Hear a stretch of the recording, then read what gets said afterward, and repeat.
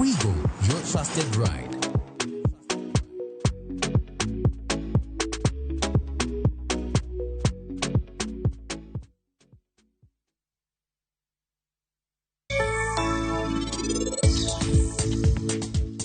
Laktar nowacho na ni gima nesen ok ni kama tek.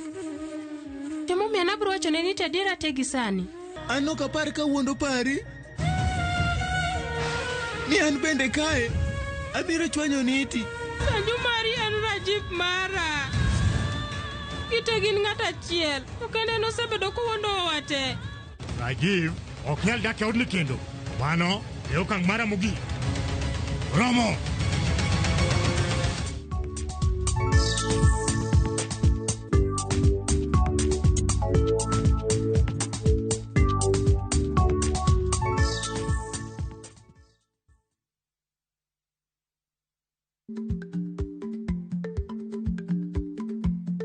Jarik ni jamuod nyoyo gi goyo. Matiende ni dhi matek ma ok inono maber samoro nyalo miyo ng'ato midhiero.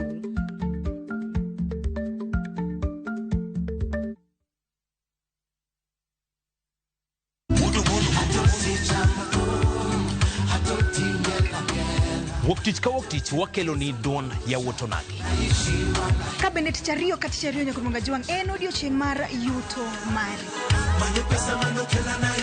Chieng' tichadek nyakumunga juang en odiochieng' mar mine nyalo kachiel koda weche hera. Awendo. Kachopo tichang'we nyakumunga juang wakelo ni kama nene, yani TBT, kod thume mamit mokalo. Furahi the edition and thum kaliech. Loso kapuoyo nyakumunga juang. Ka wakelo ni jothumbe mopogore opogore. Kanyo ndio bende wakelo ni gimiluongo ni Ben Yawan.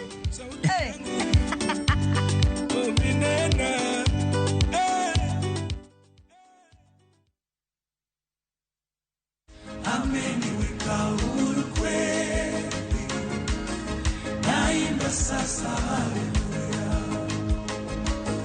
kwa msalaba nimepata kutoka katika utumwa.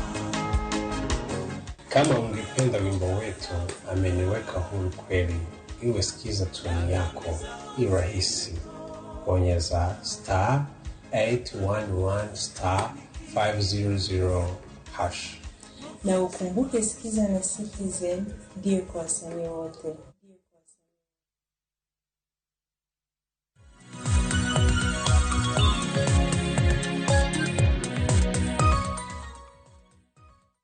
Nyakorom gajwang dakika 35 tok sa chiel mara okinyi machiegni wadhi nyime koda twak maro nyakorom gajwang bende nyisa ni chenro makama bende biro achiel kachiel kopogore gi wang jowi mano mar Ramogitvlive bende biro achiel kachiel kokadho e nyakalondo mano mar Ramogitvlive. Jatelo mano mapiyo piyo kaluore gi Ramogi Radio Jakorom gajwang agomos kaluore koda chenro mabende sebedo karamna kitimo nyaka sani mana kana senyisi higni dong matina kapok wadhi yiero maduong' mano mar higa mar 2027 sani makoro to nowacho ni wakwano ne oganda magwa masamoro stima honge gwenge gi nanyisi kaka gweng ma South Sakwa location mantiera Lego West sub location mane county ma Migori ndhiwa bende nwatimo sigana e gwenge mong'ere kaka Amuoyo nyaka sani onge teko mar stima kabisa lakini chenro chal nade mana mapiyo e gwenge mago makaluo. Sharon en diere makende ni nitie gwenge mang'eny ahinya e piny kaluo to kod Kenya mangima mapodongo stima. Kuna wacho ni stima ena process ena journey. To stima keto en pesa manyaka kali budget. Koro gima duong' ahinya en kada bed ni gwenge moko pok oyudo stima to wanieyo step by step en dwaro mara kaka sirikal ni by the year 2030 stima osechopo everywhere. Koro ena journey.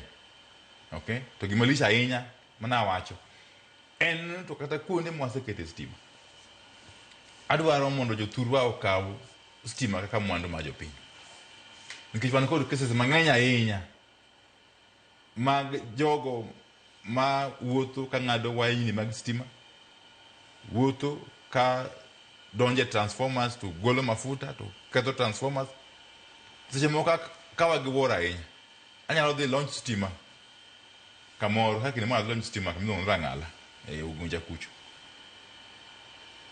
To bang' jumbe adek igona simu ni stima manyo a launch cha jokuyo osebiro oseng'ado waya makoro kanyo koro gweng' kendo ni mudho.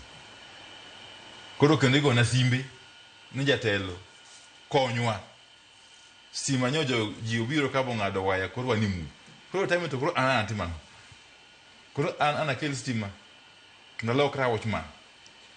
Koro en tiji jo turwa giwegi mondo wabedura akicha. Mwandu mag sirikal ok bi mayot kendo gikawo pesa to kosekelgi nyaka waritgi uru. Mane kwayo mara makende ukinyi makawuono. To bende kopogore gi mana keni gin mise mage ma bende migawo mari osechwalo mano mar neno ni kuo mag transformers otieki nikech wang'e ni transformers ojabed ka ikwalo ng'olo weche mag stima ma bende iuso ni achudhe. Watiyo machiegni ahinya kod migawo mar obila. Kendo wasebedo ka wamako ji mang'eny kinde ka kinde. Moko be itere doho to pod wachni dhi adha mbele to kendo wachni nya ahinya e piny luo. Omiya kwayo jowa kik weuru ji machalo ainagi duokwa chien nikech pinje moko biro dhi mbele to wewa kon chien. Okay? Gina mora ahinya kiwacho ni saringo wakasri to dine bedwa onge sirikal to omiyo bedo wa sirikal is very important because saringo to bende gima timore onge sani koro ber saringo to gimoko timore nikech ma ikine mane bendi koro en geno mara ni biro bedo kitudori koda mano migosi John Mbadi jatend migawo mochung' ne weche mago menda hipacho nikech ngine sani milose budget mano mar hiko menda mar higa mar 2026-2027 to parni kamiti mar budget kacha bende pod wuodwe motelo mano jaod bura ma Ugunja mano ma Alego Usonga mano atandi koro magi kinde mane bendi koro kata mana koro aneno ni pok makaluoto biro bedo kachal nade watudore kendo machiegni ahinya to kwanyalando gigi galamuru gik matimo ng'eny an kachiel kod wadwa John Mbadi e migawo mare mar pesa Samuel Atandi kaka jakom mar budget e parliament watudre matut ahinya. Okay? Gik matimore gi ok nyal timore kok watudre malong'o. Adam joturwa hora hoya mos to obed focused obed joma focused e weche mag development. Kapok odonje weche mag siasa nikech aneno ka saa ariyo ni wacho ni biro bedo kiwuok kar saa ariyo mar okinyi. Waloso ni bende kotenre kod teko mano mar waloso tenre kod mudhi nikech jatend migawo bende mochung' ne mudhi e pacho ka e kind thuolo mar dweche ariyo mosekadho waseneno ka mudhi pod en mana macho chung' kar tiende. Akene nang'o moko osebedo ka timore nikech sani kaluwore kod lendo ma bende EPRA ojachiwo chieng' tarik 14 mano mar dwe ka dwe. Nengo mar mo mar petrol, diesel kanyakla kod mauta mar taya pod aneno mana komuko mana kacha. Dibe nitiere chenro machal nade? Dibe ni nengo makamagi samoro nyalo lwar koso nyalo idhore kapok odonje weche mag siasa? Well, nengo ma mafuta to dira makende osebedo ka ochung' mok sudi ahinya for the last 1 year or so. To mano bende ok gima rach nikech an ang'eyo pinje kata ma alworawa ka kata Afrika ka manengo mafuta osiko kaidho sakasa to ok idha kende nitie pinje Afrika ka makata mafuta non onge nyabedo gi pesa kata kidhi petrol station to mafuta mang'iewo bende onge. Koro wan kaka jo Kenya kik wabed gi buok ahinya system mara mar mafuta ni very stable kendo watudore malach ahinya kod jogo mowinjore watudore go kaka ing'eyo mafuta ma Kenya ka igole oko te gisani nyaka wachak golo mafuta Turkana to kata Turkana pod bodhi oko mondo eka duogo nikech waonge refinery. Koro depend on imports mag mafuta to imports mag mafuta kaka ing'eyo en subject to gik mang'eny matimore oko mok nyal control. Okay? Mano ka bi wey matut sani nikech sasa tin sani koro waloso ni kotendre kod weche mag siasa wang'e ni jasiasa e pacho ka bende nisebedo jatenda mano jaod bura mano ikar chung' ma od bura ma Ugunja e kaunti ma Siaya kuom thuolo malach. Sani wang'e ni wacho mobile elections yiero madundo hokayo chieng' tarik 27 mano chieng' tich ang'wen mano mar juma mabiro e kar chung' od bura ma Ugunja bende wang'e ni bad ng'at mimako Moses Omunde dwaro mar mondo walos kotendre kod yiero madundo kanyakla kod tho mano mar Rugai mano mar ODM ma bende en Prime Minister machon e pachoka kanyakla kod siasa e gwenge magwa makaluo. Okay, erokamano ahinya Sharon. Mokwongo an gi mor ahinya ni campaigns osebedo kadhi mbele e mowinjore kiweyo musukusuku matin tin mosebedo e kuonde mamoko. To an gadiera ni yiero mwadhi juma manyien ni kuonde ma ODM ochunge jochung' kaka Ugunja, Kasipul kod Magarini koriwe lwedo kod jowetewa mani broad based government sana sana chama mar UDA wadhi kawo kombego maonge iluoro kata matin. An gadiera makende ni wadhi kawo kombe ma kwanogo chieng' tich ang'wen juma mabiro. Gima adwa kwayo jothurwa en mondo waugru oko kar rombwa mondo wagouru kura mondo duondwa owinj ma ka jowagi yombo to yombo kod kura malong'o ma ok wach ni ji mang'eny ok owuok oko. Mano mokwongo. Kendo amor ahinya ni ande nitie winjruok mobede e kind ODM to kod UDA ma jo UDA oamua ni ok chung ji kuonde mwachunge ji to ODM bende oamua ni ok chung ji kuma UDA ochunge ji kaka Malava kaka kamiluongo ni Mbeere North, okay, to kod constituency mantie Banisa ei Mandera. Mane winjruok mwadwaro to kende mane gima jakom Raila Amolo Odinga kapok oyawade ne ochung'ni motegno wach mar winjruok. To ka wadhi mbele Sharon nikech yiero maduong' to biro 2027 odong' dweche mok ng'eny ahinya. Gima jothurwa onego tim en gisani jogo mapok okawo ombulu mondo owuog okawo ombulu mondo waikre uru kech ombulu e silaha ma idhigo e lweny mar siasa. Ka yande wadhi e yiero mokalo piny luo kucho ok ne wan kod jogo kura mang'eny ahinya. Anyalo paro Kisumu County ema ne kod ji mang'eny moloyo counties wagite mana ji 600,000. Iluwe kod Homa Bay ji 550,000. Iluwe gi Siaya ji 530,000. Ae iluwe mogik kod Migori ji 470,000. Makiriwogi aparo in about 2.2 million if I'm not wrong. Mano en kwano ma jogo ombulu matin ahinya nikech jothurwa ng'eny. An gadiera makende ni counties wang'wen go kende kiwe jowa modak kuonde mamoko mon diaspora modak Nairobi, Mombasa na kadhalika Nakuru. Counties wang'wen go kende an gadiera ni ka jowa wuok oko malong'o bokawo ombulu wanyalo ndiko ji kata ka tin to 3.5 million. Hawa mana 4. To ka wasendikre to kasa kuro chopo to kwa go kura bende. Ji mang'eny be nonindo gi kura yiero mokalo. Mano gimoko nego timre. Nikech piny ilaro. Loch mar piny ilaro to mana gi kura. Ana won asai ikora adwaro ni bang' by elections gi. Kich sani koro tim voter registration Ugunja kata Kasipul kod kuonde amoko mitime yiero. Bang' by elections gi adwaro mondo tudre kod jotelo ma oyier turwa mondo waket chenro malong'o mar golo jogo sana vijende molungre ni Gen Z. Nyaka wagol gi oko mondo gikaw ombulu. Nita serikali oseketo chenro makare kana ne President William Ruto chiwo directive ni kipande koro ichiwo maonge chudo. Koro onge excuse momiyo nyithindo nyalo bedo maonge kipande. To nikech kipande idwaro you need kipande mondo ikaw kura. Koro gige nyaka dhi together.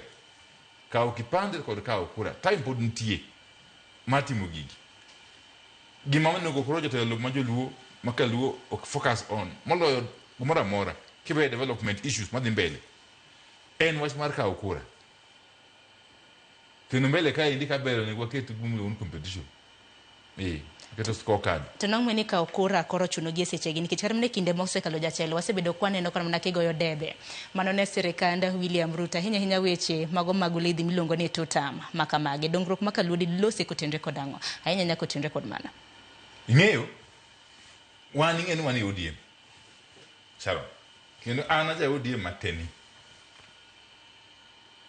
kata kiwe ODM an kata sani kikwano jotelo mag jakal piny luo sani my generation kiweyo jodongo man mbele waka kiwe golo rengo gini golo buru and nyongo our generation onge ng'ato mosebedo gi Jakom Raila ma higni mang'eny moloya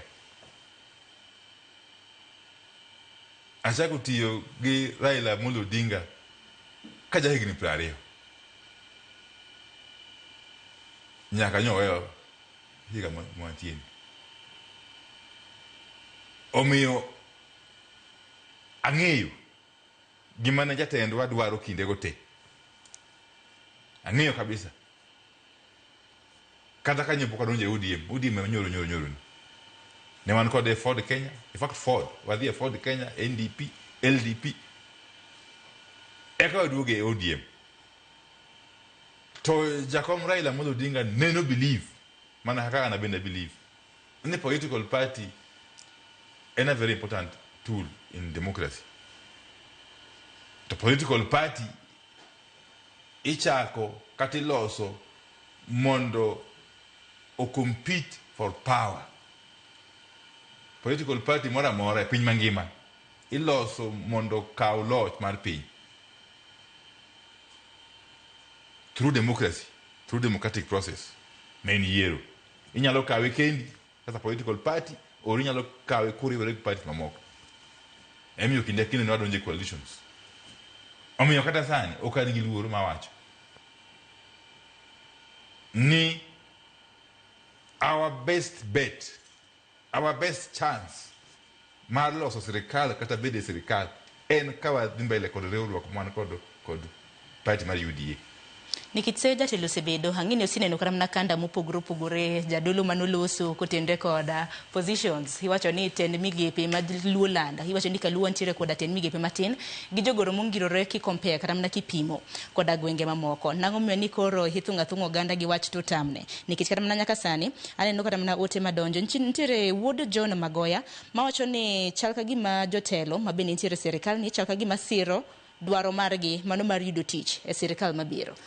Ing'eyo mokwongo Sharon wuoyo ting'eno yien ji wuoyo ibed ja kanisa ibed ja ohala ibed ja siasa to sami wuoyo kata ke criticize gimoro to nyaka imiwa alternative then we evaluate alternative imiyo wana to wang'iyo kara materwa kamoro okinyal wuoya ni gimoro richo nite to ere maber ara miparo ni walu you must give us an alternative ningecho kwa fuo okay tomara re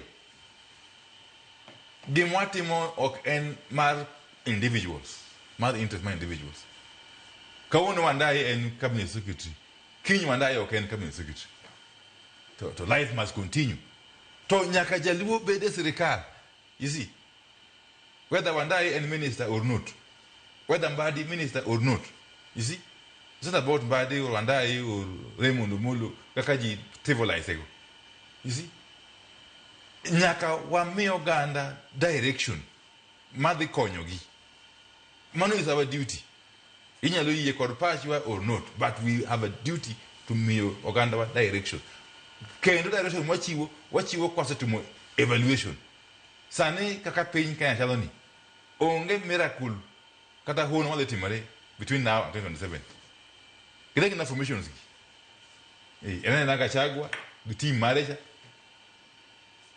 to kod President Ruto gi team mareni koro nyiswa kichwan jolupa ni ODM wadhi waringa kendo mondo wadwa kaw loch wanyalo kawe nyiswa go koso wariwre gi jomoko mondo wakaw loch kwan kanyakla to gin joma mariwre go you see nikech kashawa glange to se pogre migepni gisepogore. To President Ruto to nyo accommodatewa e sirikal mabendo kunwa gon kura. And again historically nyaka wabed jogo ma sober somewhat analysis masias. Again chungi platform kata mane kanisa tiwache weche ma populist mamoro ji maji pamo yot kabisa.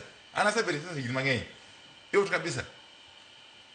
Wache gwa moro ji maji pamo to ko penji no nyiswa pathway madhi kelonwa konyruok mbele to time iwacho inine ne yo machal nade piny luo wacho mokanya piny luo wasebedo ka wamanyo presidency for the last 4 or 5 elections to kumhamara cha kwa yudo mano koro en what under the bridge koro gisani question en niya ntija luo moyikore mar chachung president mondo walu kicha anto kayikore I can tell you ano piyo andayo kayikore machung president 2027 maybe Bangman, but not 2027.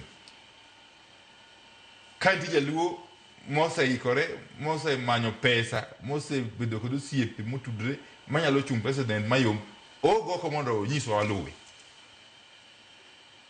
To anage pasha okanya ngata inan sani. Ema miyo strategically ber kwa record jowa mwan gogi. Wale record gi, walosa big force.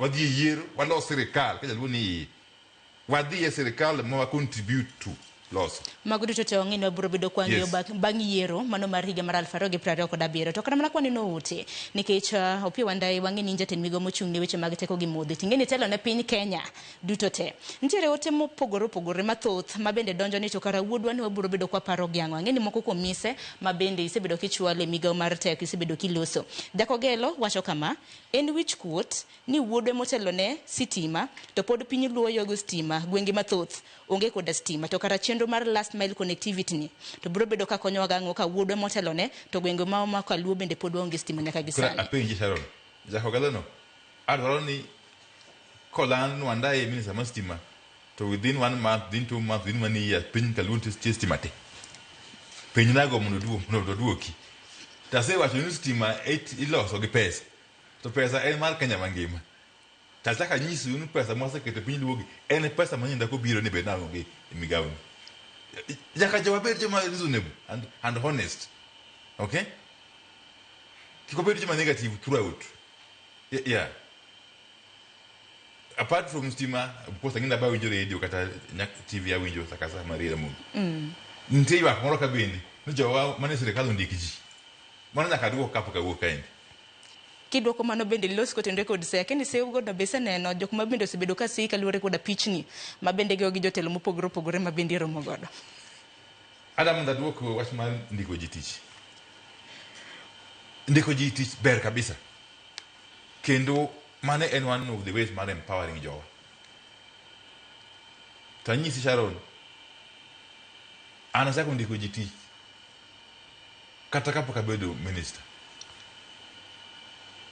nyaka nabed mbunge asendiko ji tich mopogore bo nyaka nya donji ministry asendiko ji tich machiemoro kae luongo joma sendiko tijego nyalo pongo pa mar mpira to okonego bed ni alando joma andiko tich kata joma konyo yudo tich aningana ja Kristo Sharon to muma wachonwa Mathayo auchiel sura 3 ni lwedo makora cham okonego ng'e gima lwedo makora chich timo sama itimo tim mar ng'wono ni oganda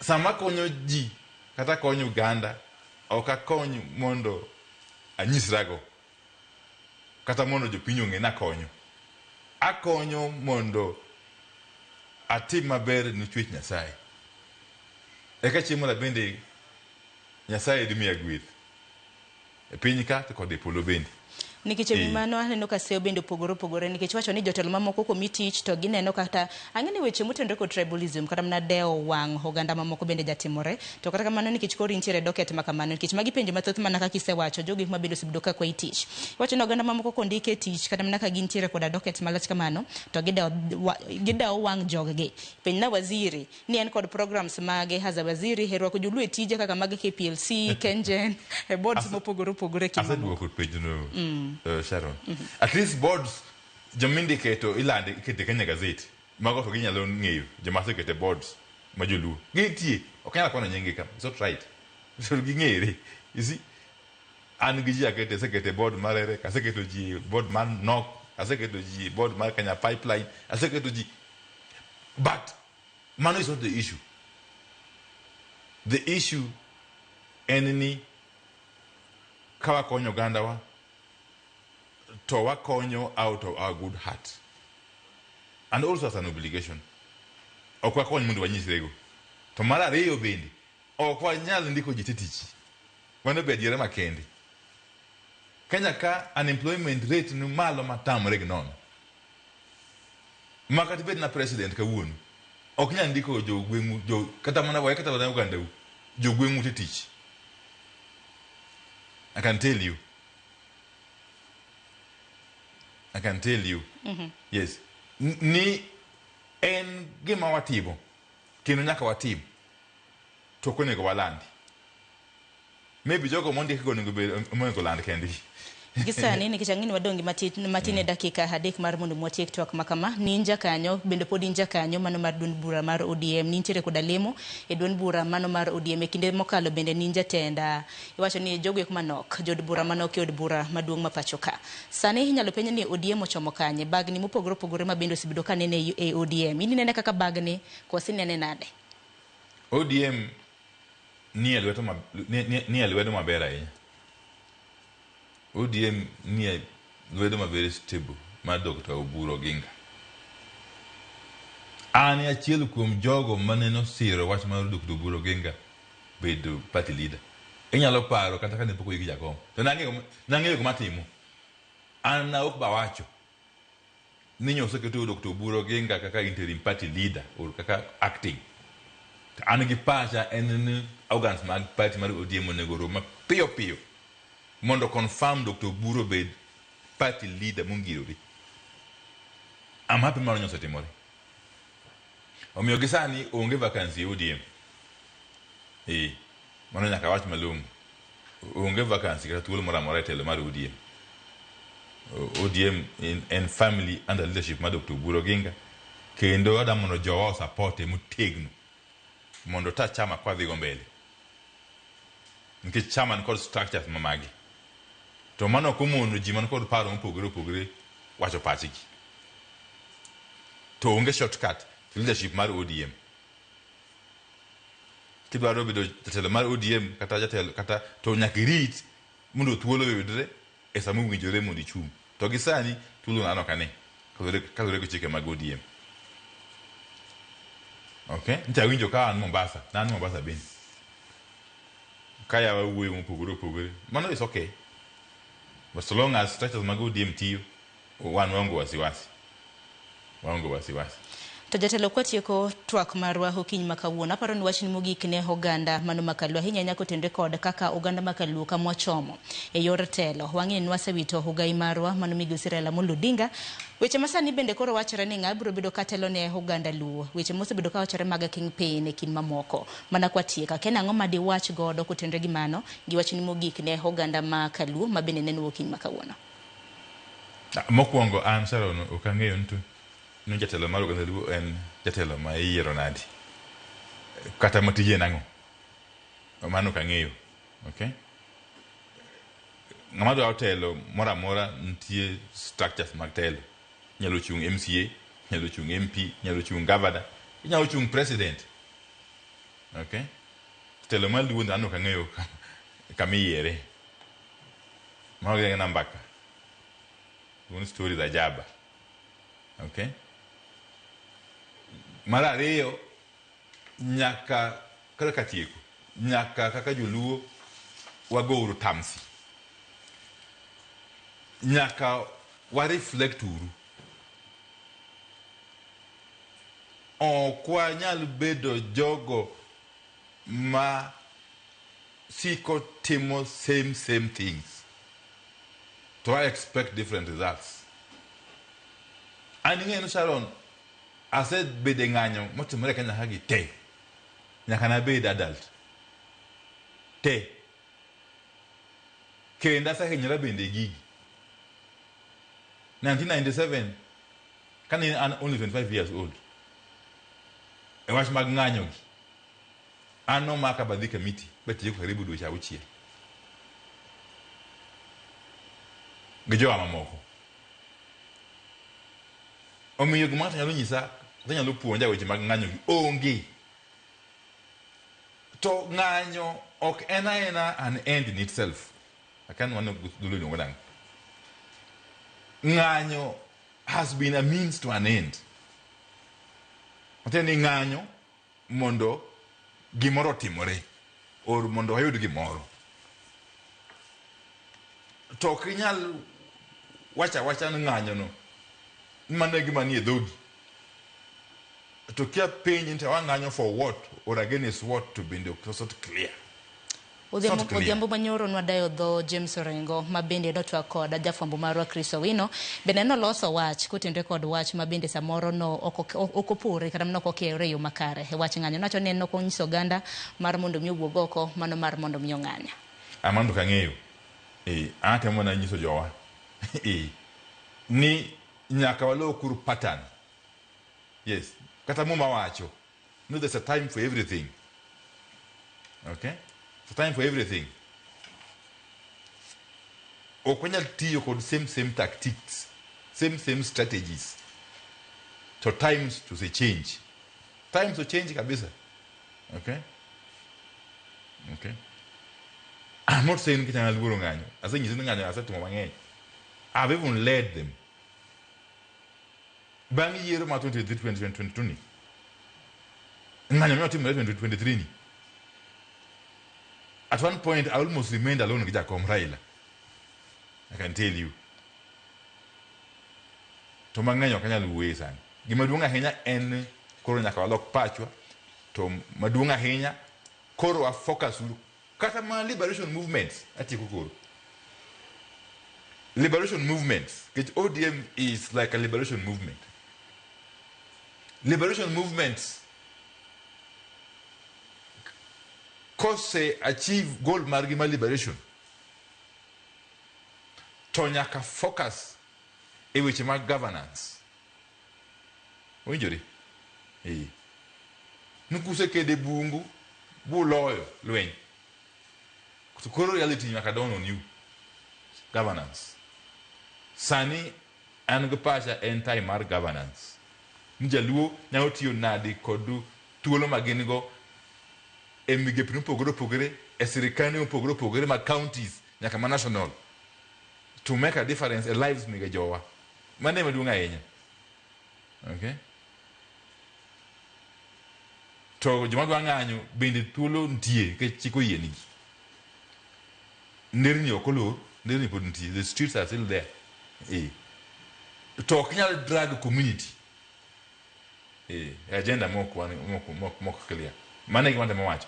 And one good duty kaka leaders to miyo jowa guidance. To mano wabiro temo kawuono ki urucha nyaka chieng. Gisani our best bet and bede sirikal mantieni forming a coalition called President William Ruto. In fact, I support Gimayande ngane wacho or Enrico Sigei kama Mombasa. Any broad-based arrangement in the corona will be transformed into a coalition. If you ask me, a pre-election coalition, man called structures. In fact, we should be talking about negotiating a coalition. Sani, which time in the ungi. Anapo uraja jema wacho. No reach 2027. Amana kumaungi. Which one is too far and too late. Gisani, only go be no better pain to watch to negotiate a coalition. Pre-election coalition called UDA and other like-minded parties. Mwadi yero kawan strong, walo serikali, mondo jowa or you development. Mane madunga enya. Ngech ywak madhi mbele gi mag tije gi ok bi rum. But they'll become worse ka wani koyo. To be the serikal doesn't mean ni nyaka bedo Wandai kata Mbadi in ministries. Nyalo bedo anybody else. Nyalo bedo Sharon. Okay? Nyalo bedo ng'ama chielo majaluo. Okaman. Thank you very much. Erokamana inya Mheshimiwa Opiyo Wandayi kata kamane ne gino marwa ni kwacha kwa luongi kendo ibiro bedo kibiro mana ka Engineer Lazaro Kanyambok wacho ni wanyiso Opiyo Wandayi kanyakla kod jotelo mamoko ni mar mondo mi ulos chenro moro kata mana ken nyadichiel e dwe ka dwe mabende ubiro godo mbaka e Ramogitvlive kata mana nyakalondo mar Ramogi mar mondo mi critics jogi kuma bedo sebedo ka seo serikal musebedo ka seo migepe magu ong'e tich mabende usebedo kuchwalo kok manya kwa Ramogitvlive dakika na 7 tok saa 2 mano mar okinyi yena mar mondo mi omake gi kanyo jatelo ringo odhi e bura mamoro no biro ne chel kachiel nyaka e nyakalondo mano mar Ramogi mabiro en chenro mano mar poko pogore orituru masani nyinga Sharon Ngao.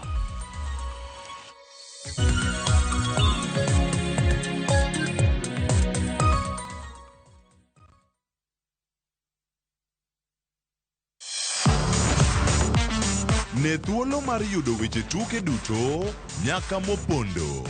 Mbaka makende mag jotugo kendo mag jomolony weche tuke. Can you believe it? Magite yudore chenro mar pau tuke. The 4.84 kilometers. Nonro matut kod gigo matimre manyien mag tuke duto mawuok e piny mangima. Tudri kod wangeso kangeso Ramogitvlive. Kochakore saa 8 odiechieng' ka wami gik motimore pau tuke.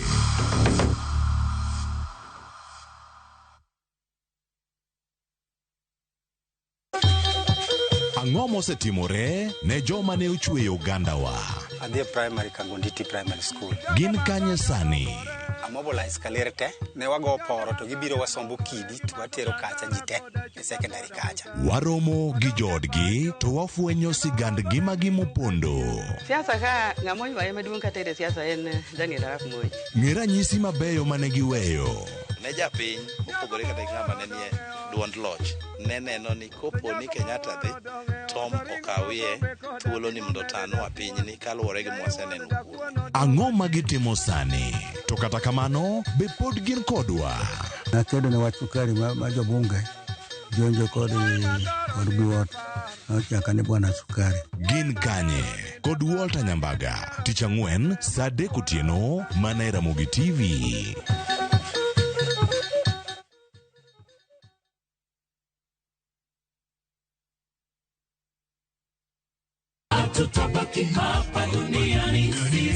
Be imanyo kit lamo mamulo chuny kae kama wach bedoe mangima kendo thumbe duogo chuny.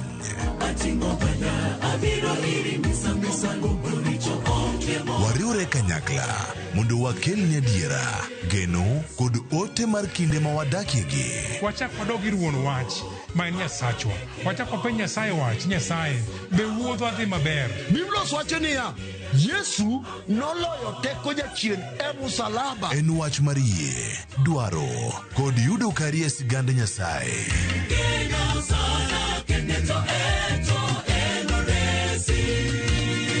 Injili ngima, sabato ka sabato, sari okinyi, kik bai.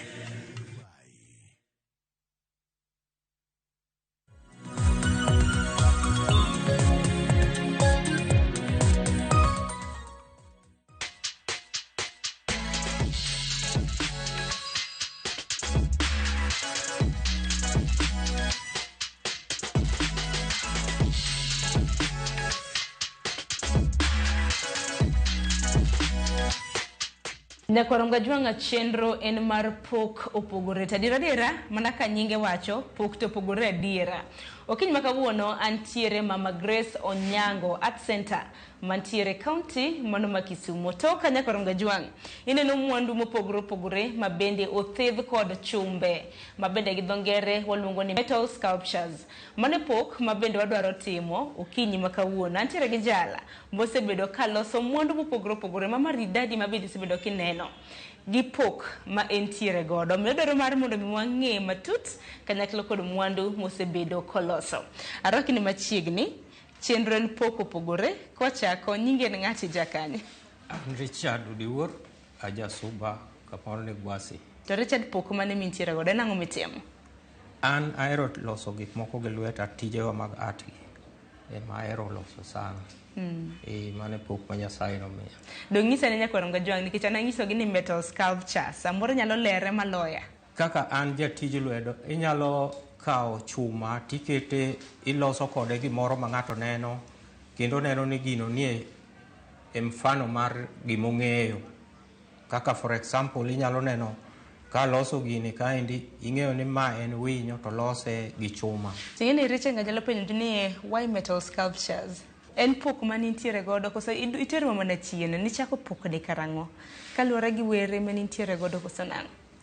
Ya, kane adongo nahero ga gik mitimo gi lwedo. Samoro nanyalo bet nadhi kata kwath, to kasedhi kwath tadhi gi beti, to sama kwayo cha tatong'o kata yien moro tachonge, alose kata rapur mipurogo kata oluth kuon. Koro from there kaka namedo dongo, to chunya nohero gik mitimo gi lwedo nikech nanyalo dhi kata kuma fundi moro tiye, taneno kako loso kata kom mos, tachako bedo gi dwaro mar loso gino.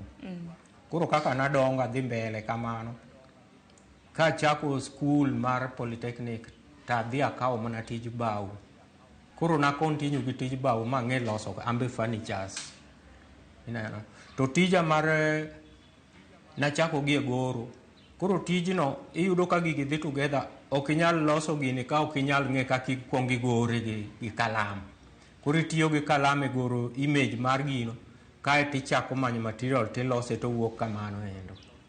Manyiso ni kata mnaka pok ichako loso metal sculptures nyaka bed ni igore kumoro. Ikuong igore kumoro miyud mfano ne, e shape ne. Koro idhi luwo e material midwa lose go cha. Kiseluowe to koro ing'ado gine shape no kae tiriwogi to dhi golo nigo kaka idwaro. Nikech Richard wacho ni dhi Polytechnic tisomo tij bao, ochopo nade ma koro itimo gi weche? Yes, tij bao be en art. Ineno, okonya kaka sani, iyudo ni base mar gini, the way ma frame go, mano kikia udwako ok inyal timo. Koro en mana ni na switch e loso magi to udwak namna somo no be pod ahero nikech aloso gik ma kata an awuon fundi ok nyal loso na kata otanda maninde kata mesa na atimo kenda. Koro an happy gi tija mana somo bende.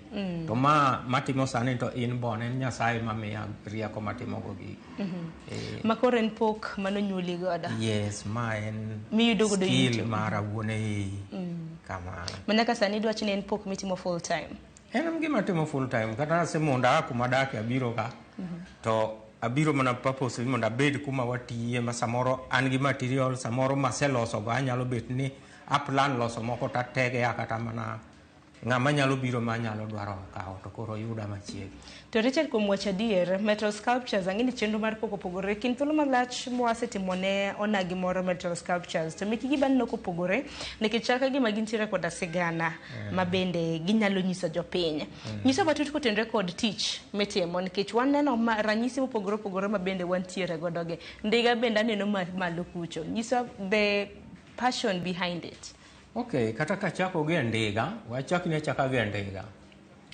Ndiga aloso ka anyiso ji kuma biashara mar boda no chakorego. En basic business ma ndiga wuon business ne no chakore gi Uganda. Mano higa mar 1992 machako ng'ego wach mar boda ka dak Malaba. Koro kaka ne piny sudo odonjo Kenya ka. Koro ka jowa bendo chako time, ne giyuto go emomiyo gitime nyaka koro chopo kuma gintie sani. Koro an owuon kaka ja art, pacha nodhi ni alos ndiga ni mondo anyis go kata sirkandwa ni ndiga ma aloso ni tij boda ni okonyo jowa to kendo the same time onyalo konyo uchumi mar piny Kenya ka. E yo mane? Boda minena aloso kane, alose ndiga to sani ji nigi pikipiki ni. Mokwongo, generation masani madhi mbele, iyudo ni inyore mang'eny. Kagi ng'ato seng'eyo wach mar riembo pikipiki to dhi e pikipiki ka ok ochako gi basic ma en boda mar ndiga. Ineno. Koro natime mondo nyis jowa kata sirkandwa ni owinjore obed ni gi organize seminars ne young generation makama up madwaro konyruok e yor pesa mondo gikwong ging'i gi ndiga, mondo ging'i gi miluongo ni road safety, mondo o avoid weche mag accident ma hapa na pale. Koro kosepuonj gi mano, ka ng'ato lony gi barabara koro dhi e pikipiki.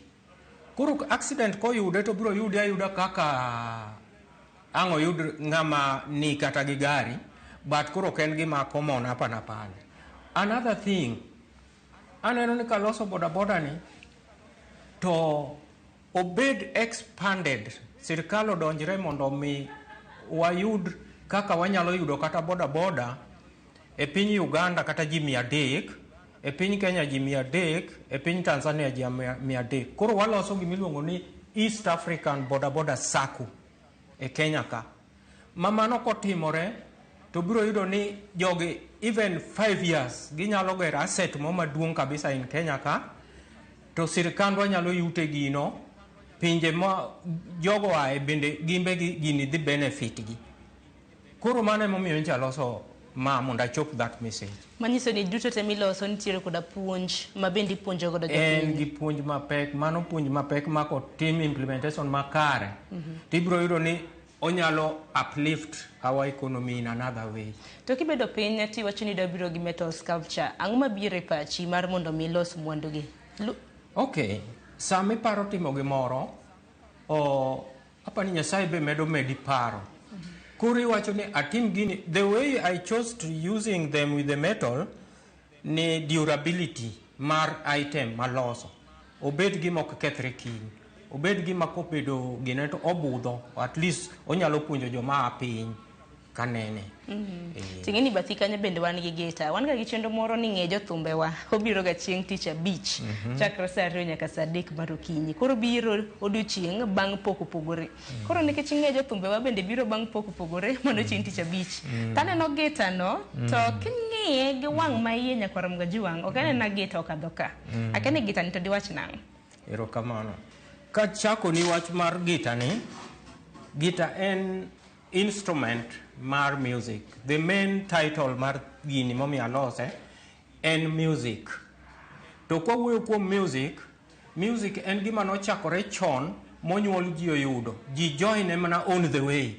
To ng'amonge kuma music nochakore tik tik, mana kwa dok kende Biblia ni music no agi piny kabisa kapok generation kata magwa gi ochopo. Koro ka wuoyo kuom music, music en gima ji ohero.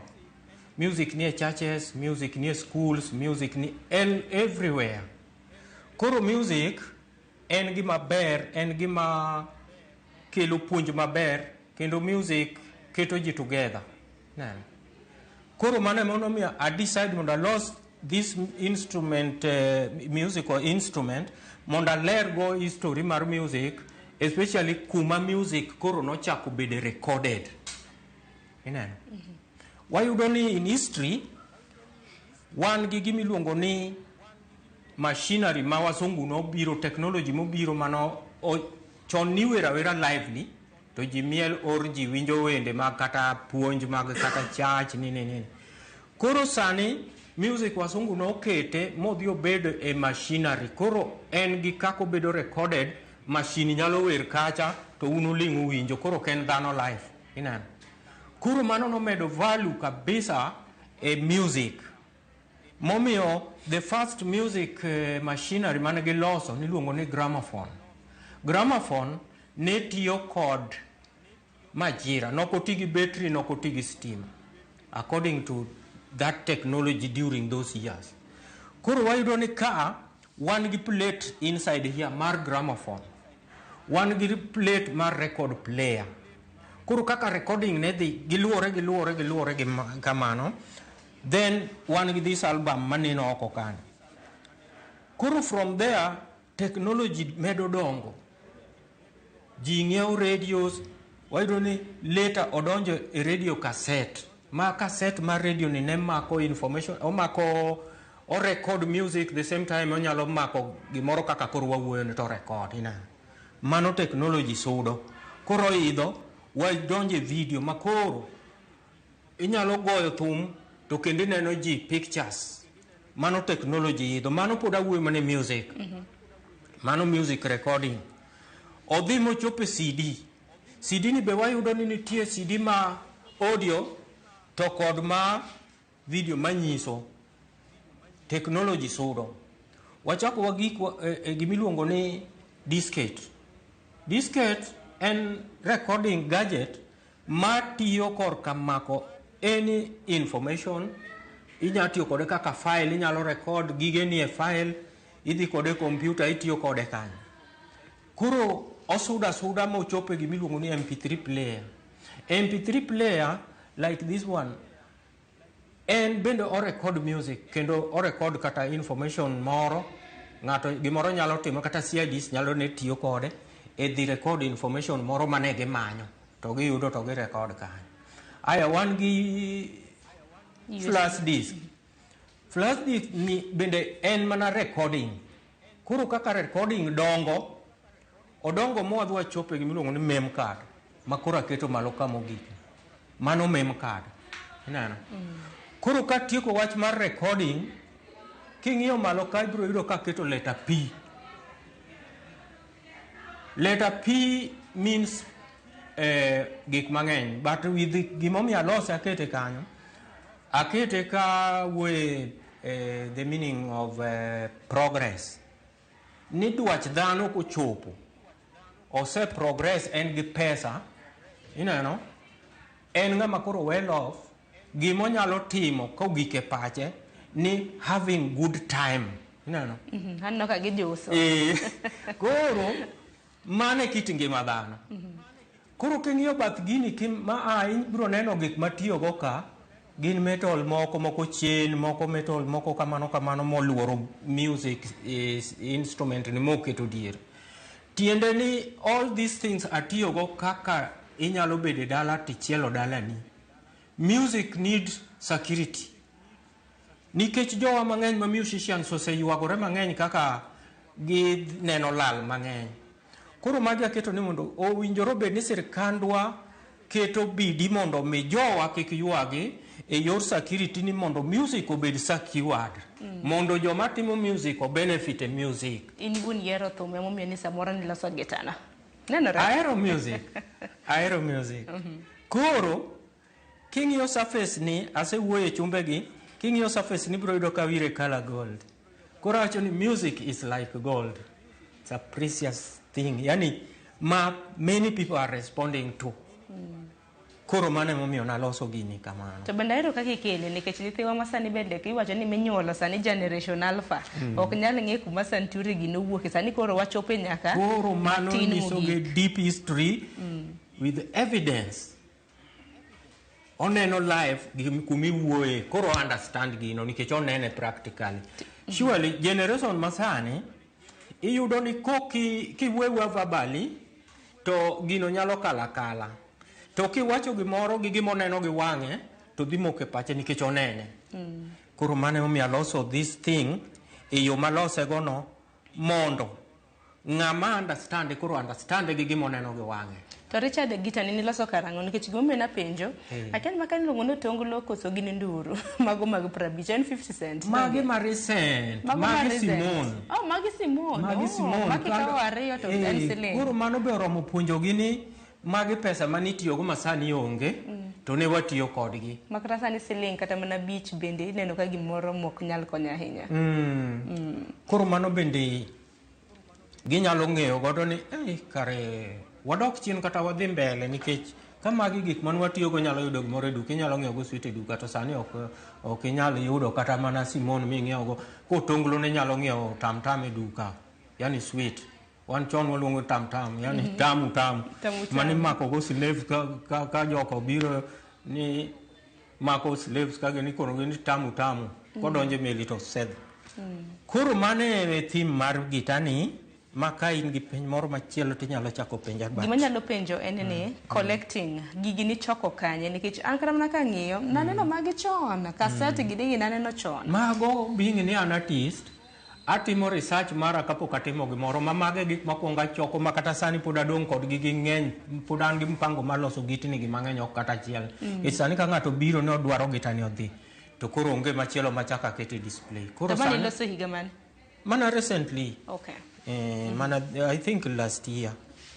Koro an gi mpango mar medo gi okabiol mar mondo nikech dwach ji opogore. Inya yudo ng'ama explanation machiwo no gino more modwaro gi kata bich. Koro kodwaro gi abich okawo gi tati dong nono. Onge giminyisi ni oge gi historia replace. Koro chuno ni nyaka achako moro adhi go mbele asechako this part. Koro adwa mana tima mostly gige na dhi mos nikech gig kata material miwinjo iwacho mag metals go adhi scraps adhi ang'iewo gi takelo koro plan go kaka timo gika. To nitiere ndalo ma bende kata mana piny owacho na kumo dwaro mano mar choko chumbe iwacho ni maga scrap ge lakini in kaka jalner ma bende osebedo ka tiyo koda chumbe mano no affect nade to dok ramna scrap sani affect nade nikech ng'eni ng'ato nyalo kawo mwandu ni to keyo to dhi ter chumbe na scrap ok one gimi loso godo makare.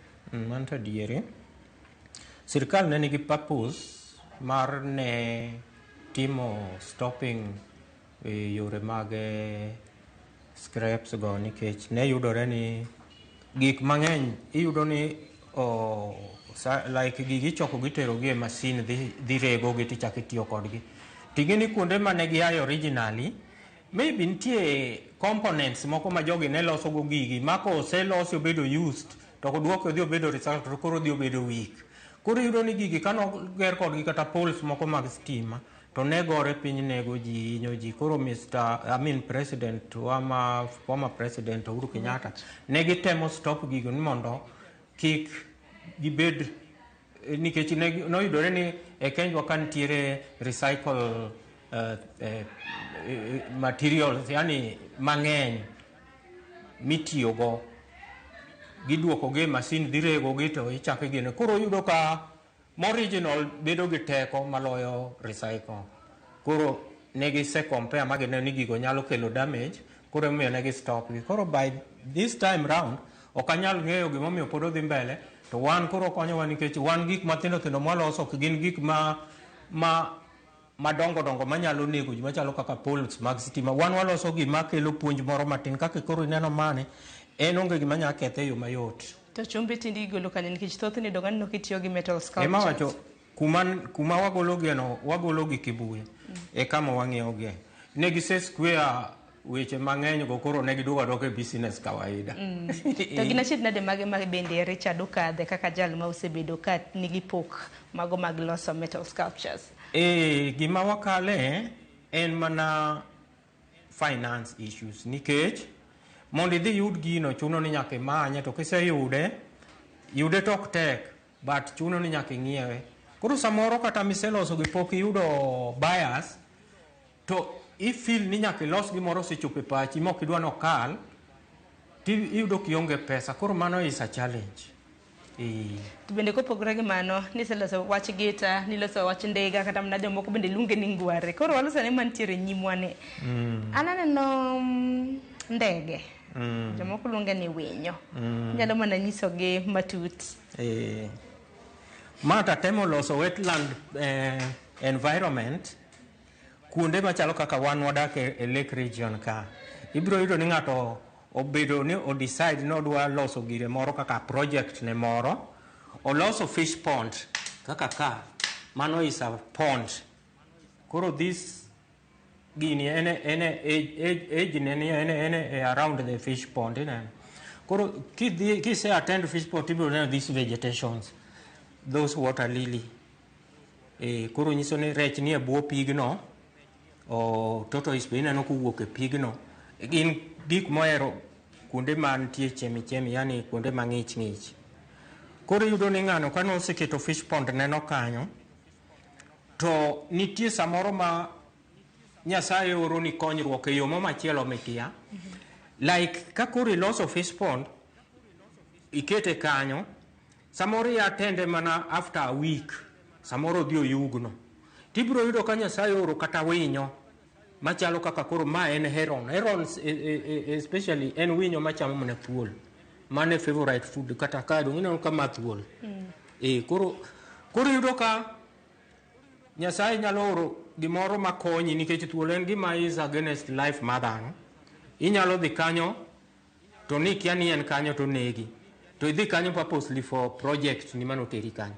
Koro yudo ka winy go biro to gisefwenyo ni kanyo thuol nitie kae to odhi ochamo dongo okonyo ngima ng'at cha. Mano e gima miyo gino bende alose en kanyo. Taro kaka ilose nikech aneno ka nyaka gi lum. Nyaka gi lum miloso ne maber. En go kela moko ba neno kuonde go. Mago gik mabede swampy places kuonde machalo fish ponds go bedo gi gik makamago. Koro I indicate gimoro ka gimoro giko. Ngini art you need to be creative. Wachalo kaka Nyasaye mano loso piny to keto gode, oketo nembe, oketo yiende, oketo kite. Koro wan artist wambe wadhi e line no. Koro ineno ka keto mano mondo okonji ni gini oloso gima kama. Tiwacho ni art bende nego bed ni nyiso sigana mondo kaka iwacho no. Aneno dede. Okay. Mantoki. Mantokwa ne. Maa naloso 2019. To nalose before the disaster. Kana lose 2019 was the last show in Kisumu. Natere show to by that time natere show ne no kene yen naloso cabinet mo maduong kama nakete. Koro this cabinet the ground naketo puodho mana kete gik ma gigi ne chamo to gi home moro mar ng'ato. Nakuonga kete that way. Koro kana kete kamano kana tere show kana explain show ingeni en kuminyise gik pur to magi are challenges ma jopur yudo. Koro natemo nyiso ji ni gimina natimo ni owinjore mondo mi ka gigi appear abruptly sirkandwa okaw action against it mondo mi okony our farmers nikech farming activities contribute a lot to our economy. Koro kik we jopur yuda problem mondo sirkal otim nade okonygi. Koro mane gima natemo explain. And secondly king'iyo gini ibiro yudo ni atiyo gi slipper soles. Slipper soles gin gik mana rogota taluoko gi maler ta achongo gi taloko gi dede gi mondo mi achop that message. And by doing that ing'eni mana I save environment in another way. And the time I explain awuoye gini I educate people about gimaloso mano be under education. Koro miyo gini ne en gima nigi meaning mabor. Manyiso ni nilose kapok nwayudo invasion mago mag locust. Nikech ing'eni bang'e to nwaneno ka locust dede madongo kochako biro. Obiro a year later nikech atime 2019 to dede obiro 2020. Koro mane explanation mana golo kanyiso ji ni kik sirkal weya jowa ma jopuro hinyre nyaka gichip in mondo gikony gi e yorno nikech even on the side of food security ing'iyo mana wang jopur do. Sani wawuoyo ka lunch romo donge dhi chiemo gi mane pur. Koro that message was important. To dedego baneno bende kaka ikete gichamo yien no magitieko. Onge leaves kanyo gilokera ting gitimo kamano endo. Koro all these things watimo gi mondo wachop go message wapuonj go ji gik matimore kata manosetimore kamano. To mang'eyi no machielo ne this side kende owuoyo kuom gik messages adek madongo. Owuoyo technology, owuoyo a history, owuoyo a environment. Kaka ineno tiende ni king'iyo piny ka ibiro neno telephone booth e yor telecommunications. This telephone booth en gima wasewe ng'ewa to ne en gima ne dhano pango mlolongo kadhi go simu ma ng'ato riedo ng'e ng'ato, ng'ato riedo ng'e ng'ato, udhi go simu. To ka rieko nobiro ma new technology mar wireless mobile phone obiro koro inyiso jogi ji no respond to it. Ing'eni dhano ohero gima nyien ma gidwa ni ging'eni to tiyo nade gima onge kata gi wire mon connect ere kaka otiyo people ji ok believe. Koro ka jogi nosewe line modhi monyisgi kaka gino tiyo landline nobedo dumped kama. Koro ji respond e wireless mobile phone. Koro ji ochako ng'eyo simu nikech koro ing'e kaka isoe card ing'e kaka itimo manyako ti miwinj ki iwuoyo gi ng'ato. Koro ji orume wach mar wireless mobile phone. Aya, technology idho. Technology no idho kamano, odongo ka yien madongo. Iyudo ni before independent, ne wan gi gimoro ni East African Community, Kenya, Uganda, Tanzania, we were sharing one currency. Magi currency, real money, mane idhi Tanzania, igole fuko ni ng'iewo go gimoro e duka koke welo. Miketo malogo gin pesa ma. Ochakore ela tema pinygi. Kia ela tidhi ndururu, yani 5 cent. Kia ndururu tidhi otonglo 10 cents. To gigi duto yudore ni by that time ne ging'iewo gimoro e duka. Ne maisha ber ma inyalo yudo ka pesa mathin ng'iewo gimoro e duka. Koro after independent, Kenyatta obede telo, koro Kenyatta loso magwa. Kenyatta dhi mbele, Kenyatta thought 78 owene Moi bendo took over. Moi bendo chako continue loso magwa. Koro yudo ka maisha dongo kaka yien. To yien kodongo, en gi faida kuom dhano. Faida gani ma yien nitiego kuom dhano? Yien ywayo koth, ma en clouds. Ka yien oseywayo koth, magi indications mag koth. Ka koth osechwe, iwacho ni climate change. Koth kosechwe, to oloko environment. Ineno background kakoro greenish. Immediately after rain, ibro yudo ni kichung' ing'iyo oko kata in machiegni kanyo ibro yudo ka gik machalo nature, insects kaka lese oyala kumbe gik moko mor gi riot, yani gin gi good feeling, including dhano. Sane makoro i plan ni kiny nadhi akom. Tiende ni koth ochwe. Koth ochenjo environment. Koro mano e message me bathe ka. Koro king'iyo malo, mano to koro nyiso leaders ni niluongo ni George Virets, en president mar East Africa, or King George. To King George noweyo ne Queen Elizabeth owene Kenyatta owene Moi. Koro in between ka king'iyo tibiro neno baton. Ing'e tich mar baton? Baton en gima make end gi end meet. Kare nyiso ni our leaders owinjoro bed ni gin jok mariwo ji together kaka baton. Mane momiyo natiyo gi context mamalo. Puoch gi pakilero nwagodo yo makare. To penjo ga gin ariyo. Mokwongo, angram na currency, iwacho ni anakakram na nitira omenda mar East Africa mana gitiyo godo kapoko kendo. Kora ng'eyo, mano puonj makare. Mar ariyo, gin material mage ma bende itiyo go. Material stereo iselero, mane ni koro masako no, alafu ntie moro mubiro kaka umbrella kama. Mubiro kaka mabuni. Mago duto gin metal mana tiyo go. Even these butterflies, ma indicate go nature. Ka gimora mora mangima maringo after koth gibedo ga mamor. Atiyo mana gi metal, mage gina metal ok yot mondo gi kethre. Koro the whole of the surrounding nyiso the global world, nikech this information wayudo gi the world. Koro ma is a global world. Koro all this information manyisi ka gin under umbrella mar the world. Gine buma bula. Mar piny mangima. Kanye lero makare. To bane no token bende niwacho nitie gimoro. Koro kwaduogo e part 2 ka. Ma koro waluongo ni part 2. Part 2 kanyo wan gi gimoro ni spider. And wan gi gimoro kanyo ni cactus. Cactus en a plant ma bedo ga gi kudho mabitho. To cactus ni kitimo uchunguzi kidogo tibiro yudo ka kidhi kata kuma cactus nitie tibiro yudo ka spider ogero web ne inside the cactus. Why?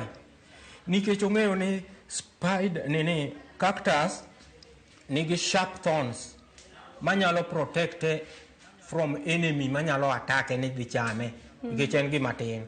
Nyasaye nomiye akili mar keto web ne.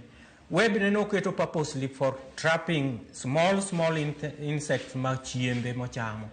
Koro en owuon ibiro yudo kogero ode moro piny e buoye kanyo ma kodembore odeno to winjo ka net neno web neno yiengni to ng'eni gimoro osemoke mondo odhi ocham. Koro kosedhi to yudo ka winy ariyo grab chiembe chamo. Koro fear for its life odok back mondo odhi opondi nikech ko insist idhi chame. Ineno. Koro these two birds e ngima dhano wan gi robust. Ng'ama rito ni selos obiro grab kumi mondo odhi okonyre go.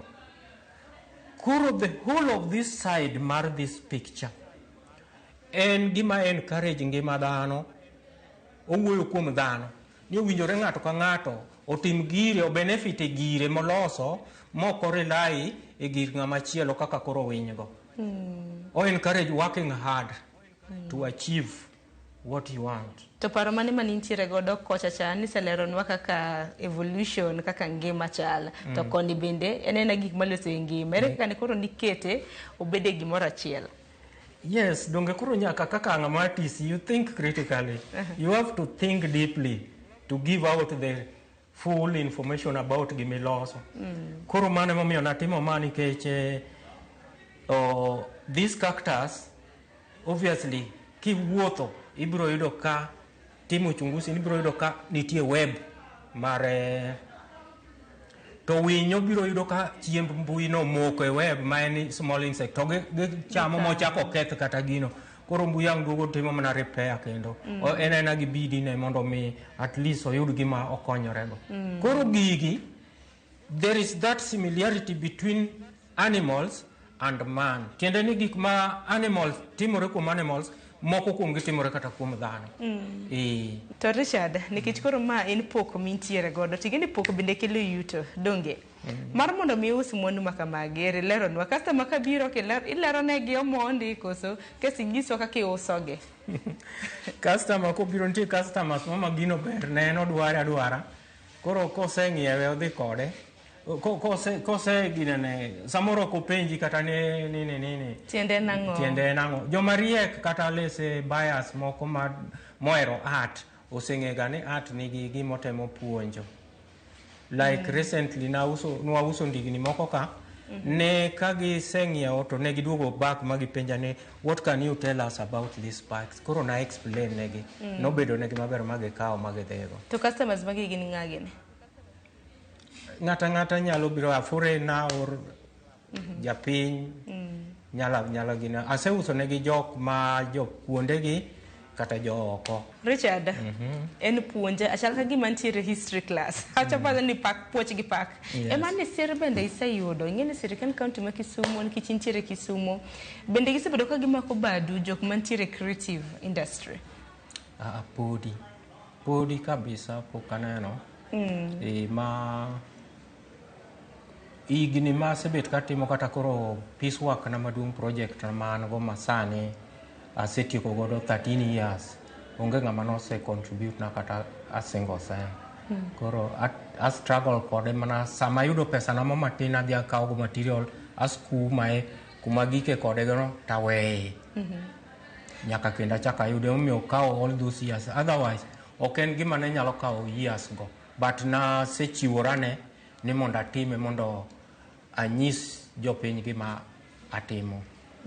To market yourself na de mar mondo mi ng'ato ng'eni Richard ntiere kama Magreso Nyango ate gallery. Jomoko nitie ma through kaka sani joma ng'eny mabiro ka because of neno wae mtandao samoro gineno gimoro kipost koro miyo ng'ato nyalo biro ma find out mondo ng'endo itimo gini e yo mane. Bende in thuolo mar yango negi samoro nengo samoro te customers gi mang'i kata mang'eny madigom kata mana ng'eyo nengo mag mwandu miloso. Gin gik manigi bei mopogore opogore koro kaka lese those ndigni mana nyisigo ndiga achiel uso 3,500. Koro mago prices motiyo koro sama be gionge gi fixed price ahinya ka ng'ato biro ma ineno ka en willing odwano ong'iew gino koro at least bargaining be nitie nyaka reduce ne matin koro odhi komori bende at least idong' gi giminyalo neno kaka ichukorigo idhi dwar material chak ibedo go busy. Koro thothne en mana negotiating. To gitani gitani nolomba gitani iwacho beche gitani en kaka monument nikech a monument en gima ok en gima kiny to rumo, wach ne orumo. En gima years and years to come.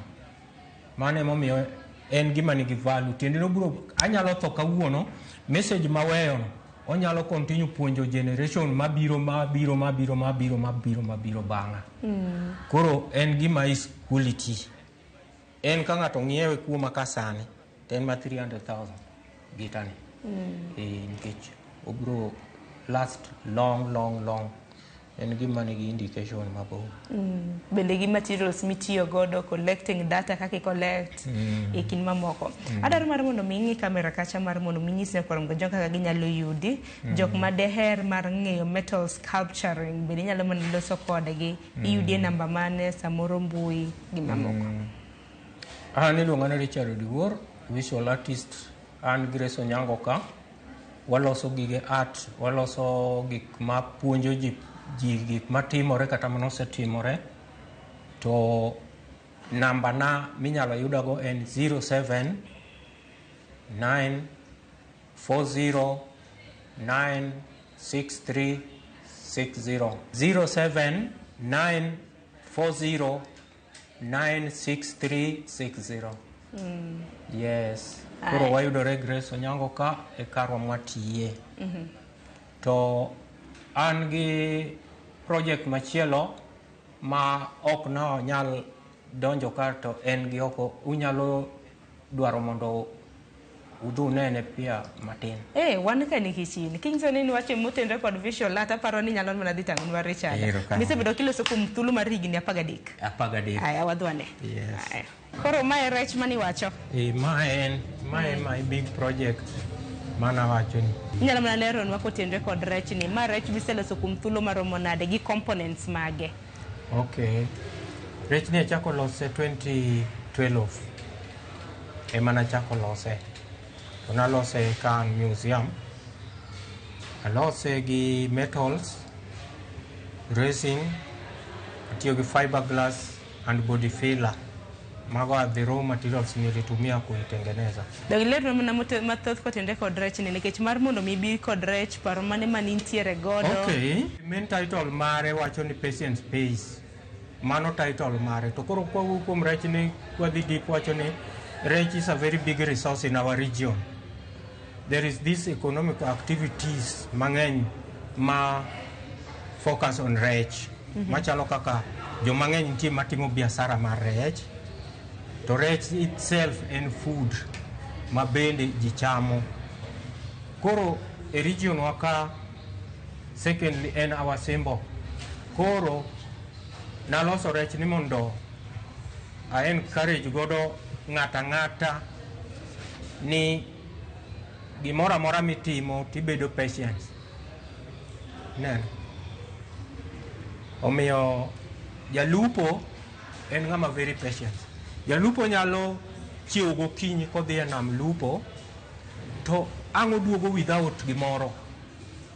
Kendo kidhi lupo chalo dwaro, ok nyal promise ni kidhi nam tang' ni duog gi rech.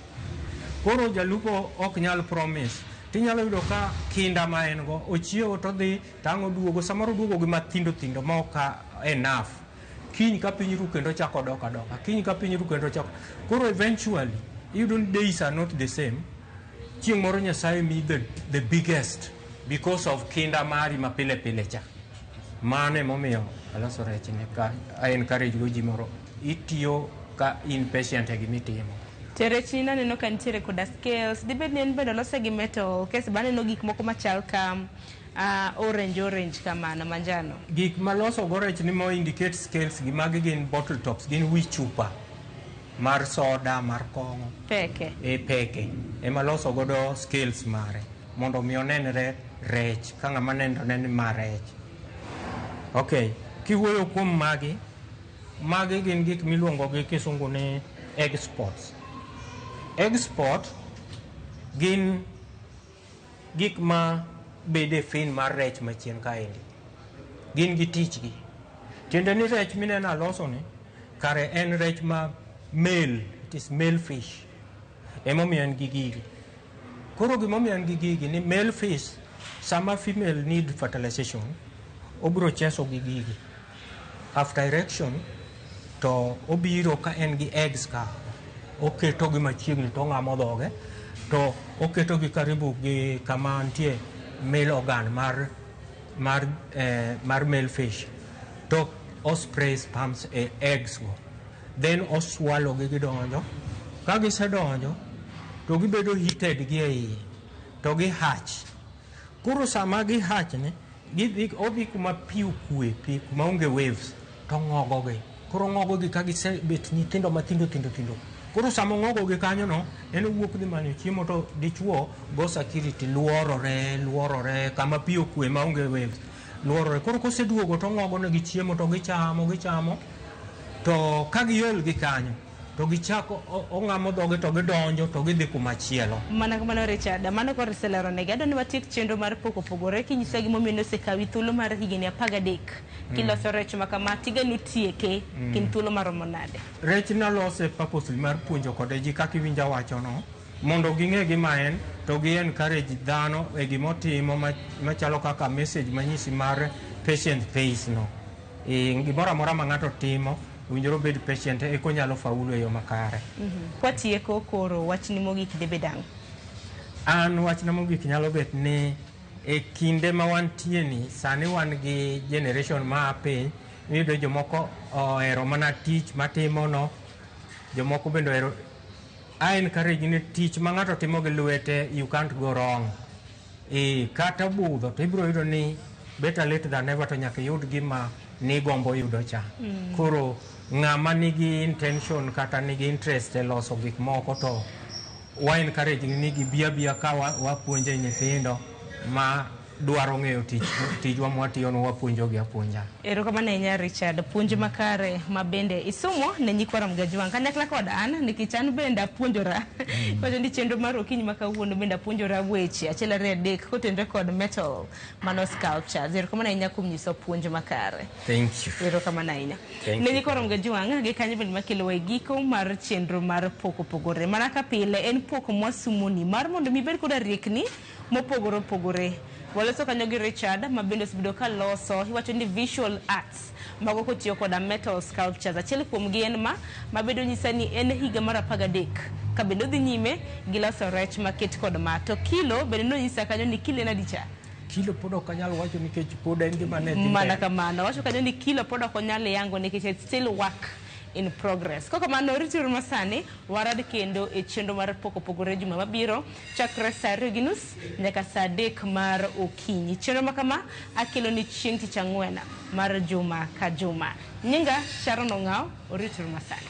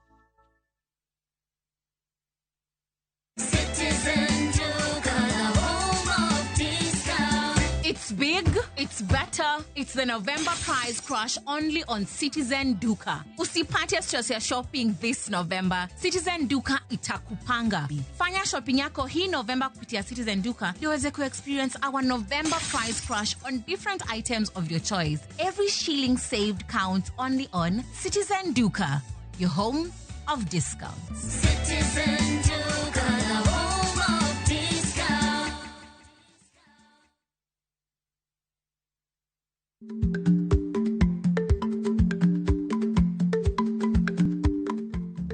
Icha gweno to icha ogwang'. Matiende ni, kapok ing'ado bura ewi wach moro amora, kuong inon ng'ama rach.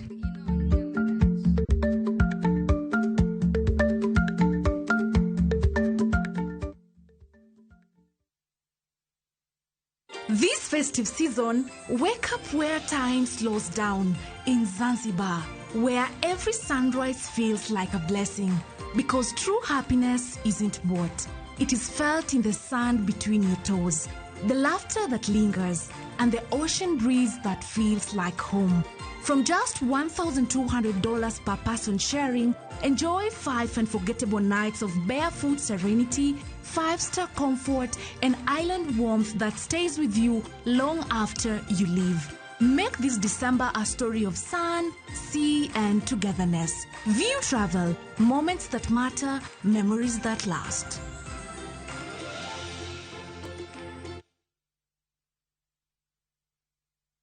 Dear God, at times when you bless, I didn't scare kukushow God bless you. Over time ume succeed kuni make happy. I wanna say I'm proud of you. Kuna vitu most zime happen kwa life yangu. Looking back, that must have been you. You are love. Sijui kama ina make sense kusema I've fallen in love with you. Dear God. Kupata wimbo huu kama sikiza tune yako, bonyeza *811*217#. Kumbuka, sikiza na Citizen ndio nyumbani kwa wasanii wote.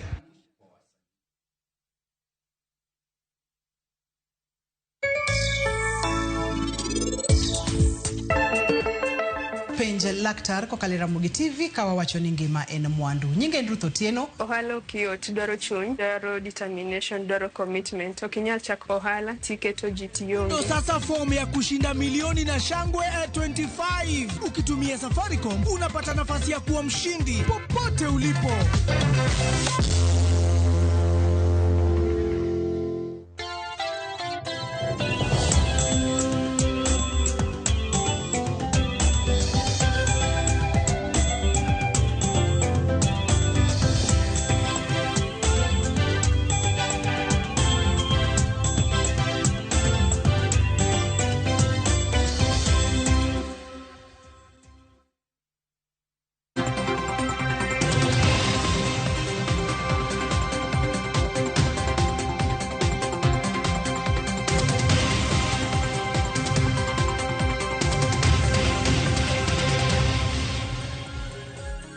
Ramogitvlive macheni ahinya e chenro mar mbakoro machako sani kod chal mar fwambo magi mamiyo pek mabende dhi bedo kae ka loso weche manyien odiochiengni ma kawuono kama dhi bedo kae ka warango mago madhi bedo weche manyien mag migago kagi kacha ng'ichwelo kod mano mar oimore kawuono chieng' tich ang'wen kama ntiere kodi kar kachiel kachiel odhi bedo kodi nyaka giko. Nyinga Cleophas Oluoch jakisumo ka nyakwaro mokeo nyaka sango orwakni machiegni kae ka wachako nyakwaro Ramogitvlive odiochieng' ma kawuono kamigeno kani jatend piny Kenya dhi bedo katwa kod od bura mano odiochiengni makawuono kochakre kanyo saa 8:30 odiochiengni makawuono ka igeno kacha odhi loso e weche mopogore opogore mano kotenore kod ngima mar dhano, ngima ma jo Kenya kamoro amora ma gintiere. Marigo miyo kawuono kae wageno winjo kacha kotenore kod weche go mago mag thieth. Iwacho ni SHA osechopo kama chal nade, mago wego subtende mag rufa mosebedo kacha bende weche mag ng'anyo matindo tindo kagi ka osebedo kacha ka ywak e weche machal nade. Machielo bende migeno kacha ni jo Kenya rito winjo kawuok kuom jatend piny Kenya en mano motenore kod nengo mar ngima kachiel kod kachal mag weche mag pur kamiwacho ni nyaka sani singo manochiw en mane. Mano kotenore kod weche mag food production kata jiwo weche mag food security nyaka sani nyakwaro Ramogitvlive ni to ochal nade. Kirango nyaka sani bende nitiere medruok mano apek mar ngima kiwacho ni kama osebedo kata kolware mochopo kure. Mano kama nitiere kae wacho ni weche mag uchumi kod chal mopogore opogore mabedo kanyo mag rango wacho ni finance and economy kanyo dongruok mano mar GDP singo ne nitiere kacha ni omed jiwe mar mondo mi omedre kokalo endiko oganda tich e pacho kae. Nyaka sani iwacho kar ka niero nitie tije maromo 782 mago ma oketi mago wacho mago informal sector mano ma nyaka sani wacho ni mano en atamalo 90. Singo machielo bende ne mag neno ne dieri siling obedo motegno kipimo kata kod dola samalo se sani diponi dola nengo mar siling bende osechako idho ahinya ka nitie kacha ni dwe mokalo kacha ne 129 kawuono kama entiere jomoko nya bedo ka trade nengo mopogore to sani thothne iwacho ni $1 sani en siling 134 kochako idho kendo tiende nango ne uchumi maroma pacho kae kod mondo bende minyiewo warito winjo kacha ni dola to setimo nade e kinde ni bende mar higa achiel arino chiwnwa chal mar piny Kenya ka bende nitiere machielo mantie ka modhi bedo korango sekta mar somo ng'anyo waseneno jopuonj wasewinjo ka ywak chal mag weche mag uchumi kata mag somo mago mantiere sikunde mopogore weche mag capitation budget nogol singo michiwo kata mag ndiko jopuonj mag JSS bedo ka ywak ka nigi dwaro rak mano mochwere wadhi bedo kata ka wanene achiel kachiel koso wadhi bedo ka gi paro mano mopogore mapod nitiere wabedo kodi kar kanya koromo jwa mar mondo mi wakoni mano gi kukumare odiochiengni ma kawuono kama dhi bedo ka watero itu achiel kachiel nyaka e kar jot kata kar jote od bura mapacho kae to bende waranga ne ni weche mag arita kwe ma timore mbui kata mago bende matimore alwora kama oganda mamoko bende nitiere wacho mag cyber crime wacho ni illicit trade nitiere banditry kachiel koda ka arita michwalo pile ka pile jatend piny Kenya dhi bedo kata ka wache yo machal nade ngima dhano to chal nade kotenore kod weche go mago mag rito ratiro mago oganda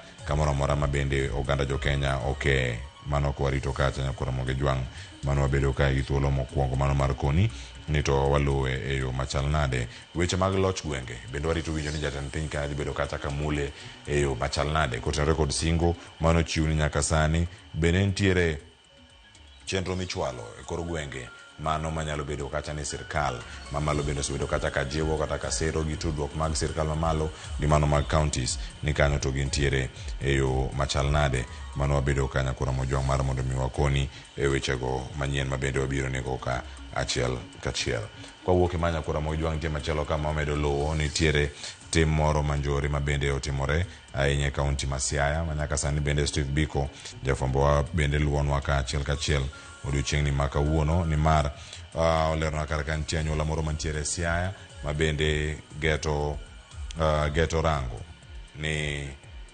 ratiro yudi ne nyathigi mano ma jahiga 2 mabende ne olal to yud bang'e ka owito ngimane mabende noyud ka dende osechako tow iwacho ni polis ma Siaya odiochieng ma kawuono bende omako japuonjre mane ike mar 2 mbalariany no mano ma Jaramogi Odinga teaching mano Jaramogi Odinga University of Science and Technology mano ka itude kod nek mano mar nyathino matin no ma jahiga 2 mano ratiro mabende ywago kendo ikwayo e kaunti mano mar Siaya odiochiengni ma kawuono Steve Biko ang'loya mo mathoth bende kotenore kod mano kama chelo nyakoro mogi jwang en Kasipul yero ma Kasipul odiochieng ma kawuono ale beach lerona karka ni to ero wantiere achiel kachiel kendo wamedo mana lowo ni to gigi chopo ni nade kamoro mora ma intiere nyakoro mogi jwang kiwacho ni kame yudorie tidu thuolo mar donjo achiel kachiel mar mondo mi ikonwa ni to chal mar Kenya dhinade ahinya Kasipul kawuono ka campaigns ne omako mach mano kamano wabedo ka waluwe achiel kachiel odiochiengni ma kawuono mano wach mabende wabedo ka mar mondo mi wakoni nitie matimore kaunti mano ma Migori mabende nitie mamoko matimore kopogore mano ma Migori kwa wuok kanyo nitiere romo mabende biro odiochieng ma kawuono kochakre saa 8 mano mar odiochieng ma kawuono wabedo ka gi thuolo mano mar rango ni to twak magibedo ka igolo kawuono en mane mano kotenore kod chung margi mabende gintiere godo achiel kachiel mano twak mano mar joked sirkal tesre mano wabedo ka waluoni odiochiengni ma kawuono mano ote machopo kar kane gibedo ka giloso ka giwuok Stephen Kalonzo Musyoka Command Center odiochiengni ma kawuono mano United Opposition kawuono saboro wangeni saboro ginus jatend piny Kenya dhibedo kata ka uloso kendo dhibedo ka chiwo chung margi mopogore mano odiochiengni ma kawuono kama chelo nyakora munyako ni kata matimore kaunti ma Migori mabende donjonwa kar kae mabende Jojuma lerno kar kae wacho ni nitiere crackdown mano mar illegal water lines iwacho ni jok mosebedo kata ka kwalo pi mane kaunti ma Migori kawuono nyachak tim weche machalo kamago mabende dhi bedo kae ka medo mana luoni achiel kachiel mane makelo wa giko mano mara chal mar fwambo waduogo kae kod twak mara mbako romo ka wantiere kodika achiel kachiel ikete mana kar kanyo koro moe jwang kikidhi mabor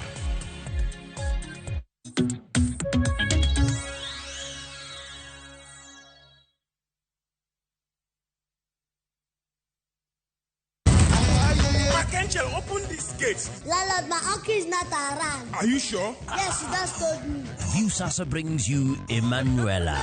Manella, what happened? Ordinary papi cannot prepare. Hey! There's never a dull moment around Emanuela. Uncle Rano. Why? Catch this rib-cracking comedy only on Viusasa.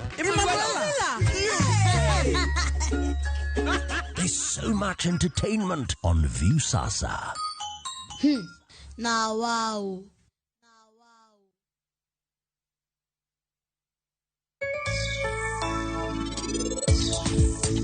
Wala odiochienge duto te rom chalre nyalo yudo odiochieng ni integi clients mang'eny on the next day onge clients koro mago duto onego ilani e ohala.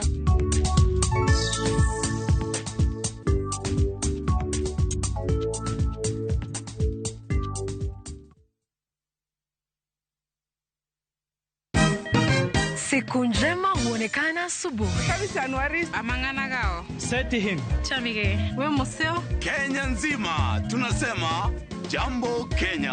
Wax, tiki, taka. Twende sana my people. Hapa ndo nyumbani kwa muziki wa Afrika Mashariki na malezi ya vipaji. Sasa tuko tayari ku drive on. Mibibi na mijize. Leteni porojo sasa. Kwa habari za kuaminika kutoka kila pembe ya nchi. Are you ready? Leo kati ya Ingwe na Gor Serikali. Hapa ndio home. Wawa. Radio Citizen. Radio number 1. Radio number 1.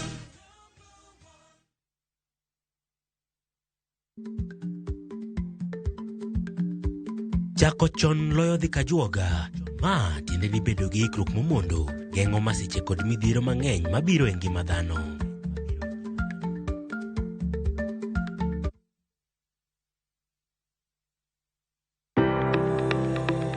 Ringreni wuoyo, to be ichiko iti, en aonda, rem mora mora. En ranyisi ni ringreni wuoyo kodi. E penj laktar, walero weche ma ringreni temo nyisi, ka wakelo ni paro mag jomolony. To wacho ni mondo mibed gi rageng' maber nyaka bed ni chiemo makare, nikech askeche gi iloso kuom chiemo makare michamo. Paro manyalo reso ngimani. Kochopo kar food allergy kae, to kinga ma del ma ng'ato chako gore gi chiemo mochamo. Kod weche mag thieth mayudore achiel kachiel kuom joma olony. Nyalo bedo ni ng'ato nigi ratil man malo. Koro konyono to onyono to choke cartilage ka toyore konyono nikech ratil mare man malo. Mano nyalo miyo bende ng'ato nyalo yudo arthritis no. E penj laktar gi Ruth Otieno, wuok tich nyaka tich abich, saa 12 odhiambo, mana e Ramogitvlive.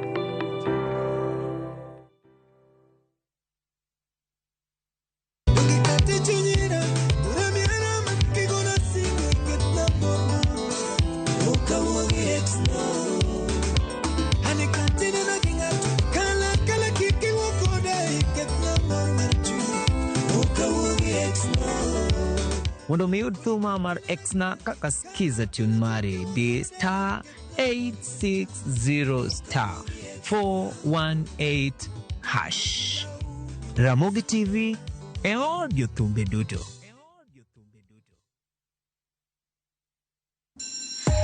You wanna feel the vibe. Ngeso ka ngeso, wakelo ni gik mamit makelo mor. E rogo mar nyithindo kae, wakelo ni talanta. Loso gi lwedo, wapuonji tedo be. Gi moko mamit. Rogo mar nyithindo, ngeso saa 3 mar okinyi, mana e Ramogi TV. Kitwa, kitimbewa. Kokalo e chuny nam, e tiend puonj koda timbewa. Ma en 111 chenro makelo nung'eyo madier mar joluo. Nitie chik manam machon mondo ne ondhie ka niketo gimo miluongo ni migongo. Wawuotho e alwora mar joluo ka waromo gi ji mopogore opogore. Wafwenyo adiera mabwogo ji. Ndalo be gimoro ne muchari ni bende ne pod onge. Ne onge dier. Iolo ni mana ng'owa kuoye miketie. Kowuok e timbewa nyaka e ngima mapile, e ngima ma ok ong'ere. En gima nigi mwandu. En luo nyaka e chunye. Joluo 111 jokato gin 111 Ngeso ka ngeso saa 1:45 otieno kod James Rabala mana e Ramogitvlive.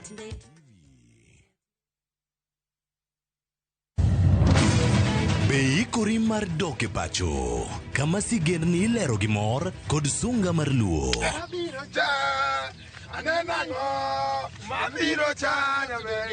Chakre weche hera mamulo chuny, anyuola, timbe machon, nyaka sigendni madongo mag kit anyuolawa mapakowa. Magi ok gin mana sinema, magi gin sigendni magwa. Ka ok mana chikni emomiyo koro sani wabedo kaka familia kar nyamerwa Dhok ma wawacho, koko mag nyierowa, kit luo kod sigendniwa nenore ayanga.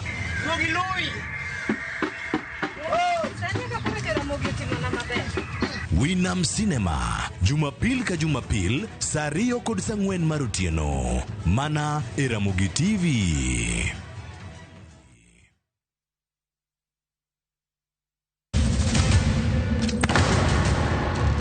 Teka unusiye gi wachno. To ano ka bibet ka ikinyuome. To kata arus mare ano ka bibiro. Ere kaka ini nyalo timre gosipna malich kamae. Kosiparo ni nen mana kende ka. An ka mora achiel kode. To joma ni kate bende ni kode. En chunje adek. Osiem. Hera.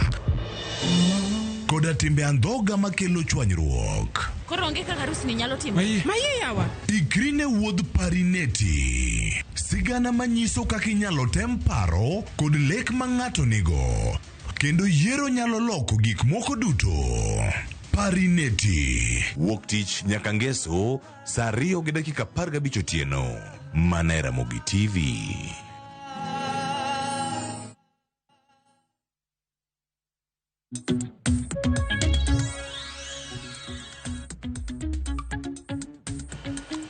Nyakora moke jwang machiegni watiere karka chenro osechako wachako gi chal mar fwambo to kawuono wada ringo e counties mopogore opogore waranga neni to gi chal nade. Mano ka warango gi Nairobi ka jofuamago osechopo mano kama gintiere achiel kachiel kawuono ka gintiere alwora mar od bura kaeto bang'e ang' warango matimore Kisumu, wadhi Migori, Homa Bay.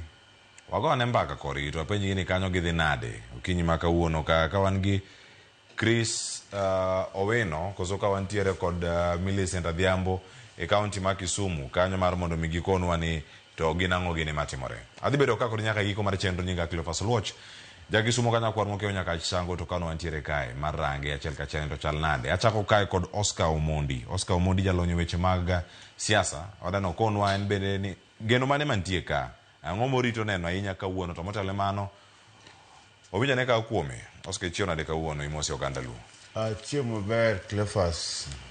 To amoso oganda mago nagi duto te kuonde ma gichiewie. I hope ni ochiemo ber nyachan dala ido ka koth chwe. Koro oganda bende nyaka wuok pile pile gidhi e tich mopogore opogore.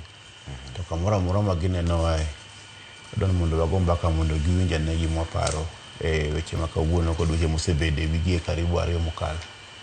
Ero kamano weche githoth ahinya korango twak ma jatend piny Kenya nobedo godo kinde mokalo gi twak ma en godo kawuono ang'eyo maber ni nyakora mojango ko adhi bedo kae kod Oscar kende adhi bedo ka bende kod Lois Okelo ma bende en jahocho kawuono bende konwa paro mar chal mar piny Kenya. Chal mar piny Kenya no kwa ne jo siasa kende kata jolony weche mag siasa kano darange nyaka kodi kama entiere kata nyaka jo ohala kano entiere kodi kaeto bang'e ang' wantiere kae kod MCA mano ma South East Alego mano Mercedes Scholastica Mado mabende wan godo kawuono achiel kachiel kae kang'o chopo ang' watudre kode kae nyaka sani ang'eni ang' wayudo thuolo mar rango chal mar piny Kenya konde mopogore opogore kang' wago tarubin kendo watema rango gi kama gichung'e singo twak mana jatend piny Kenya otimo kinde mokalo gi sani ang'e maber gin singo michiwo to moko gin ga mag siasa thuolo mar higa achiel duong' ahinya Oscar nyaka sani gik mana jatend piny Kenya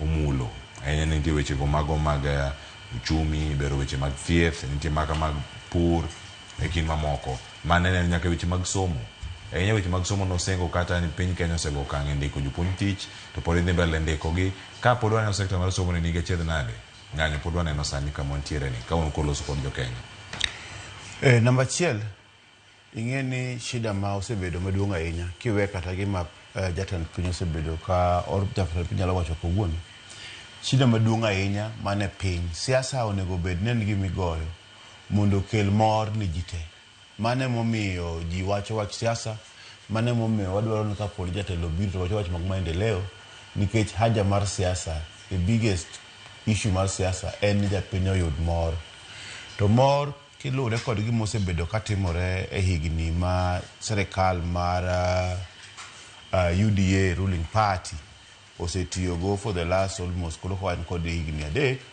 gima timore en ni shida maduong' ahinya ma pok obedo solved en nengo mar ngima osebedo kadhi malo to jopiny thagore to sama osebedo ni gimiluongo ni pesa mar siling 1,000 ok nyal nyiepo ka ng'ato dhi e duka to mano shida ntiere maduong' to nengo mar ngima ni mondo odog piny kata mondo bed moderated the only thing manyaka timre ni nengo mar mafuta onego bed dok piny kata ka wacho weche mosebedo ka jotelo gi temo timo miluongo ni kata empowerment kod gik mitimo mang'eny to en wach mar malich ahinya nengo mar ngima onego bed ni wang'iyo ka nengo mar ngima dok piny. Namba 2 monego bed ni kendo wadilgo ahinya kiwe nengo mar ngima en gima osebedo ka chandowa kae for the last 3 years tema nokelo problem mag Gen Z to pod ema dhi mbele kae en gimiluongo ni crisis mandalo moko na wacho kae Cleophas ka wan kodi ni gimiluongo ni youth unemployment tije mar jok matindo youth unemployment onego bed ni kaber to wan gi policy maber maloso gimiluongo ni yudo tije ne jok matindo rowere matindo to mano kapod ok wabi yudo solution e gino to pod kata wago mbaka manadi pod kata wawacho ang'o to pod en gima biro chando ahinya tiere gimiluongo ni youth employment to general public nengo mar ngima nengo mar ngima ne kosedhi malo to gik moko duto koro bedo tich matek obed gi pur obed gi madhi wach mar health obed gi madhi wach mar education so long as nengo mar ngima ni malo tiyudo ka shida bedo for example ng'en school onego bed ni kendo ka koro salo school 1 year or 2 months to yawo school kendo January to Ministry of Education kendo siako go mbaka ni joma bro dhi boarding school e January ni fee structure inyalo med kendo ka dhi malo wach mar payslip en ng'ama tiyo e sirikal or ng'ama tiyo kamoro amora ing'e maber ni tiyo manen kod loan to loan gi osebedo ka seche moko hinyogi nikech according to sheria ma Kenya kamar loan onego bed ni kikawo loan to ok nyal ng'adi more than atamalo 60%. To ndalo ma wasebedo go gi sirikal ma wan go sani ni under President William Ruto ing'e ni SHA manene ichulo ndalo chon chulo siling 1,750 to jomoko jok ma kawaida get ne chulo siling 500 to SHA kanodonjo mane NHIF SHA kanodonjo kod chako percentage nigi decide na adimi dhi chulo kalure kod yuto mari jomoko osebedo ka koro wabunge mwango mabe ne chulo 1,700 nde chulo paro 30,000 jomoko ma kawaida mane chulo siling 1,700 moko chulo siling 5,000 mano SHA. NSSF bende nucholoki chon ne chulo 200 kila mtu sani kore chulo according to percentage mar yuto mar ng'ato tichulo 6% from your salary koro NSSF bende dhi malo ma jomoko chulo siling 7,000 jomoko chulo gik mang'eny kod housing levy cha be kodonjo e ginene kodonjo e salary koro kine ka salary chande kama ng'ama simoko ni ng'ado siling 30,000 koro ng'ado siling 50,000 koro kose ng'ado siling 50,000 to dhi interfere gi loan mar 60%. Koro ko interfere gi loan chande to ng'ama no mi loan koro ng'isi ni nikech salary ni ng'ato ma serikal obedo mang'eny ahinya to dhi interfere gi 60% gi atamalo 60 chande. Koro instead ka wasebedo kichulo ga loan siling 10,000 per month. Koro moving forward ibo ka chulo siling 5,000 per month. Lakini koro loan ni monego bedi tieko gi higni 2, koro dhi end up nitieko gi higni moko 5 kendo. Koro med number of years ma loan ni betugo. Mani ng'eno interfere gi programs mag ji mang'eny kabisa. Koro ka wawuoyo wach mar economy onego bed ni wang'iyo ni nengo mar ngima odok piny. To nengo mar ngima onge kaka nyalo ka piny. Gima wacho pile pile. The price of energy. Kapo ni bei mar mafuta pod ni malo to interfere gi price mar mkate, o interfere gi price mar sukari, o interfere gi price mar fertilizer midwa cho agriculture no, o interfere gi price mar japuonj mapuonjo mane boarding school man kod nyithindo 4,000 monego bed nomiyo chiemo lunch, supper and breakfast. Mondo dhi interfere na kod gima iluongo ni school fees. Ke japuonj ne bodo pesa mimiye tin. Koro nego bed president kapon dwaro ni mondo koko kik bedie to nego bed no nengo mar ngima dog piny mondo kik interfere nyaka kod nyithindo mapok oyudo tich kan kech gibe nyaka gichiel. To nengo mar ngima koro ng'amok ti, nengo mar ngima ni malo, omedo dhi malo. Mano is the main problem. Makapon President William Ruto kawuono State of the Nation owacho ni nitiere policy moko radical manyalo duoko nengo mar ngima piny, tabro yie kode kabisa. Kamano ilo kamano yang odugo range nikech nowacho ni mondo duok nengo mar ngima piny, singo mano chiwo higa mokalo kano twake chal mar Kenya. Nowacho ni en jiwo weche mag food production. Weche mag galana gulalu gini ne wacho ahinya tinende nyoro ne wan ka kod jatend migawo ma ochung' e weche mag omenda pachoka. Nitiere irrigation schemes, nitie kuja irrigation scheme maidore county ma Migori. Irangane kanyo ahero irrigation scheme mano mantie kacha pith mag ochele bende kijiwo gi kaluo. Magi achiel kuom yore maneno ni pek mar ngima bende oduok piny kokale e chenro ma kamagi. Kono jana kone antiere kae kod Lois Okelo ma bende en jahocho kiny ma kauno kono ni piny Kenya to ringo e yo machal nade. Lois oyawre kendo machiegni ahinya chenro mar mbako romo. Erokamano Cleophas, kendo mondo wayud thuolo mondo wagoye mbaka e wach chal mar Kenya. Awinjo kaka iwuoyo to sami wacho gigi te to dhina dhia maber ni gigi duto sama ng'ato nigi chandruok, sama ng'ato bro paro ni Januari odwa timo nang'o, sama jonyuol paro ni nyithindo dhi skul nang'o, ting'e ni gigi duto koro dhi rome paro.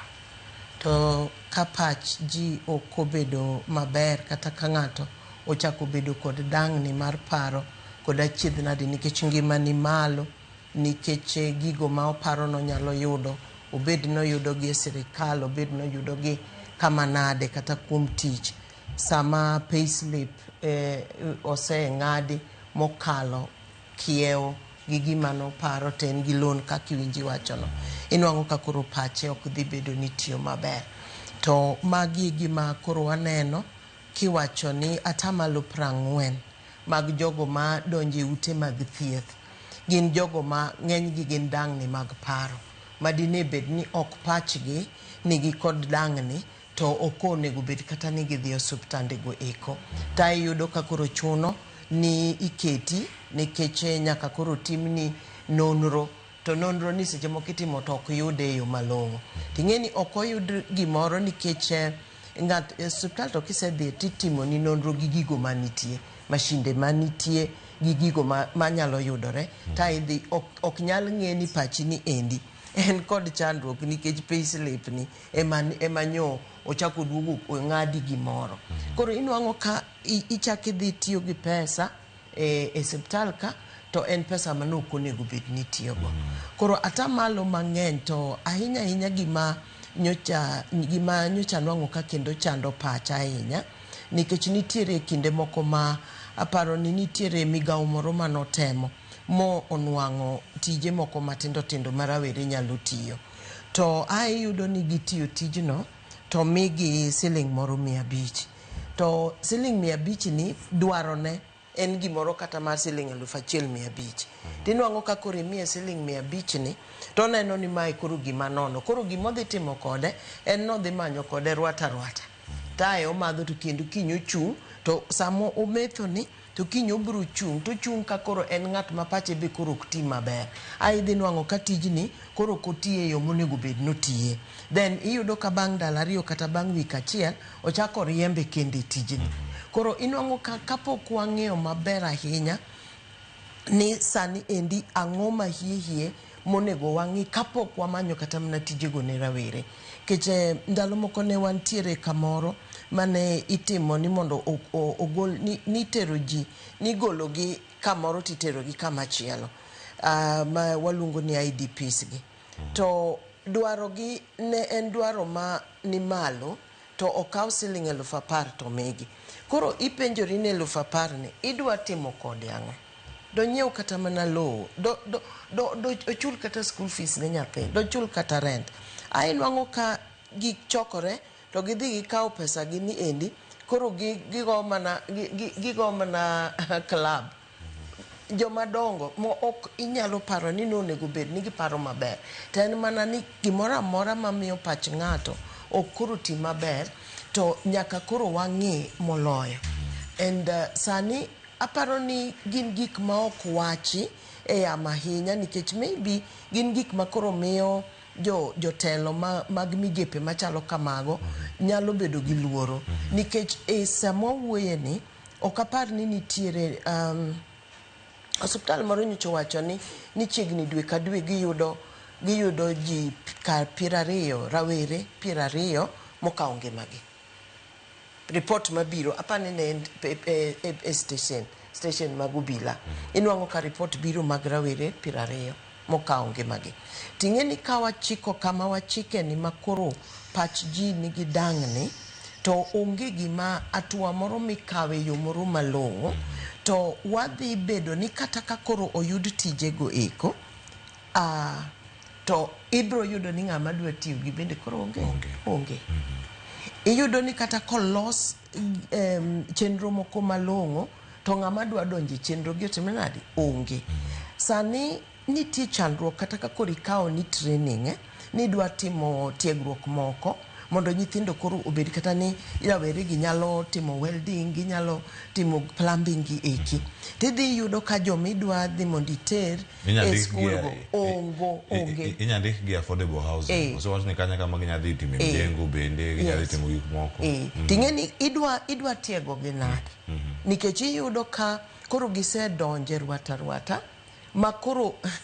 nikech ang'eyo ni kata mana sani nitie ywak mang'eny TVET polytechnics mag gweng' kaka kama wuoke nitie Mama Haya oland ni nitie thuolo mar ji 200 inyalo mana yud jogo mowuok e Asembo iyudo mana rawere moko 10 kata 15 koro wadwa timo nang'o mondo one ni ogeng' weche mamoko mabro miyo kata mana chenro mabeyo miketo ne sirikal pod ok dhi chopo kare kendo kanyo en kumoro bende ma dani mondo mi arwaki iwacho ni en singo mano mar medo thuolo mag tije ahinya e pacho kae mokwongo kanyo ng'eno ne wamako kata chenro mano mar neno ni ober uchumi ma pacho ka kendo neno ni adieri pesa ochopo e lwet jowa e yo madwarore achiel kuom singo ne mano mar bero iwacho ni strengthening ceiling marwa ma pacho ka ni to bed nade jatend piny ne aone thuolo duto dola gi ceiling no ko bedo marach ahinya ne chopo kata dola achiel ne ceiling 129 28 kanye kama obedo nyaka nyoro nyocha kaka nang'o timre moidho 30 sani en 134 kama entiere jatend piny Kenya kata morange kar kanyo kiwacho ni ceiling ni komi teko uchumi marwa nyalo bedo kamoro makare bende ka entiere kar ka Oscar akane kirange gi gero GDP marwa mar piny gero GDP marwa mar Kenya and the only way monyalo gero GDP be onge gik mang'eny mana ka ng'isi ni duoko nengo mar ngima piny just reduce the price of energy niko duoko nengo mar sitima nengo mar mafuta piny to wadhi duoko nengo mar ngima piny GDP marwa gero nade igero ni wan kod uwezo mar uso mwandu mwalose Kenya ka oko mar Kenya moloyo mawanyiewo to ka wabet gimiluongo ni consumer economy ni wan ma wakao ng'eny moingo ma wauso to mano GDP marwa dhi piny to nyaka nengo mar pesa bende dok piny. Koro mano the price of the dollar becomes so high because why import more than why export. To gima timore Kenya ka ni sama osebedo ni nengo mar ngima ne piny to production onge. Gima osekonyo serikal for the last 3 years kata kiwacho manyocha un kod yoro nyun kod jatelo mar treasury. Nyasaye apa no sekelo koth mang'eny. Mano is the only thing mosekonyo for the latest time. To kata koth bed kata mang'eny to jok yud fertilizer to jok yud jokod uwezo mar nyiewo seeds kande to ok nyalre. Iyudo ka gik motego Kenya kae mang'eny kata mana chiemo michamo Kenya ka pod wuok e pinje maoko nyaka pinje ma close to us. Tong wuok mang'eny Uganda. Koro iyudo ka tong ma ja Kenya produce ok onyal compete gi price mar tong ma ja Uganda produce mokelo Kenya ka. Gimoko kaka koro kata waru kata kitungu kata nyanya kata mitiyogo Nairobi ka iyudo ka ng'eny giwuok Tanzania. Means ni ng'ama timo production Kenya ka pesa motiyogo mondo o produce chande ni malo mondo ang' no usi gicha ok nyal compete gi pesa ma ja Tanzania otiyogo mokelo nyanya no to gicho tiyo gi transport ko wuok Tanzania bochop Kenya ka markiti ka otiyo gi trailer to pod nyanya mare yudo ka simo ko nyalo nyanya chiel siling abich to nyanya ma wuok Kenya ka pod wuok siling 10 because of the cost of production. Koro gik moko te pod wadok mana e nengo mar ngima. Chiemo kaka koro gweno minno ka koro chamo town Nairobi kaigi moko ama na Egypt kaka KFC kan ma kaparo ni ama na Europe akiani gi akure nikech gicha kata wuog mana kucha bachop ka pod nengo mar ngima ni malo pod ok nya compete. Abo mi kata another example. One mana kod one production farm mar Kongo Kenya kamilu won Kenya Breweries. Kenya Breweries no gin kod only one plant factory magitimo chone gin kod Kisumu gi Nairobi ka gi kuonde moko wagone gi loro te koro gimna kod Nairobi ka kamilu won Ruaraka. To kidhiro Ruaraka kanyo tibro yudo ka gik magiuso ko uso gumoro kata mana siling 300 to kidhi Busia across the border to the same thing we usi 300 ka koche uso siling 150. Koro how comes ne bang'ani kose bedo gi transport botere nyaka kacha basa de kalma kata bedo chame de duka cha bedo chame beche poten siling 150 compared to beche minyiewe go e Kenya siling 300 Kenya kamelose to muna nikeche the government is taking too much, the cost of production is also very high. Koro iyudo ka tax be bedo mang'eny ma by the time me no kata koro wachi rowero yawo gi ohala. For example empowerment midwa tim empowerment asa no ka jomoko chiwo moko siling 5,500 moko siling 2,200 kuonde moko yude siling 300. Koro kosegole kamano bi miye joka only licensing gig ma serikal dwaro e pesa ni mondo chako ohala e ma dhi chamo pesa no mok dhi romo. Koro it becomes a useless project at the end of the day. Koro kata gik ma wacho one need miluongo ni radical wang'eyo ni jotendwa diera ing'eni problem mosebedo go ni economy kosebedo ko work very well to wasebedo ka work goyo siasa maber kabisa. I think the UDA and the administration mwanogoni, if you ask me out of 10 in politics to a 9 out of 10. To kagi kone ni dongruok gi siasa ok dipogi. Jo siasa nogo man gi telo mar piny. Achiel kuom gi kawuono giloso yod bura to yod bura de pamo. Yes. Donc yod bura de pamo nikech problem mantiere. I think ni bende king'iyo MCA Mercedes poko biro kae to aparo ni MCS mawang'negi. The number of them madhi duogo dibedo very minimum. MPs be the same. Nikech gidenyo. Pamo mi pamo ni ok pamo ni pamo ni gik moko beyo. Ipamo nikech denyo ntiere. To nengo mar ngima affect gi be. Because kata bed MP ng'en chon ne nyalo dhi weekend nyalo dhi dala to gika gibet dala for the weekend. Tinde mano onge MP dak dhi dala. Nikech ang'o okonya bet no chopo dala ko onge gi siling 1,300. Because ko chopo ni ito wado sering round to gikech kayo. Koro endenyo ma apiny to endenyo ma chopo nyaka It is all over. The problem mantiere ni capitalism ma en our means of production what you go sani. Tiyo gmilugo ni trickle down effect. To gini ok trickle down. Bottom up mane wechande otamore okwamo kamoro Unfortunately, nitie 1% moko. Percentage jadi atamala di achiel man malo kucha. Makobu yudo machiegni kode to yude. Emomiyo ka ndalo mane ne Gen Z strike ma Gen Z revolution ne biro chande. Ne ntiere gimoro mane wacho ntiere jomoko man malo kacha ma tugo nyaka gi pesa chal maka gi ng'ok e tiende wan kech gin gi pesa mang'eny ahinya. Mane Gen Z no wacho ni gino ok ber. Ntiere odhi mbele kata sani. Kata mna jowa mancho join serikal, most of them ni dipenjo kata mana waziri mantiere. Ni unfortunately of late ok giti gi mitoka. Gitiyo gi helicopters. Kidhis timoke lel kama jo sentire magia. Teno ka ngaro dumalo most of the time gin helicopter. Because all of a sudden ngato becomes a billionaire.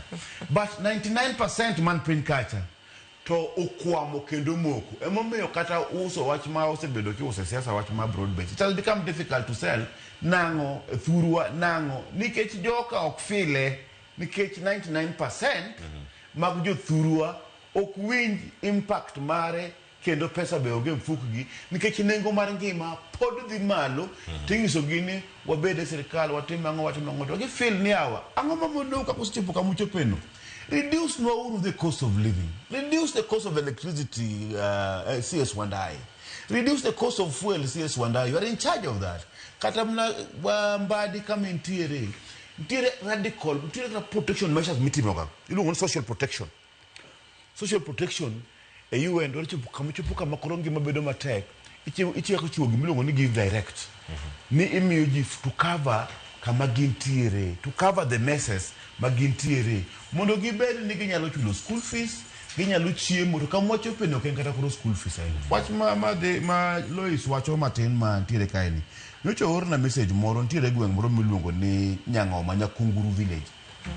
Mantiere kama miluongo ni Masogo Moroni constituency in Kisumu County. Kae last week nita giko ji adek. In the same village, suicide. Nyathima jegni paga bicho commit suicide.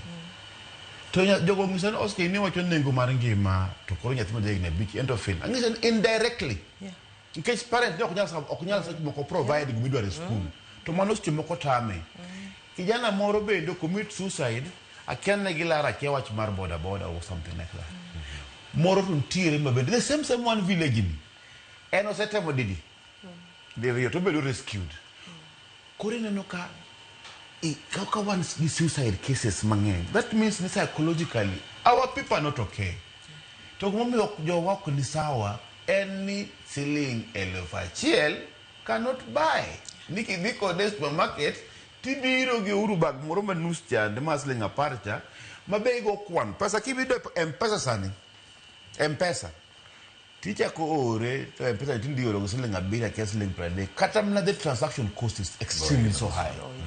Kuri poka pesa rumo ni M-Pesa ka mangato sitemokelo siling 1000 to kida ne itingen simbi magore en ni Oscar yawa kwamo kamoro orna mia dhi town to kawuono jwa kalio tamre orna 150 kicha ko ore kamano tipoka kendo pesa ni orume ye kanyo nikech nengo mar ngima kapo no kwanyali yudo serikal obed broad based government obed any type of thing obed William Ruto's government that cannot address the cost of living to pod one called shida. Ero kama na inya Lois iwacho ni our people are not okay.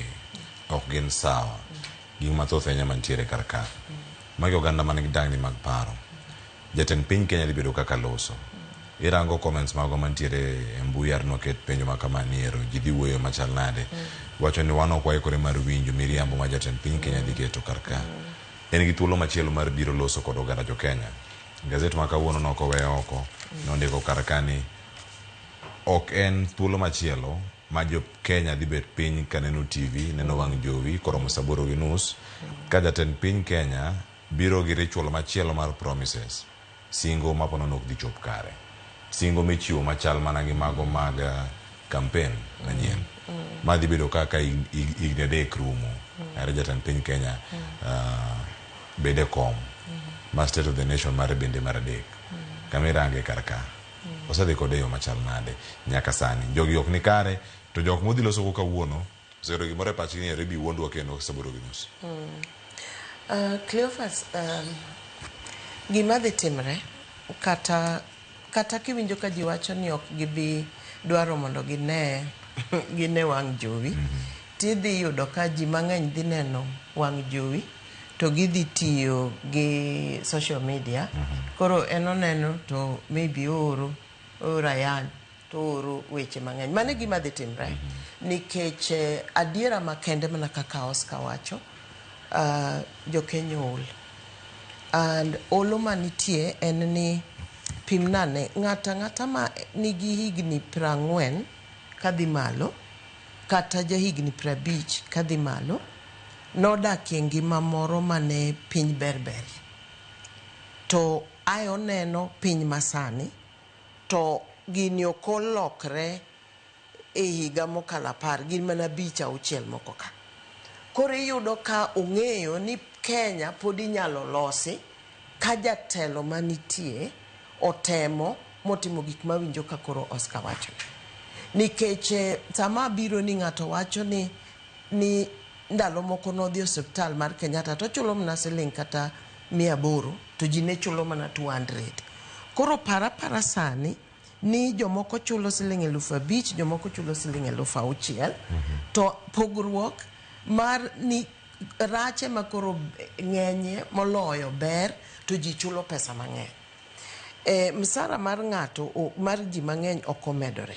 Koro kama wantiere ni wang'eyo wan kod ji mang'eny kendo atamalo mang'eny mong'eyo ni nitie kapo ni nitie gik atwa mokaw ma telo mar sirikal kata telo mar piny olosi to nitie gik manyalo bedo mopogore. Ok ni gin gik ma ok nyalre. Andaparo ni kanye ma chandruok wa nitiere Oscar ni wang'eyo ni gigi nyalore. To mak mana ni nitiere jomoko ma ok dwa mondo timgi nikech gikawo ngimagi koro gihadho gig jopiny, gihadho pesa manitie piny, gihadho nafase manitie. Ae koro ng'ato nigi pesa ma en koro bende ok odwa ni ji ochande nikech jopiny to koro chandi. Koro ikawo ga ndege kalapapla tema koro ibiriti donjogo kendo kalapapla timni nadi iwuok. Adieri gima iwacho ni chutho sani jotendwa oluor bedo kod jopiny nikech jopiny biro gi chandruok ma en adieri to en bende oonge gi pesano to ni en jatelo. Namba 2, nitie kaka pod ji paro ten gima nitie ni ka ng'ato en MCA ka ng'ato en MP to pesa ong'eny go kabisa ma onego bed ni kabiro na dwaro school fees tayude, kabiro na dwaro. Koro ka jotelo ema koro nigi thagruok ma ok ginyal bedo machiegni gi jopiny ahinya. Dongi ng'e ni koro kama wachike ni mana kaka iwinjo wachni ng'ato ibro chopo kuma ka ji koro go kura to giparo ni ng'at ma nyocho telo ni ok otelo ne gi maber kendo gidhi gikawo machielo ma gin go machiegni to giketo.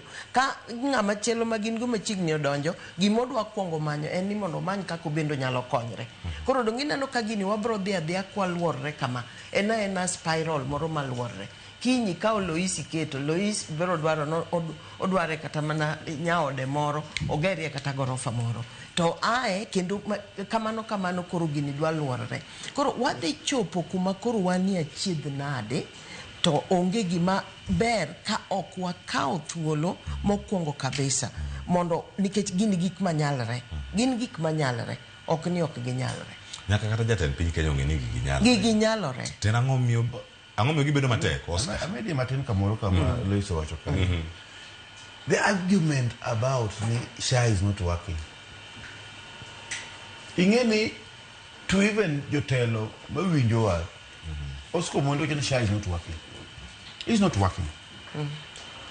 To seche miwacho ka ok work to jomoko jana pana gino tiyo nya dhi e hospital bano thiedho. Gima Lois wacho gima wacho kan SHA is not working. SHA igole siling 5,000 contribution mare. The previous one mar NHIF cha ne igolo siling 500. Koro ka golo siling 1,000 au 6,000, I expect different services. Okay, expect the services money me the NHIF mar 500. Emomia give the same services my ude snengel pau. My agul snengel pau. To me, maneka kawa choka it is not working. It's not working any. I go on boni mono subtal Masia County Referral Hospital. Me korosha or receive every milungo ni tinde milungo ni facility dispensary ma teacher facility development fund. Makapo ni facility ma ndere church or kama Gobei church. Gobei hospital. You don't pass a chande man choko yud chande. To nego bed ni koro any equipment mopogore. Onego bed ni koro Gobei hospital manyocha oge kod laboratory nigi laboratory. Onego bed ni Gobei hospital manyocha oge kod a proper pharmacy mobedo equipped gi yen manyocha mangeny koro engo because of the amount makoro sha nyalo bedo ni provide. Because kech koro contribution ni malo compared to contribution machon chande. Number 3, jomane contribute me a beach kande mo konti mapoko register. Koro nyalo ngiso ji ni labda onego bed ni ji mangany register mag facility. Mana understand. Ingene nga mondik eti ngada. Monego bed ni jokuma other contributors ma are not in employment. Kara by the time magibiro to gini opango ma jokuma ondik kande can still provide these things. Koro sha no nego bed ni by now. Pesa mose collect. Osechako feel the differences. Wao yujuni one kod ka korosira kama wuoki. One gimilungun sub-county hospitals. Sub-county hospital, I expect by now, all the sub-county hospitals, nigi maternity facility. Mamine makonyre nyalo nyuol all the sub-county hospitals, for example. But ki digi kumbo declare sub-county hospital, for example, Morontire mwana gomilongon si gomre interview pluto. Kingi umalo kamati nyano polo. That means that facility will be improved. Facility no onge maternity mangata nyalo nyuol liye, onge kata kitanda system because SHA has not improved the facility. To nego bed ni compare the pesa manigo le NHIF, the pesa masa nego le shani. O nego bed ni at least one and a lot of it. Koroka this is not working. It's not working based on the pesa nego le sha. Nge nyamengo NHIF to the services will remain the same. Or they even gotten worse. Oscar, ingini kama makoro bene koro ilere nikecha awa chomo topic ma chelo mar devolution kata loch gwenge giber ma bende osekelo. Ithulu mariga chelo seti kode machal nade. Wach maro hospital masigomre kata kirang mamadiang idhi kata Gobei idhi rang kata mantiere Kisumu Nyalenda Yosimba Jolomino kanyo rang dispensary no chal nade. Deponi kao ting mathoth ahinya I expect jatend piny Kenya loseka uono to state of the county okulose nikech mae mana state of the nation ka jatend piny Kenya lose bunge ka bose penje gavana Masia ne timo nade wach Sigomre nikech hospital ma health to health nende go bende wa hold jo accountable magichopo kache neno hospital to kine Ruto ineno hospital marach neno Rengo hospital marach neno Wanga hospital marach neno Nyang'nyongo hospital marach Migori wuotho gik ineno uchila yako. Be waneno governors wagi kosopodu kawuono kite ida bama na jatend piny state. First of all on matters health. Matters health kikibwach kalamna na kiani Migori apog Siaya apog Homa Bay apog and devolve okado apog kamano.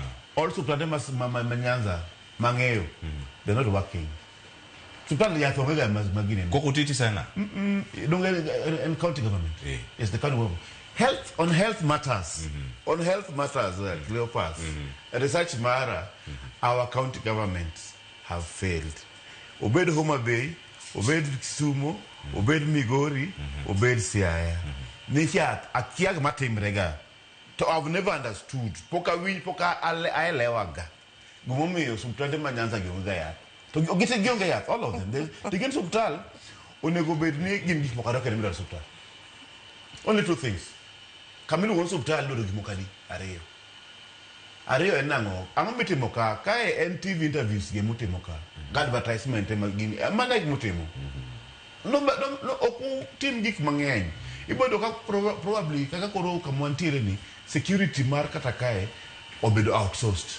Now, can I tell you obedo outsourced? The core business, Mutimoka, and also news. Gik Mawson. Core business, Masubtal, and Muradi. And theater. Koro osuptal onego bed nitiere gik moko adi ariyo mondo thieth obedie. En daktari gi yath. Only two. Daktari gi yath. To ka koro yath osebedo ni onge, kata bed daktari nitiere, otigamo. En kibanda. Kibanda mang'eny. To mano ema problem ma wan go maduong' ahinya e Nyanza. Ni I don't know why Governor Wanga, Governor Orengo, Governor Uchila Yako, and Governor Nyang' Nyong'o pok giyudo a radical way to deal with the health issue. Yeah, it is too much work for them. Akia ni ibo tim nang'o nikech issue mar agriculture to kwan marach ahinya. We produce food, our people are not very hungry. Koro kanyo kanyal sapo kanyal bedo no problem ahinya. En na ni pok wang'eyo, pok wa develop jowa mondo jowa onge gimiluongo ni chiemo nego bed ni ka wapuka waloso to wa preserve. Wach mar na kian gorogoro od mar oduma ka woni siling 50 then kinyo siling 200. Ing'e ni mano koro kech ok wang'e kaka wakano gi mondo obed wanyalo tiyo kode kendo in another way. Lakini subtal, it is a difficult situation. And for example, abo mi example ma Siaya. Siaya ka tuo omaki bada karo ndiko ni ondiki ni gimiluongo ni MRI. Ng'e daktari matinde betinde ok gi thieth na kia nang'o tinde kidhi subtal to the x-ray, the MRI, the ultrasound, the ang'o kondiki ni gigo korwa to ng'eji dok dala. Mano kore chako afudhalo ya WhatsApp matho. Nikech ang'o? Nikech MRI mondo thiedhi kin Siaya, the machine wan go mar MRI from Siaya, wan gi moro Aparon Avenue Kisumu, to wan gi referral moro Eldoret referral. So for you to move from Siaya to Eldoret referral. Kisumu tinde gin kuonde adek. Aga Khan Avenue to gi Synergy. Mago private. Mago private. So mondo gigo picha cha oka almost 22,000 picha chiel mar MRI.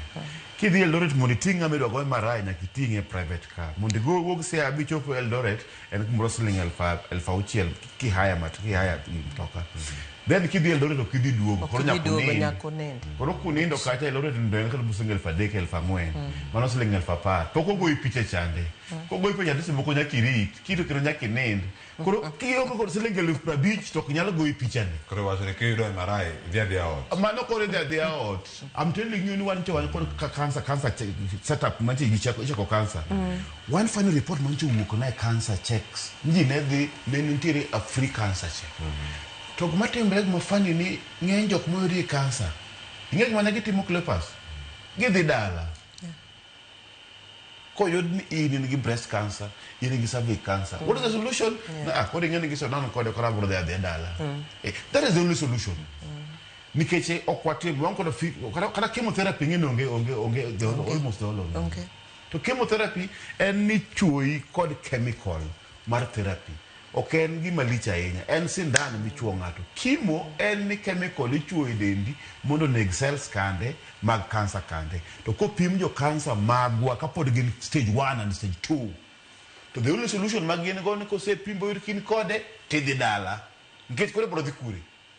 That is the state of our health. Kamano, iwacho ni en mok manya bedo ka nigin systems muketi emok tinwa kose nang'o. E thuolo mar higa achiel en jatend piny Kenya losi migawo mar thieth osego oporo kotenore kod mibadhi motimo newa e gwengewa e osuptende. Wawinjo gi kaunti ma bende nigi list mathoth ahinya mag osuptende machalo kamago, kaunti ma Kisumu, Siaya nyaka Migori, Nairobi ka bende moko ni lor mibadhi kod kuo aching'.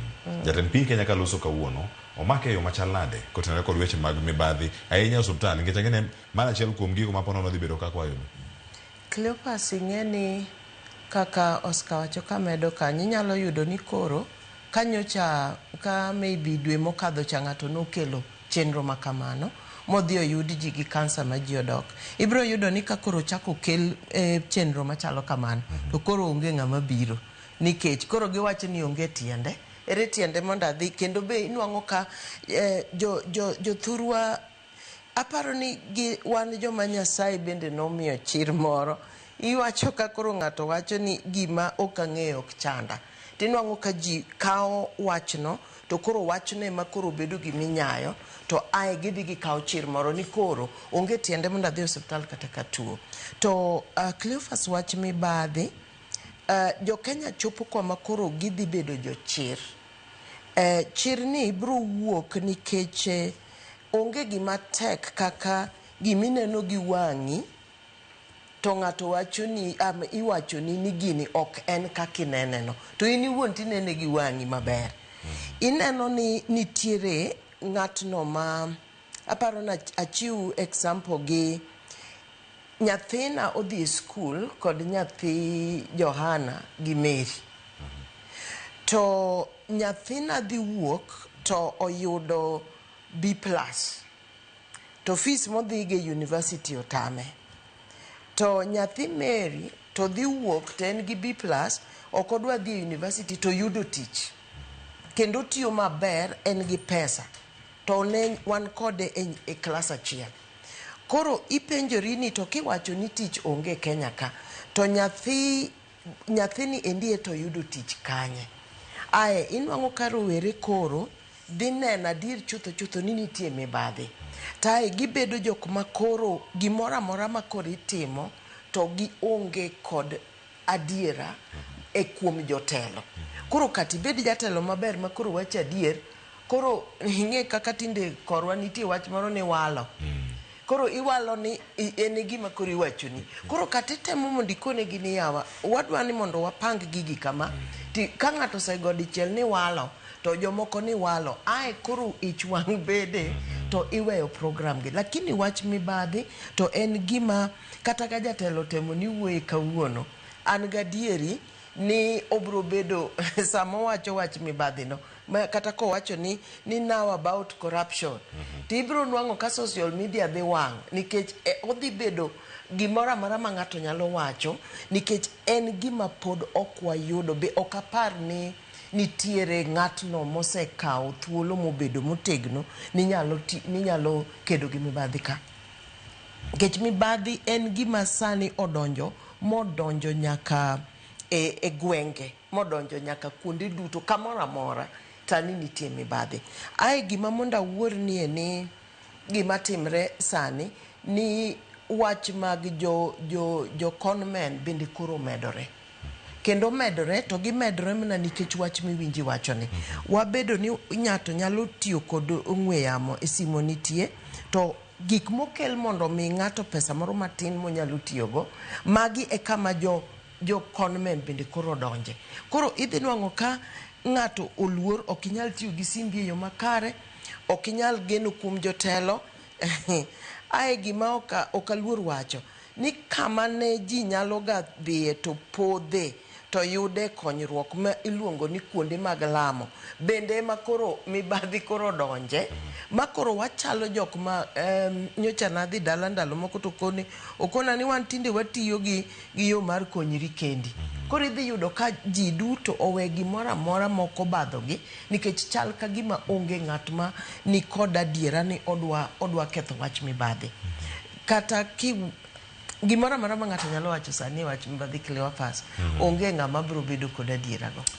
Kamano nyakoro mujongi winje kanyo wacho ni en kedo gi mibadhi mabende warito kawuono ni jatend piny Kenya William Ruto dhi bedo ka omule e yo machalnade. Okenge ma piny Kenya bende osegoyo thuolo mar higni 3 mokalo to en thuolo mar higa achiel ne olos kod oganda jo Kenya achiel kachiel kar kae. Ndikonwa sani SMS leno yawe na 2:600 waduogo ka mar mondo mi wasomgi achiel kachiel kuonde ma wantiere duto mago kale mbui aduto te mag Ramogi TV KE, mbui mar X Ramogi TV, Facebook Ramogi TV Kenya, mane mbui no mano mar YouTube kamiyudo wa achiel kachiel. Odo kuonde mathoth moting'o paro mantiere e kor gwenge mano kama bedo ka mar mondo mi wakoni kendo wa losni wacho ni matimore e kor gwenge wa e chenro ni mara mbaka oromo. Aduogo ka bende koda MCMA South East Alego Mercedes Scholastica Mado mabende osechopo e studio karka e chenro ni mar ariyo mar mondo mi watude kod achiel kachiel kan e studio karka kikili mabora.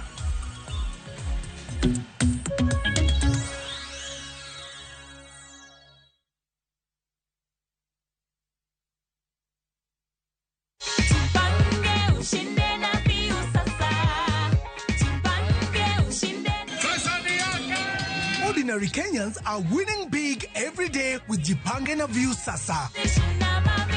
Over 3 million shillings already awarded. You can also be our lucky winner. Simply subscribe to View Sasa from as low as 50 bob through paybill number 724177, account number, your telephone number. Watch your favorite shows and you could be our daily, weekly and even the grand prize winner of 2 million Kenya shillings. Nikisema view, mnasema sasa. View.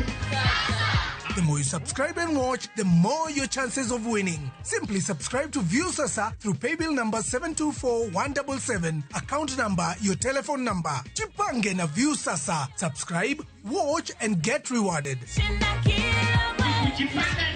View Sasa.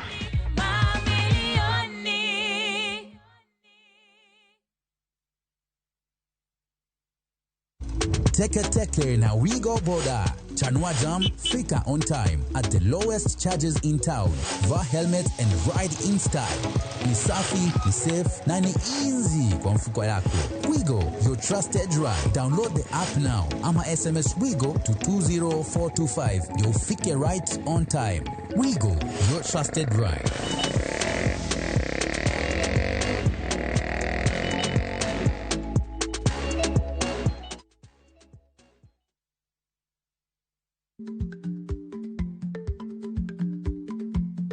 Jarikni jamuod nyoyo gi kuoyo.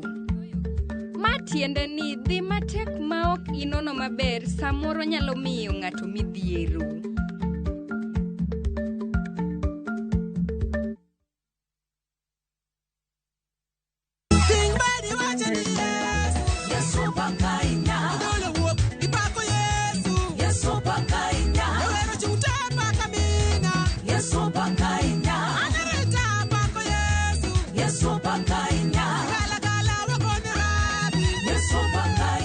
Ng'wono mar Nyasaye kihero wendeni bonyesa star 860 star 419 has to parni ya Ramogi TV ene od jower duto te. This festive season, begin a story. Qatar invites you to experience a different kind of magic, where every moment feels new, every sunset feels personal, and every traveler is welcomed with warmth. Discover Doha with our festive Qatar getaway from the 23rd to the 28th of December from just $1,385 per person sharing. Explore the dunes and the inland sea on a thrilling desert drive with a barbecue dinner under the stars and wander through the charm of Souk Waqif, where tradition meets the modern pearls of Doha. View travel, moments that matter, memories that last.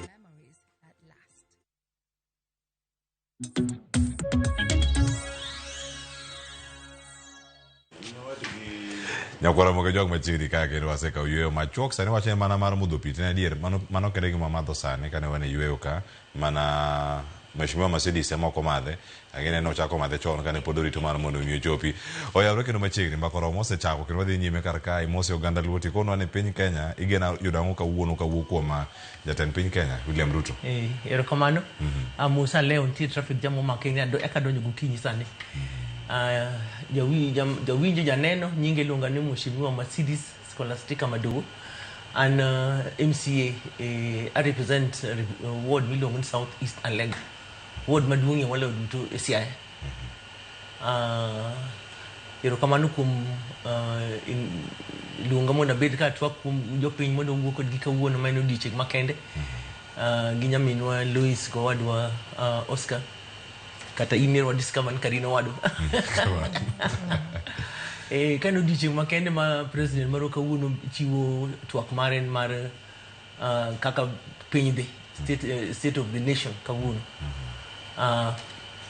Iritang'o winjo maduong' ahinya kawuok kuom weche ma kawuono thuolo mar higa achiel mokalo nochiwo statement machalo kama ma higa achiel makoro nyawacho ka ni higano mar broad based mare kacha kawuono kama entie wadhi neno ka jokwaya medore e od bura nikech mokalo chon ne en mana pamo gi mor lilo jok ma nono ni otimang'o bende ok ine ka ging'eny ahinya kama gintiere kawuono geno mane ma intiere godo gino ma jatend piny olose. Mokwongo en tim maber mondo jatelo bed kachiwo statement machalo kama higa ka higa mangiso o engage gi jopiny ni higa this time last year ne awuoyo kod duto mage chenro mana amiu kawuono mi odiochieng' manyien mondo odwokwa mopong' weche mana wachanogo wasechopo kanyo kuomgi to bende sama koro miwa to wan wabe watimo uchambuzi to kaka wacho ni kaka wabe wanene nikech ngene nyalo wacho ka en malo kuro to wan dipo no ko winji gi piny wabe wa feel impact magik mosetimore koro gima duong' ma an gi geno no bro winjo ni nitie lokruok mane e Kenya e dongruok higa achiel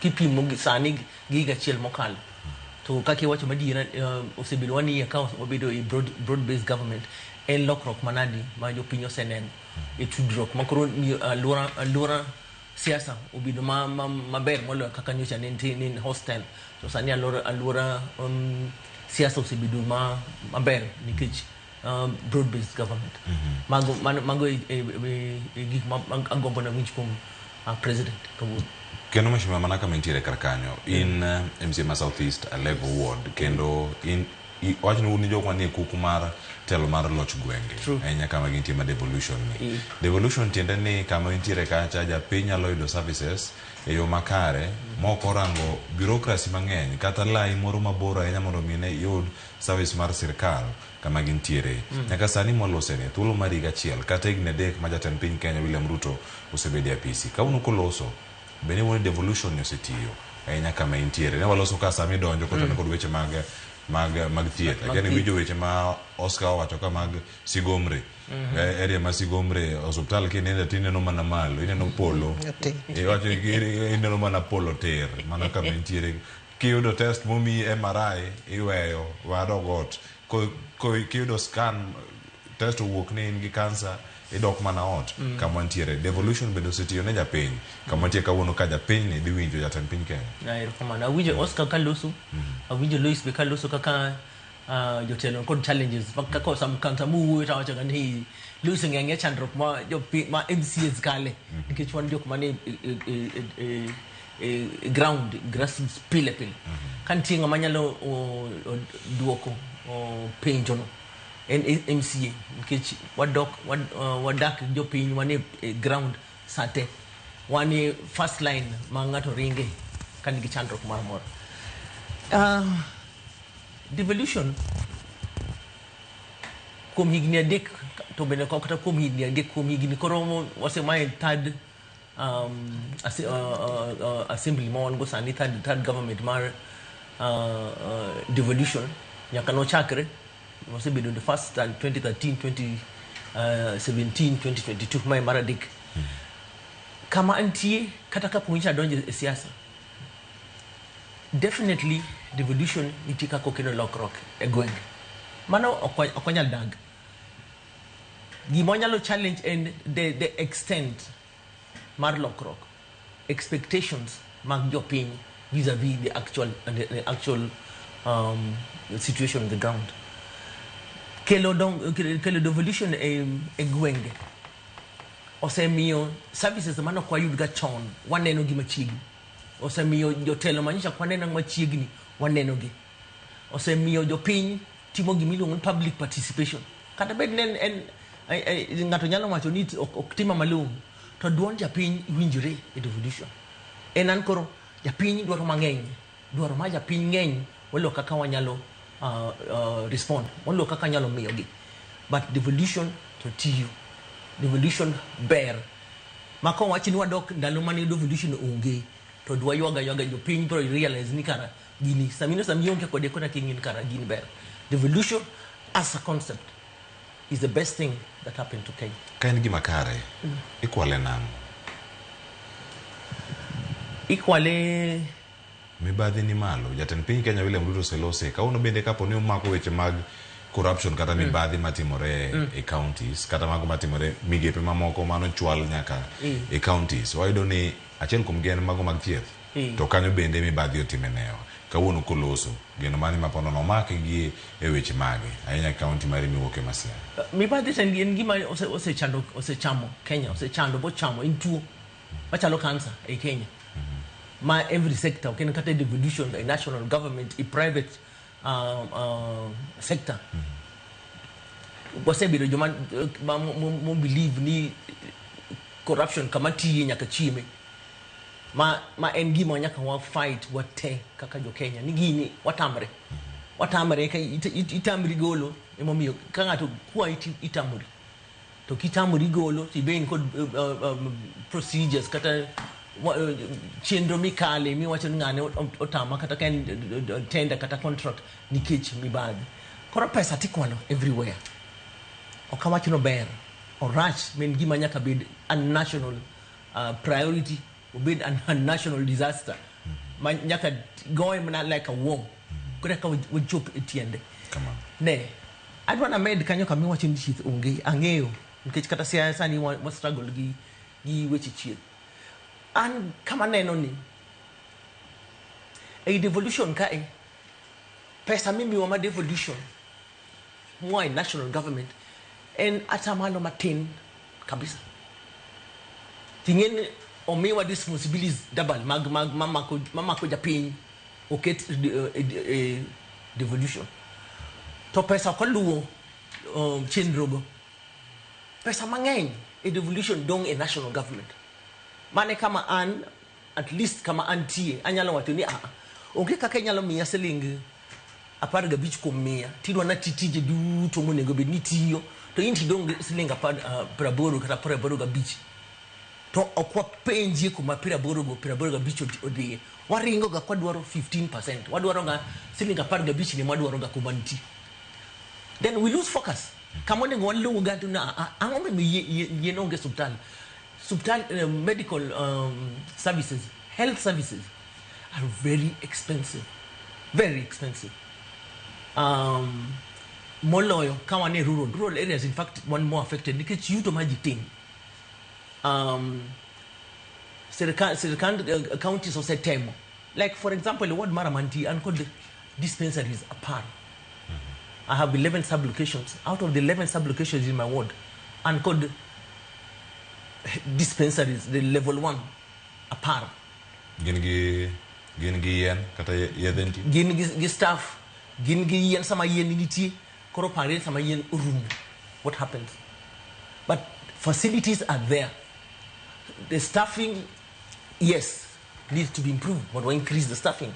So the department, okonyal increase staffing kama duarore, okonyal bedo yen kama duaro sate. Nikech wonge go sufficient budget maduong donga kucha. To wano ko page gaende ko budget ya donge e ma da page kan ko miya tuolo na wuogi president Ruto. Medwa pesa. We will steal them. Obro steal the loopholes maniti everybody tries to steal it. Idhi do tuolo mar loso gi Ruto karamo. Nikech sani telo dhi karumo. Ero tam ni rumo. Kata sani ka loso sani ngina loso Ruto. Koro kata sani ko winji angeni mato platform achiel kuom gi mantiere kar kae to kirange nikech onego bedni une ma uchwalo ywak mag jopiny gi malo ne jatelo malo kama untiere kar ka bende untiere kata gi forum unyalo bedo ni urade kod jod bura mago ma county ma Siaya kuom ranyisi mar mondo mi penjo gi moko kata kapok ochopo ne Ruto be upenjo gi kata ne James Orengo motel ne county mano ma Siaya kuom ranyisi ma bende in MC makacha to dwoko gi chal nade nikech chata gi mapenjo mako ne gitai ka ucha gitero ne giruto to health cha ni kodwe county kodwe county nyaka walos kaka jo odbura kaka wan oyier nyaka dominated kwa nywakre nikech teach maro maduong en kelo services mo malo nyaka chop kum jopiny kata services go timre ngama yudo ywak matek kama yudo lweny matek en MCA kata gik monego Ruto los moko losre nderni moko los duogo ka MCA gik monego governor bene los kanyo nikech budget ma governor bene en kod ntie priorities magin go pesa ma chopo e ward na kuma nitie en pesa matin koko lose ya pinyo ngi manana ana timra na dia ba wacha gen en pesa matin e momiyo dwaro watu ngeny to moloyo amedo ga kama kena medo kama no ni piny mar luo wasebedo kama chin ga chon wasebedo kama area mane dongro ni chien koro kine gweng tibedi nena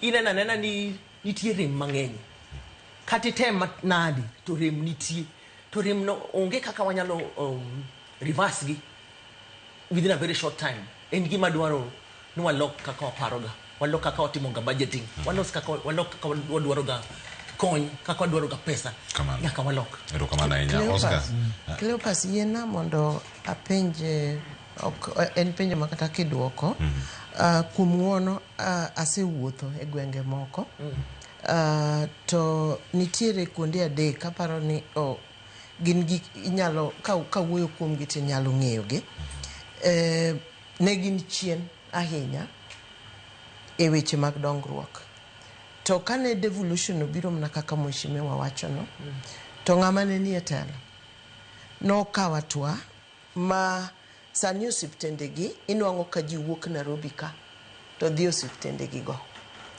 ariyo kuomgi oseketo nyaka migawo mar thiedho weche mag paro ma samwa wuoyo kae ndalo moko ne abede board mar jo hocho te me Kenya ka ne gikwayowa mondo wamigi jo hocho 8 magi ndiko gine Kenya ka giyudo pesa machal koro Oscar omulo wach moro ma amora ahinya ka mheshimiwa ni ka ang'o momiyo wan to e gwengewa makocha podwa onge gi ng'at mosego atua machalo kamano kata gweng kata kamosego atua machalo kamano Kiambu kae mano to kaluor wacho ji wuok Nairobi ka to dhi Kiambu nikech hospital tiyo services gitiyo nitie kaka gikonyo ji koro okang'eyo ni onyalo bedo ni en onge mar pesa koso en nang'o nikech iyudo ka an gima ng'eyo ni devolution ber kendo ber kabisa to nitie jomokonyo machalo ka gima gini obiro mondo konygi to ok kony ji te nikech onwang'o gik mane ok donwang'o in 2 years 3 years ng'ama ne onge kata gi ot osegero gorofa mogero kila kitu monyiewo Prado mokendo monadek yani maybe nitie jok mane devolution ni obiro ne penjo no ang'e ni mheshimiwa yudo thuolo mar duogo kachene imed mar Oscar bende mondo amede ng'eni mheshimiwa to obiro maber kendo ing'eni en mheshimiwa maluoroga Mercedes ni en ng'ama ne wan go gi hope mang'eny nikech to be honest for the last almost 20 years kom mar MCA poko attract ga jok ma wigiler ka Mercedes so I'm so grateful about Mercedes wasebedo gi discussions mang'eny and all other Mercedes ni kendo be jatelo mar jok mamine mane county women caucus kuro ando telo mar temo ga timo kata mna weche mag medical issue mar strike mag nurses nyocha dia discuss kod how could governor benyocha wa discuss go mondo waget muluongo ne back to work formula to doho nyocha kadho ni gidoge tich ma konsani gine tich we are happy about that one otherwise big ma as it is wacho two things challenges mantiere kod kata ma Lois Bomedo challenges ariyo challenge achiel iwinjo sama governor Orengo mana sebedo ka kero betesre e weche mag siago to wacho ni broad based government chande kaka ne wawinjre chande onego bed andike moro kendo wadog mondo wawinjre I support that one to jok mag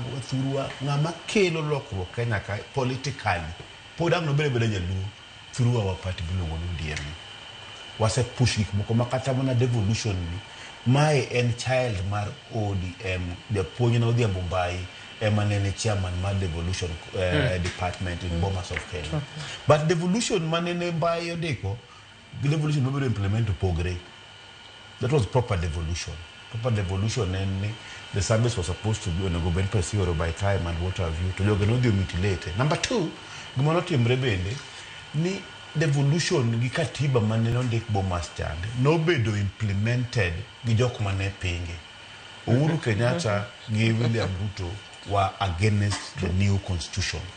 But the Kenyans, the Kenya no make a chance mag implement. Bawa end up one called governor to pod retain the provincial administration, ma one called DO, one called Akiani PC, Akiana, the commissioners Montego made government so expensive. Koro wage bill wani malo, nkechene wa maintain two governments. Mano kone go bed, no maintain, samanene wakelo watu maga devolution. Number 3, sameno ka koro governor lengo watu nego bed, no adoke winja. Wini udinga bi watu neawa. Jok manene wa mio chance mar establish mar management mar this broad-based arrangement. Probably are not capable of arranging it. Actually, ngamane nigite kone manamusi ni Raila Amolo Odinga. Yes. Emane winje. But Raila Amolo Odinga chande. Ki winje speeches Mike Wilo Manoduaro. He really wanted strengthening of the devolution. Yes, for sure. For example, Anting Kedabo support the devolution. And I support as a political scientist. I support federalism. Federalism upon devolution. Federalism any the units gain magene magichoko suru margi to gi spend suru margi. Problem nika ponwa choko suru teto wake lokeare. To be distributed back to the people. Such a mokunti challenges, mokunti delays, makelo shinda a service delivery. Another thing, manamaduaro, need evolution mondo, or media pesa. Tingani kawaza then koro one fans, koro kwanya uwoyo. What we want, the negotiation that we are talking about, let us go and negotiate devolution. Gumawacho nego ben kawacho koro wa mio kata uno 2 term. Then in the next negotiation, wacho ni bwana 15% in your chrome. Let's make it 30%. Manage more to the negotiation more we want to go back to. True. Or watch the negotiation and what make it 1 term. No. What watch nika mwacho opening tie challenges musebedo. For example, devolution 15% is too little. It's too little. Number 2, subtante ma Mercedes wacho mantire east Alegoge. Kigo kwa na wacho nika ya tintieti immediate, then kaya thurumu. Ibinyo wacho ya thurumo. Kaya tintieti. Kaya tintieti tentie. Ko rumo to walisi Cleopas. Batamara. Ko chiwega at the beginning of the year. The budget mama sisi get the assembly masaya. Orumo within 3 months. Time orumo chon sana. Most of the year ongega. That is the basic. That is the truth of the matter. Bedunigi magi budget, bedunigi whatever. But orumo chon. Ingeni ko dugo rume kada kapone budget for 1 year. To rumo kata na November to he got to rumo December. It is understandable. Ne awa jiko nyalo nye 1 month more. To ko rumo within 3 months.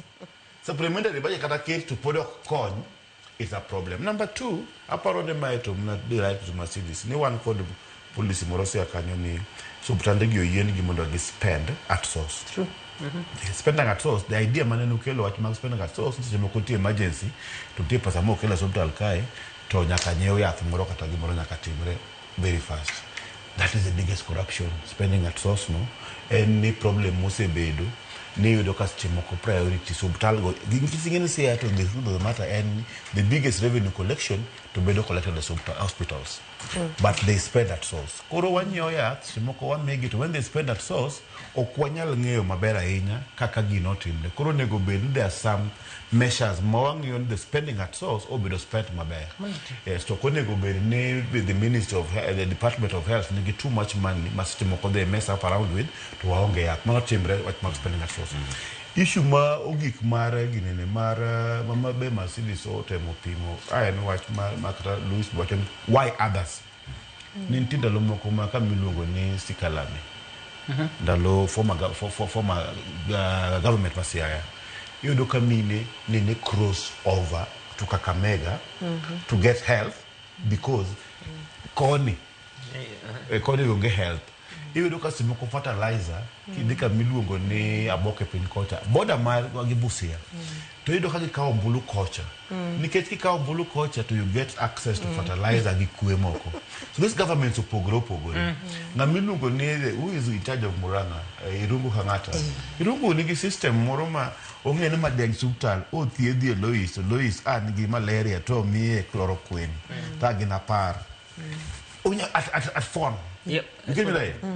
To manoguma wa onge go po the counties wa. We are not able to determine so plan to the study to otina de ngamu theatre theatre so doka Migori for example the biggest problem Migori gi watch Marian and proliferation of medicine most of medicine meters one Migori iyudo Tanzania.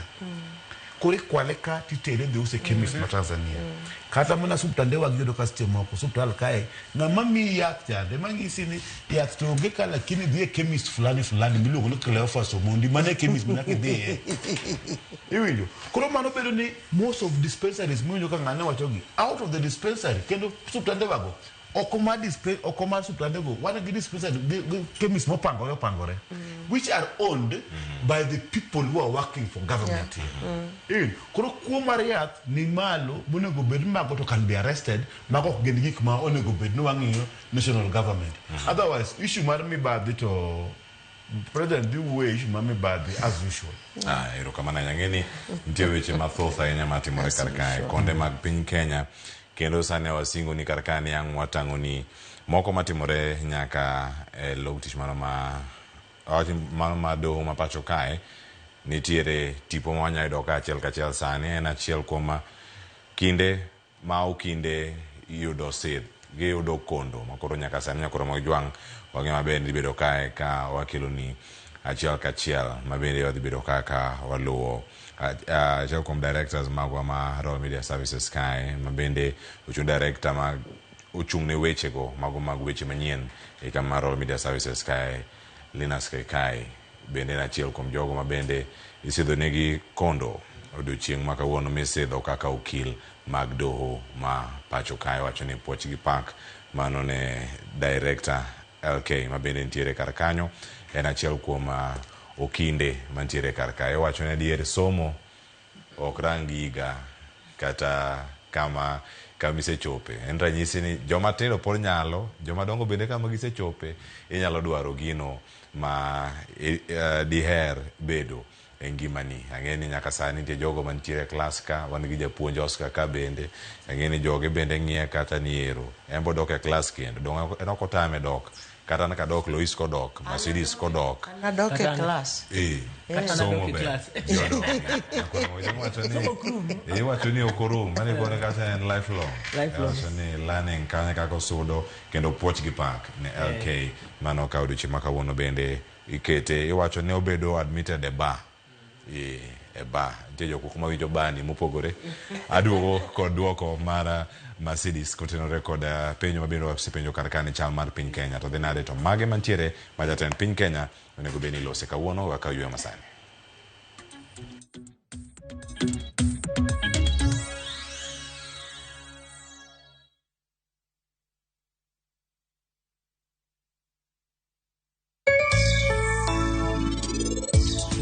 Ohala kiyot, dwaro chuny, dwaro determination, dwaro commitment. Ok inyal chako ohala tiketo ji tionge. Sauna ne en gima chalo fumruok machon mane umowa kod agulu gonget gi yedhe. Ko nitiege jogo mabiro kani kod tuoche mopogore kuomgi, nitie mogo madwaro rwecho ka nitie moko madwaro mana fumruok. Ohala dwaro ni ichako tibedo kanyo i-monitor, iwuoyo gi clients gi at a personal level, mondi i-create that community.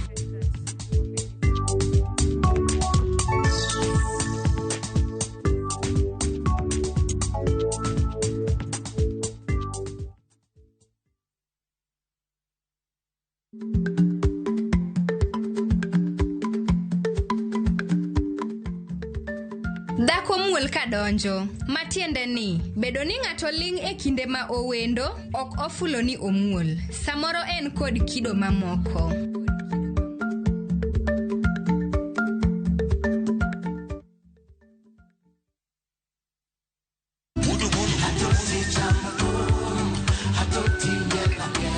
Woktich ka woktich wakelo ni duond yawuoto nagi. Ka bende tich ariyo ka tich ariyo nyakoro Ramogitvlive en odiochieng' mar yuto mari. Chieng' tich adek ka tich adek nyakoro Ramogitvlive en odiochieng' mar mine nyalo kachiel koda weche hera. Kachopo tich ang'wen nyakoro Ramogitvlive wakelo ni kama nene yani TBT kod thumbe mamit mokalo. Furahi the edition en thum kaliech. Loso kapuoyo nyakoro Ramogitvlive. Ka wakelo ni jothumbe mopogore opogore. Kanyo ndo bende wakelo ni gimiluongo ni yawa.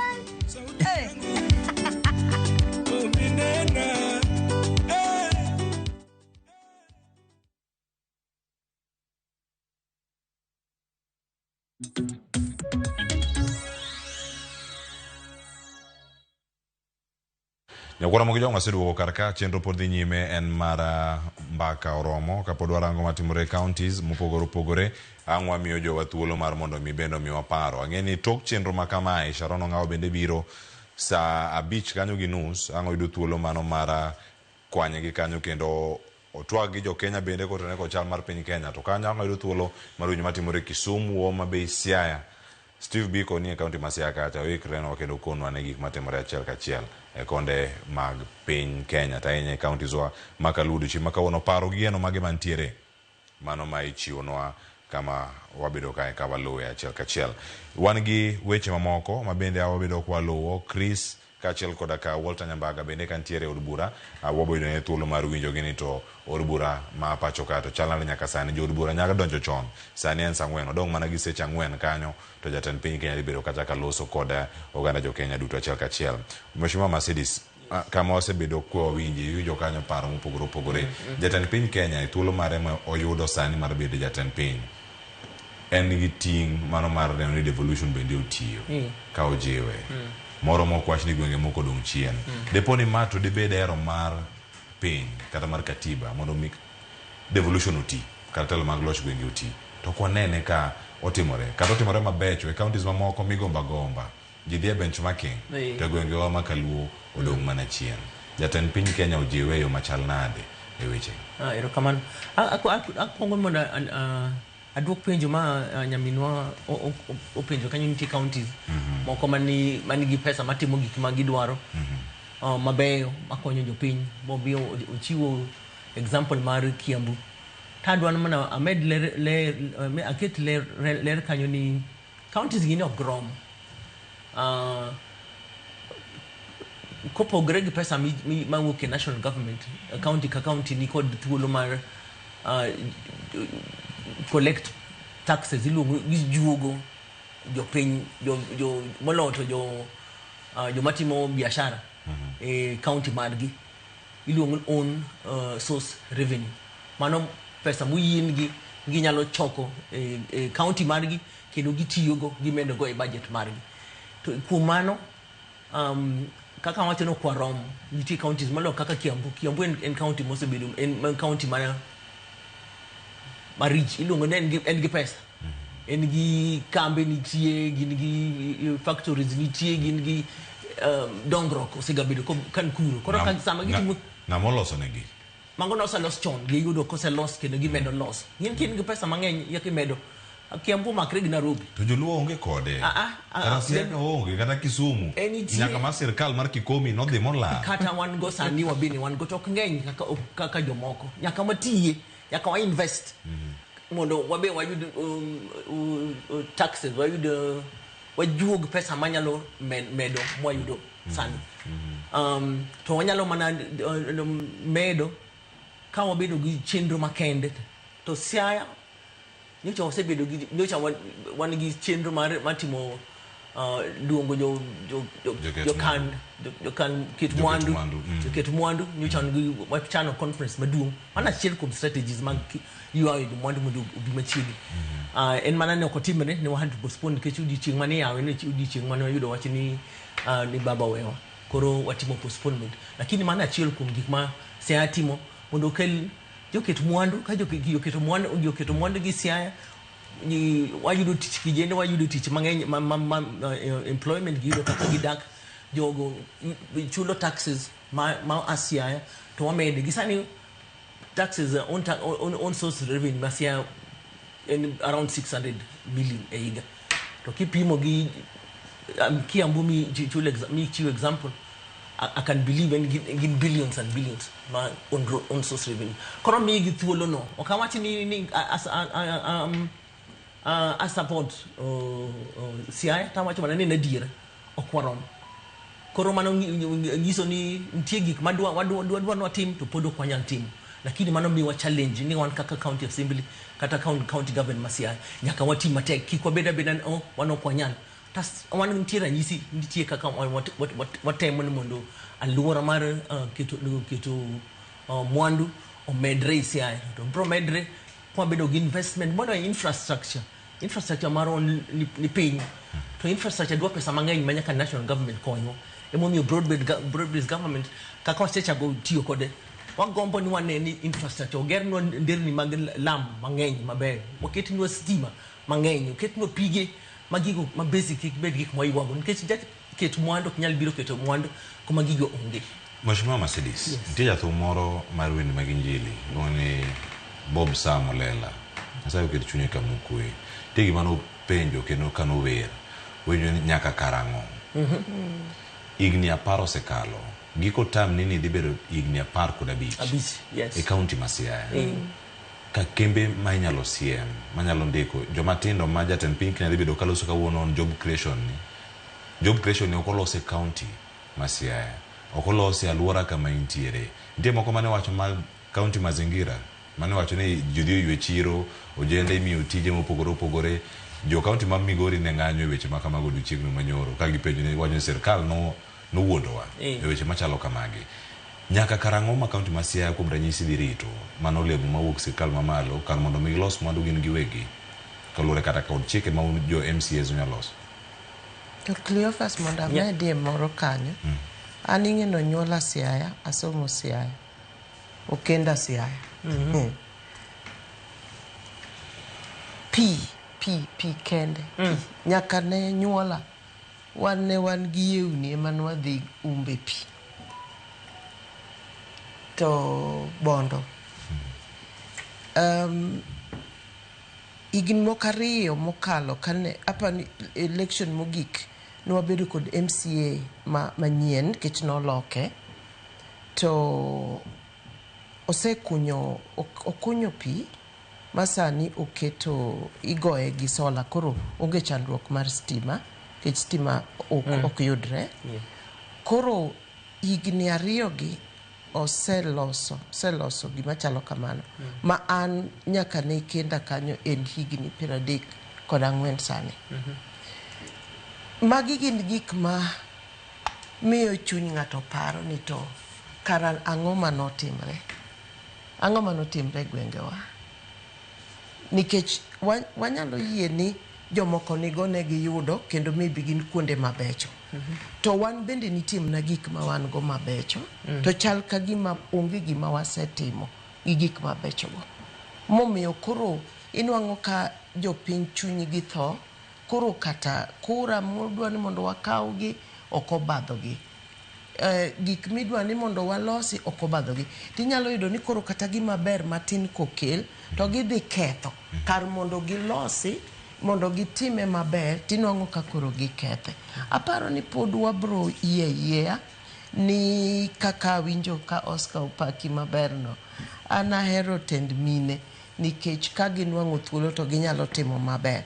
Nyaka koro wadoga piny mondo wang'e ni to ang'o manotimre nikech igni giduto pok nokuny pi e gweng' kuma antiere ni.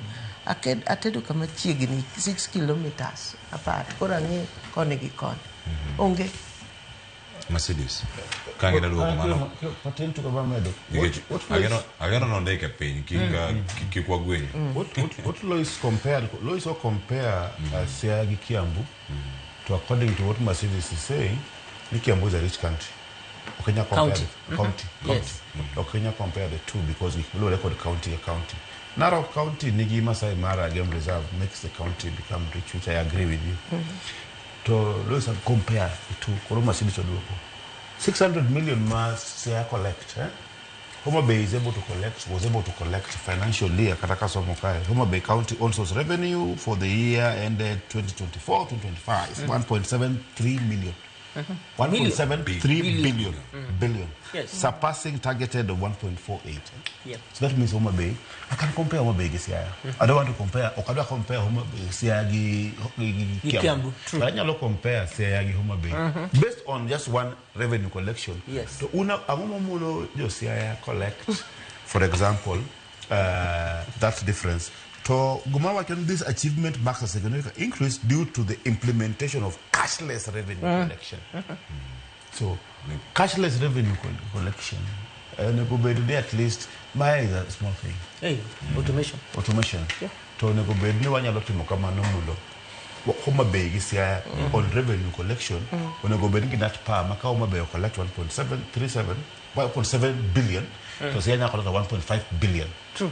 That means there's a problem on issues mag revenue collection. Tukoro mano bende, mano ka kimere kar kanyo, jiwo devolution kanyo. Nyaka karango, mapodwa bo medo. PM gi jogo mantiere le bamba wa. To wan gi mwanno e lwetwa, kata kaka nyalo ket mwandu ni e lwet jopiny. Enya kama gintiere. Ero kamano. An kore ja county manti kora wuoyo. Ojo county. Because you don't only just say uduto. Responsibility. Mawana waonge go. To one bed chimro ko edo position of responsibility. We will be asked the same questions. Kamano Mercedes. Ero kamano. I check when I give my point ma wadu Oscar watch revenue collection. One kakajo odbura and kendingen and how maber and kase committee man finance and trade Sia County was say in finance in department committee no reports mag financial reports due to every 3 months nyakakal committee no mo wa ketilwe do mo penjo ma kama waneno kanti kama okutire maber nyaka watch nyaka make recommendations kaki loss koranya awu confidently niko chopo kar returns kata returns mi wacho no aka hospital ni pesa mi choko hospital kaka tiyo oken transparent mana I confirm ni yes I wacho gima correct ni pesa ngeny pesa ma own source masia my out of the 600 million a bulk of it and work sultan titiyo itiyo kode sultan kanyo kaka gitiyo nyaka give me wa reports nyaka wa pod every quarter kar revenue ni wanyalo yudo pesa mangeny bolo 600 billion mane na dire be wasema cho mungiche wasekata kitu pesa budget mar automation bid cashless mono kidi jog johala kamora mantie to ungekoro receipt machon minde ko gelwedono wasekete budget project no se chako be implemented a little bit poko bedo completed to se chako be implemented into a number of the revenue collectors tayari se chako tiyo kode so it is work in progress. Then gama teach mangen bro completed by the end of this financial year. So we are going to go cashless. Wasene no kata matin manyecho wasecha ko pilot wasene no difference. Ni the cashless no mio pesa majugo ma receive kaka on source wasecha ko med. We have seen it already. So 1.7 million, 1.5 million, billion. 1.7 billion, 1.5 billion, kata 2 billion, and confident then pesa maka was streamlined the system. Mondo unge kuma pesa morala likichiki pesa kama eliwedo and temptation. Kamano, adano lok tanga matini kendo waranga na kama chielo bende kotene koda mathosa nyamana watemorango karakagi mogeno jatempingi adibedo kata gitulo magrango chal mara rita kwe ipachokae. Iwacho ni en gima chako malo turide nyaka gwenge ido ka ntiere gangs matatino muwuok mantiere mana chiel mano wacho jok mabeta je kor gwenge mano to mag gwenge manyalo to arita mar piny Kenya kama piny Kenya ntiere irango kaka piny Kenya rito record jogi mantiere bamba iwacho ni piny Uganda, Tanzania, Somalia girito border magwa tong magwa nitirito giyo machal nade santi nyaka magi mag cyber crime asani wacho ni moja ji mbui ilalo pesa ni jolimbe biro wito pesa gi jodhi dating apps ngato lalo milion 1,800 omiyo ngama poko neno ga ngimane duto kama gintiere kato bange nitiere paro mano maduoko piny terrorism kata magunjore mawuok kuom jogo mantiere oko achako dikae bende mheshimiwa Mercedes kama ntiere kar kae Kenya dwaro chenro machal nade mar mondo medier wabed kod rita machako malo to ride nyaka piny ne jopiny kamano Kenya sani kalure gi weche arita ko mise wacho mag ngeny gi betimre sim cyber crime in ka pimo gi neighbors wa Uganda, Tanzania, Ethiopia kang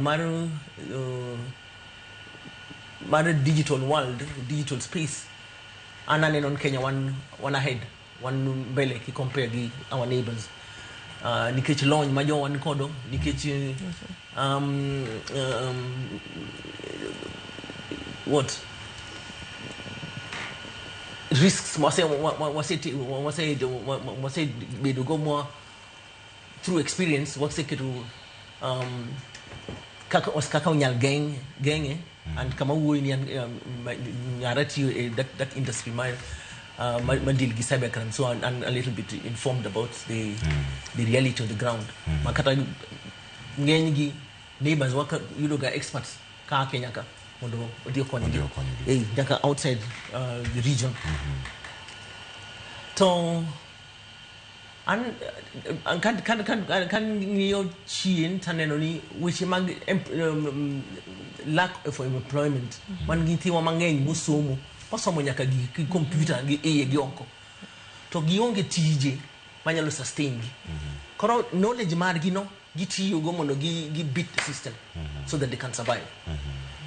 Mana my message come president wuoyo to ere kaka wanyalo tiyo gi rieko ni kuom nyithiwa mondo ger Kenya mondo kik wawegi awen koro gin joma 24/7 gibete sim to en ande dwaro ne itimo nadi, and they are always one step ahead koro nyithindo yudon kara ginyalo yudo pesa mayot ka gibeta beta yot kuom kwalo system. Koro gima miye mondo dhieta chak dwaro tich modhi tiyo makomiye kata tich chulo siling predict to neno ma pesa mayudo kata in a matter of hours.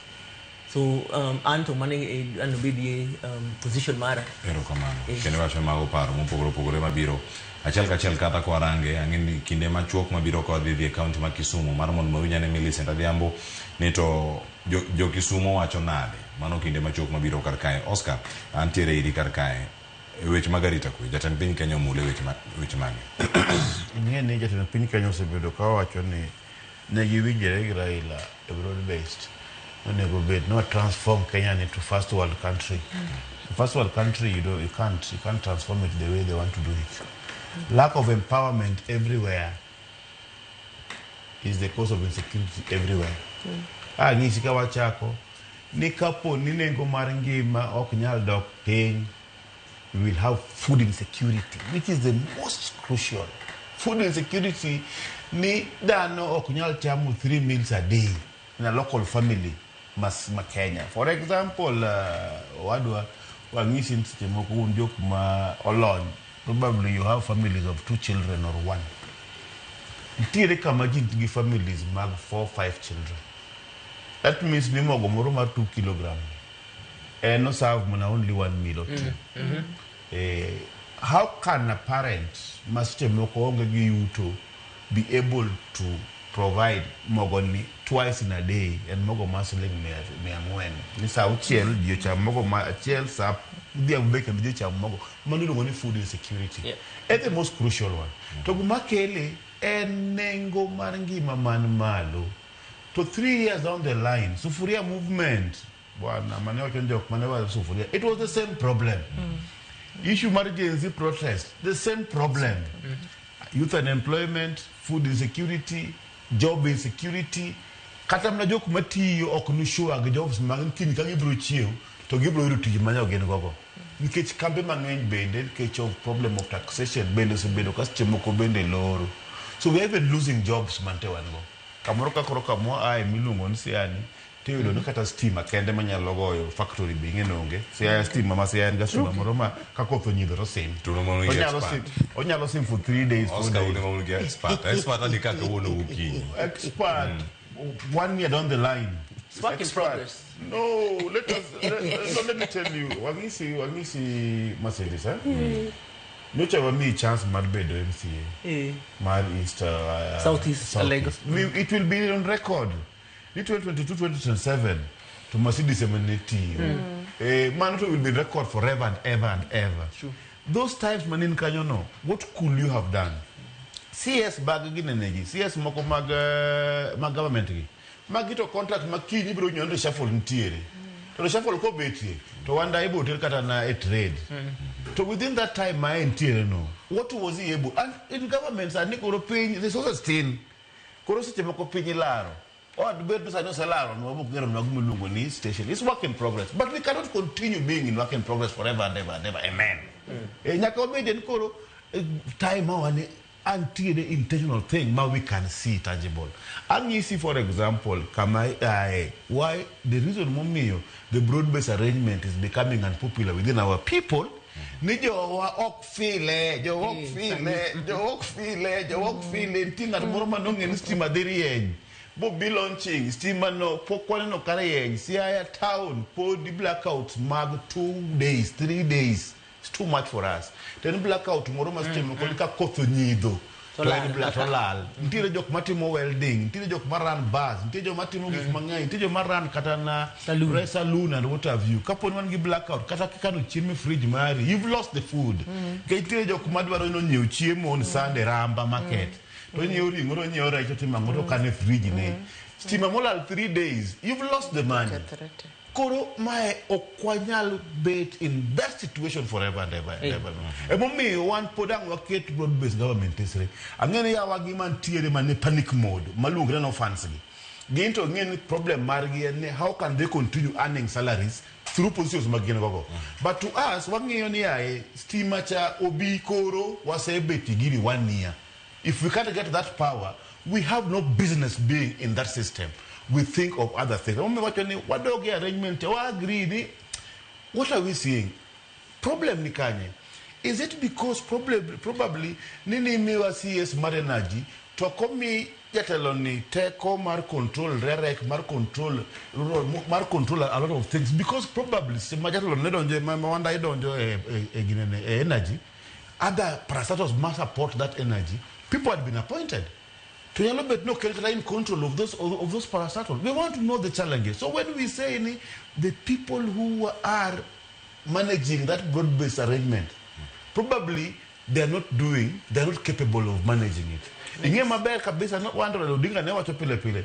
Nika wone waonge broad-based kinyi wantie. Ka wone waonge because gik mane no push mondo timre neno duaro. But jok mowegi to nyalo bet ni problem margi gin orphans. So anything mobedo given, they can take. Koro chuno wa ni mondo wa pull aside, mondo wa ni Mercedes East Lego, they get power.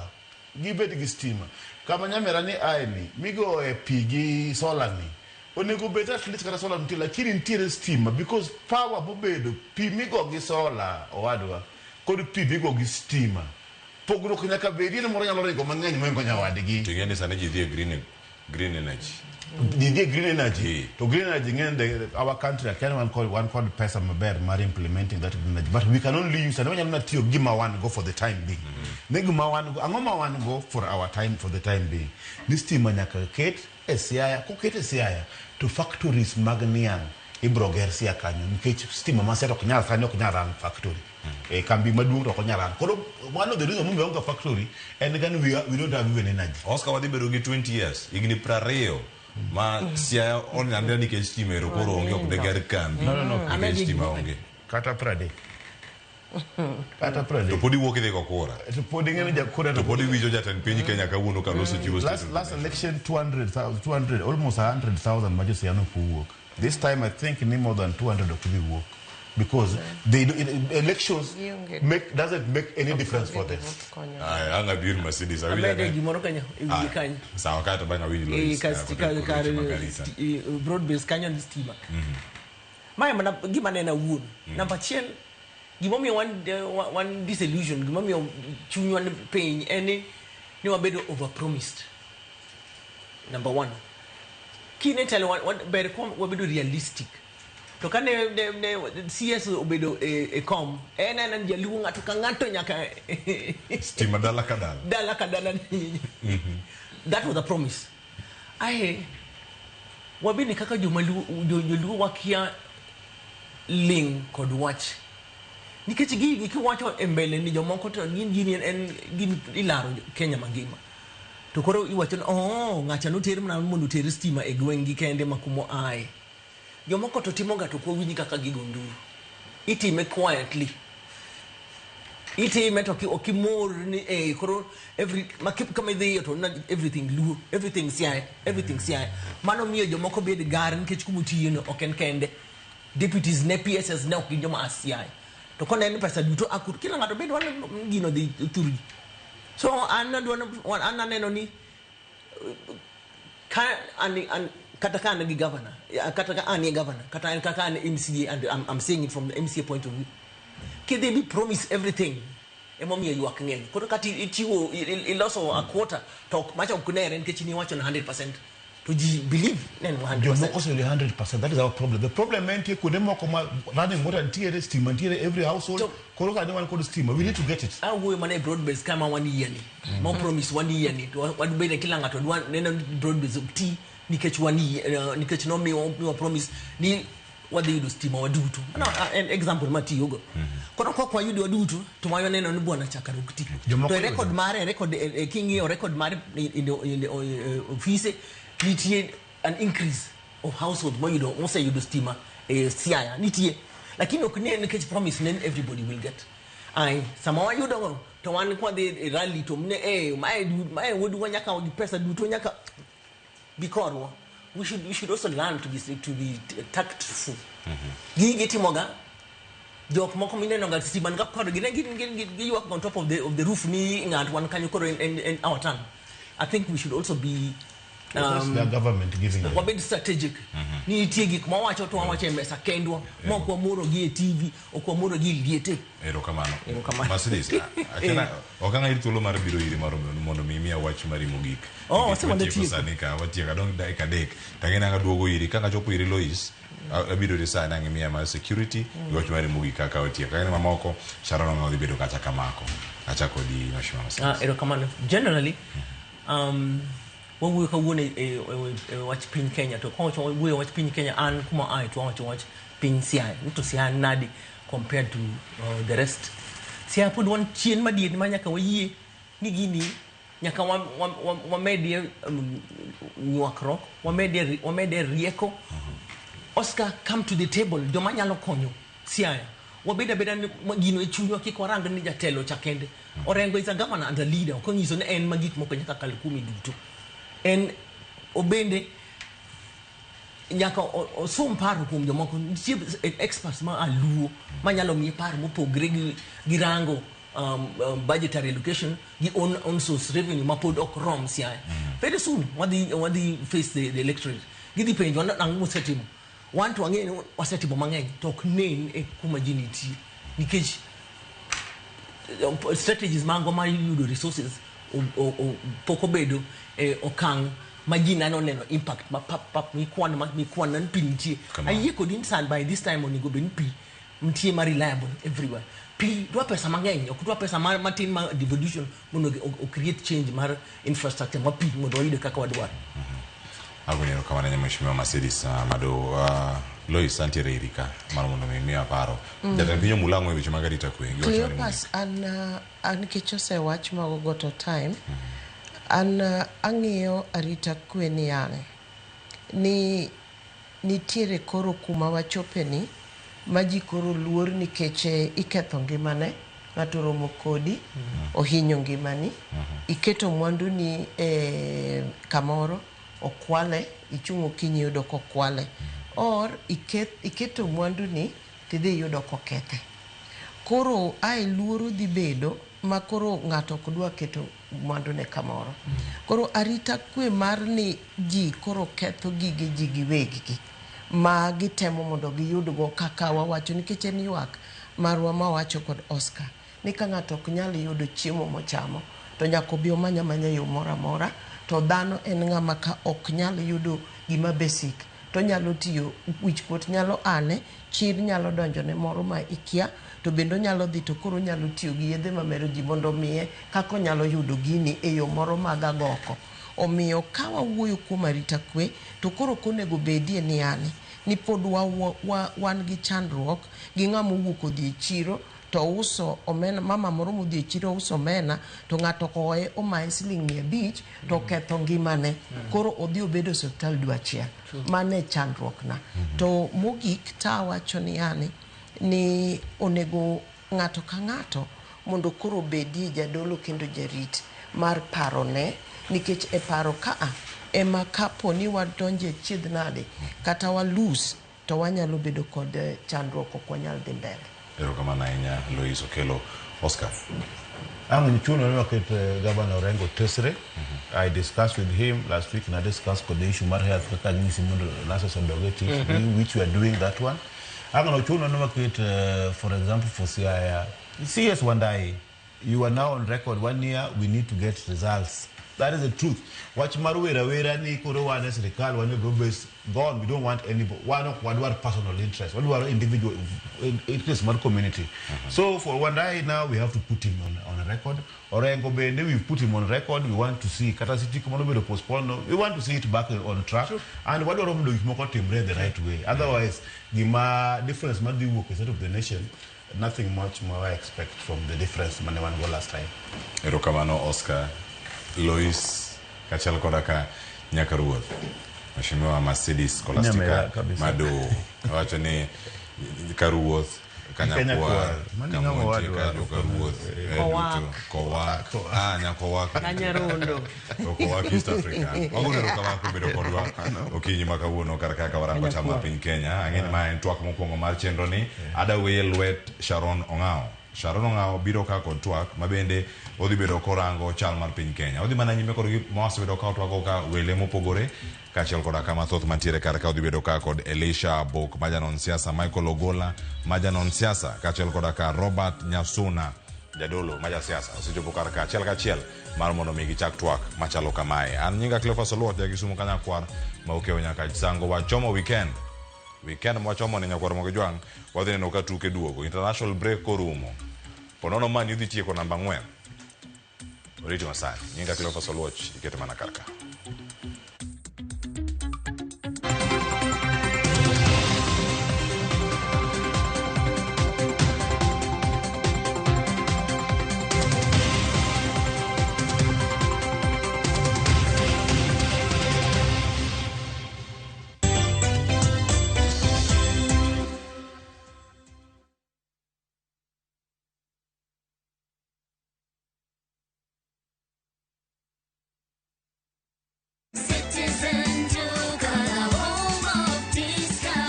It's big, it's better, it's the November prize crush only on Citizen Duka. Usipate stress ya shopping this November. Citizen Duka itakupanga.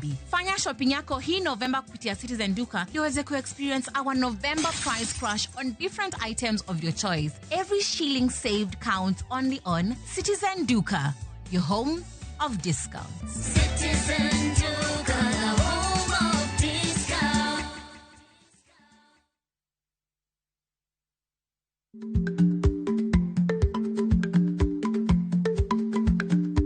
Ich lach nonego okal tako. Ma tiende ni bedo gi miluma mar yako mang'eny nyalo kelo rach.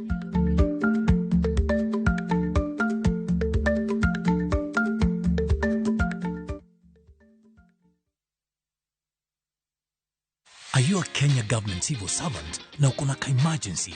Usijibox kwa noma. Borrowing on MyMobi has never been easier. Simply register, apply, approve, and get your cash in minutes. Dial *531# and get up to 20,000 shillings to sort your emergency and pay from your next pay slip. No paperwork, no drama. Ni wewe tu na simu yako.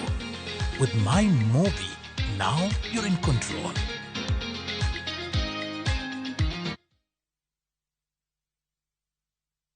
Chunyame gombo monada gikodi. Chunyama iye gombo monada gikodi. Dak maunge kelele. Zedi. Maunge kelele. Would have won. Era maunge kelele. Maunge kelele. Tuko busy. Osip maunge pangana. Maunge pangana. Mondo iyud thuma mar hera maunge kelele kaka sikiza tune mari bonyeza *812 *784 # Ramogi TV e od jothumbe duto.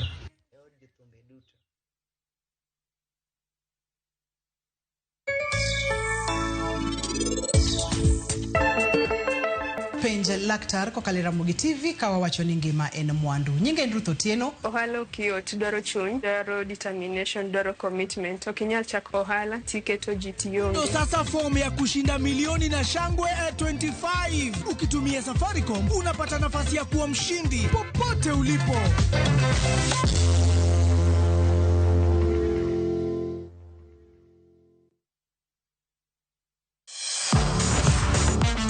Ne thuolo mar yudo weche tuke duto nyaka mopondo.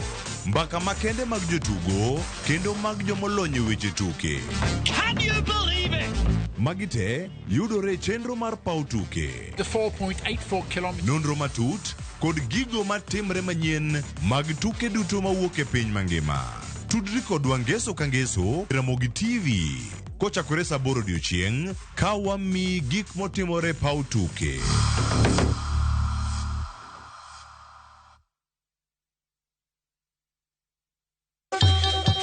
Ang'o mosetimore ne joma ne ochweyo ogandawa? Adhi primary Kagonditi Primary School. Gin kanye sani? Amobilize kaler te, ne wago poro to gibiro wasombo kidi to watero kacha jite e secondary kacha. Waromo gi jodgi to wafuenyo sigand ngimagi mopondo. Siasa ka ng'amoy waye maduong' katere siasa en Daniel Arap Moi. Ng'e ranyisi mabeyo mane giweyo. Ne japiny mopogore kata ng'ama ne nie duond loch ne neno ni kopo ni Kenyatta dhi Tom okawie thuolo ni mondo tanwa piny ni kaluwore gi mwaseneno kuome. Ang'o ma gitimo sani? To kata kamano be pod gin kodwa.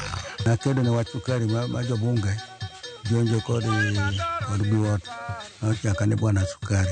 Gin kanye kod Walter Nyambaga tich ang'wen saa 3 otieno mana e Ramogitvlive.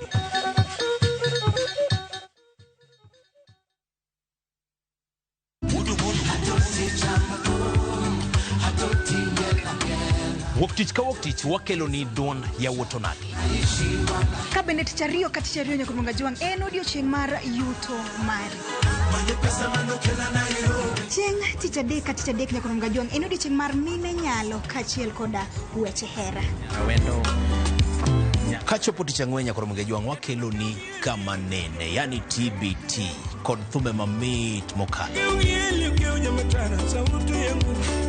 Furahide edition en thum kaliech. Loso kapuoyo Nyakuronga Jwang'. Ka wakelo ni jothumbe mopogore opogore. Kanyo ndo bende wakelo ni gimiluongo ni Bes Yawan.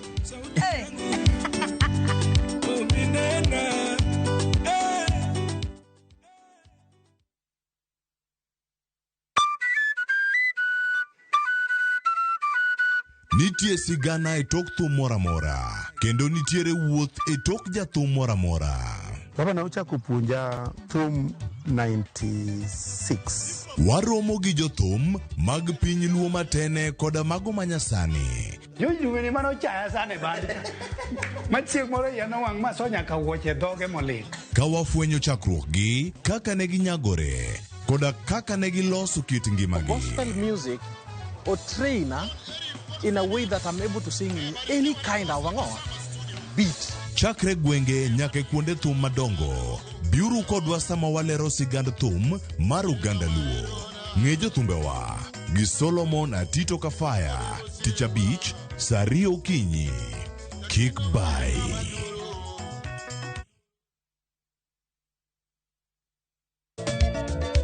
Machiegni Nyakuronga Jwang' e chenro mar Goma Owake. Wuok tich akelo ni mix mokwe. E kaito tich ariyo Reggae Owake, yani tunaongea na Majar Rastafara. Alafu tich adek Nyakuronga Jwang' akelo ni mana yani ngeni mpaka kiwasani. Tich ang'wen is kama nene, yani kitambo zama za kale. Alafu Friday, si unajua tu Friday tunafanya namna hii. Nyakuronga Jwang' Friday sukuzo wake. Sapara kidaka paga beach nyaka sapaga Rio kod an PDG Papa Vic, yani ukipenda mzee kijana.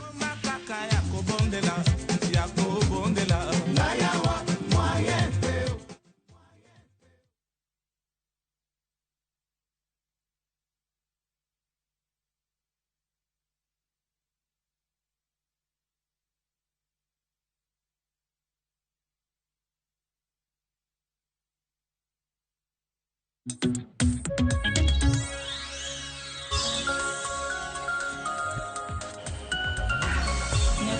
neno kanyo dakika na par tok sabich mano maro nyango wadhi nyime koda twak marwa ukiny maka unya koronga jwang watu wako tende kod chala mano mar piny Kenya wang'eni chenro mar mbako romo watieko ga sabich maro nyango katika mano odiochieng' makawuono wabiro bedo kwadhi alanda nyaka rom kanyo saa 7 mar odiochieng' nikech odiochieng' makawuono karom kanyo saa 8:30 maneno kodong' mana seche 3 nyaka rom gajwang' to jatend piny Kenya biro bedo kachiwo twak mare kotende kod chal mano mar piny Kenya twak mabende jatend piny Kenya jachiwo iwacho nyadichiel e higa twak mabende ichiwo e nyim od bura maduong' ma pacho ka Moses Wetangula mabende ni speaker mar od bura mar National Assembly bende noselando chieng' tich ariyo ni odiochieng' makawuono saa 8:30 jatend piny Kenya biro bedo kachiwo twak mare ayanga omiyo antiere gi jofwambo magwa mopogore opogore nyaka rom gajwang' e gwenge mopogore mabende biro bedo kwa tudore godo mar mondo mi olernwa ni jopiny to nene yo machal nade gidwaro mar mondo mi jatend piny Kenya omul weche maket kod mage omiyo gisenya korom gajwang' adaro mar mondo mi hadhi e liare mano mar od bura maduong' ma pacho ka atudra gi jafwambo wadwa mano Chris Owino mabende biro bedo kalonwa twak makamano achiel kachiel. Chris kinyalo na winja amosi ni misawa chal nada hinya alwora liare mar od bura kamintiere. Chris kinyalo muna winja amosi ni misawa gino mara ni in makare katika manani ni achiel kachiel mana kinyalo nyiso ni korom gajwang' ni chal nade e liare mar od bura maduong' ma pacho ka e kinde maneno mana kodong' mana seche 3 kende to igeno chopo mar jatend piny Kenya e od bura maduong' ma pacho kae.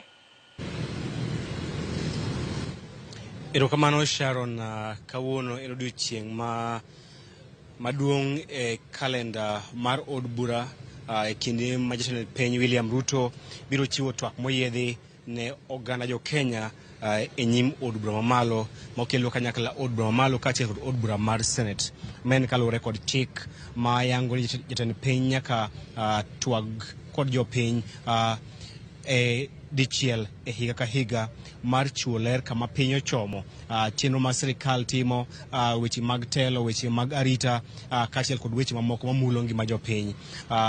Koro odiochieng' ma kawuono jatend piny William Ruto kar saa 8:30 biro chopo e od bura mar mondo ochiw twak mare moyiedhi e higane ne jopiny kokalo e nyim od bura kendo nyiso jopiny to en kong'iyo kod angolo mare mar telo angolo mare mar eot mane e got kata House on the Hill State House oneno ka piny Kenya ochomo kamanade e weche mag telo weche mag siasa weche mag arita kaachiel kod weche mag uchumi chenro ma sirikal mare oseketo okang' ma sirikal mare osegoyo odhi yudo thuolo mar nono report card mare owacho ni kuom penj 5 manatimo kuom max 500 duto amira max 400 nikech mae gi mae kata amira max 200 nikech mae gi mae masetimo to mapo katimo nikech ang'o to achano timo gi karang'o mago weche mwageno jatend piny William Ruto dhi miyo oganda jo Kenya odiochieng' ma kawuono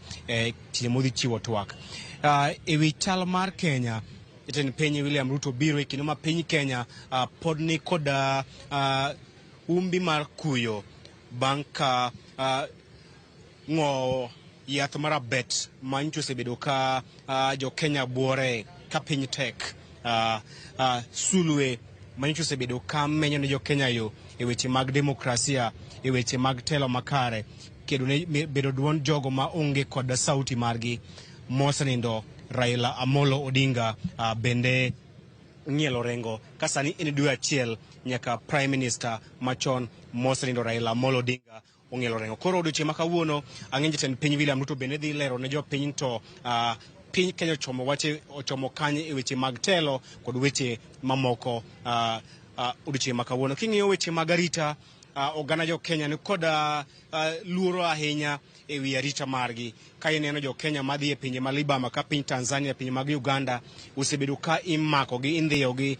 kendo irocho ratiro maggi arita mar jo Kenya pod en gima jo Kenya pod dhi penjo jatend piny William Ruto kod singo mane ochiwo kinde mane ochiwo twak mokalo koro twak ma kawuono odhi time e nyim jo od bura to jo piny dhi winje achiel kachiel kata kamano jogo madhi winjo wach ni mokwongo gin jo od bura koro dibedna maber mondo akaw thuolo ni ami jo od bura mabende dhi winjo twak ni machiegni kod jatend piny William Ruto kapod jo Kenya mamoko pok owinje kokalo e tipo mag jowi kaachiel kod stesende mag Nyakalondo.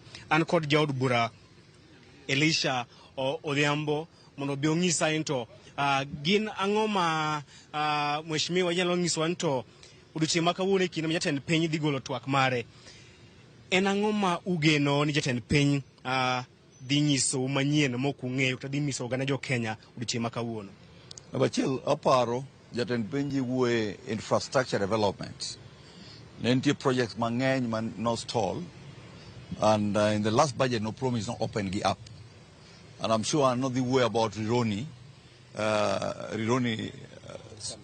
Mau Summit Road that is being done by partnership.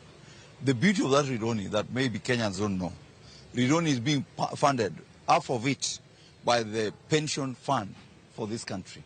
That's where Kenya is getting their bit of support. The other bit is being funded by more funded by China. Kedo again ni jatend piny dhi nyisowa wach somo. Nyocha nitie pesa mane poko or gi minister ma education. Nitie shida matindo tindo, koro dhi nyisowa kaka wadwa resolve gi.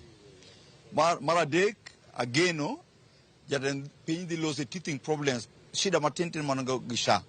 And kaka wadwa resolve gi, nikech SHA tiyo 80%, but nitie shida moko matindo tindo madwa nwa resolve. Mago expectation marwa. But ang'eyo largely jatend piny dhi wacho ka broad-based or stabilized unity ma Kenya. Broad-based government omiyo Kenya and together. And jo Kenya bo paro kaka jo Luo ndalo mane okucho riwre gi jo Luo mane wa form government. Our boss, the late Prime Minister and then Prime Minister Mar Gikibaki, Kenya no grew very fast. And pudan gigeno nikech wariwre gi UDA kaka jo ODM. And gigeno ni coming forward Kenya dhi mbele ka okang' matua maduong' moinga kaka osebedo. Kendo osebedo gi kwe makende.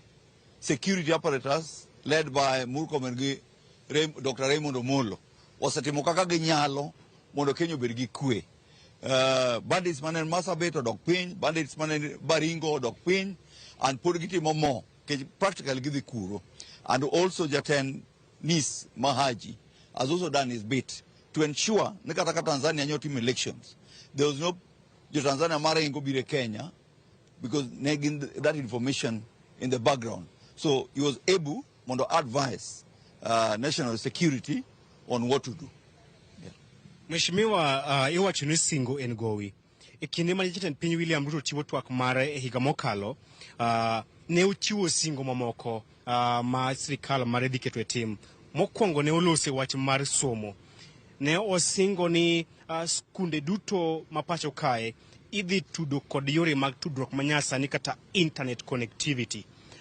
Mar mondo gitim somo kitiyo kod lony manyasani digital learning e skunde magwa. Nyaka sani anyalo wacho kod chia ni mano pok ochopo kare, pod odong' mana ka lek, pok ochopo adiera mare.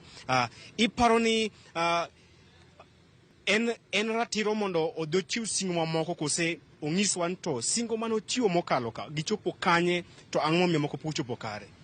Yesu Kristo nomiwa singo madhi e polo, pod warito. Obende singo mano chiwo otemo na timo kaka dhano. Wabende kaka jo dhano nyaka wabed gi geno, wabed gi rito ni gigi dhi timre kaka dwarre. Ang'eyo wach manowach mar keto internet skunde. Shida manobede internet school mapod nitie fiber layout pok otiek te.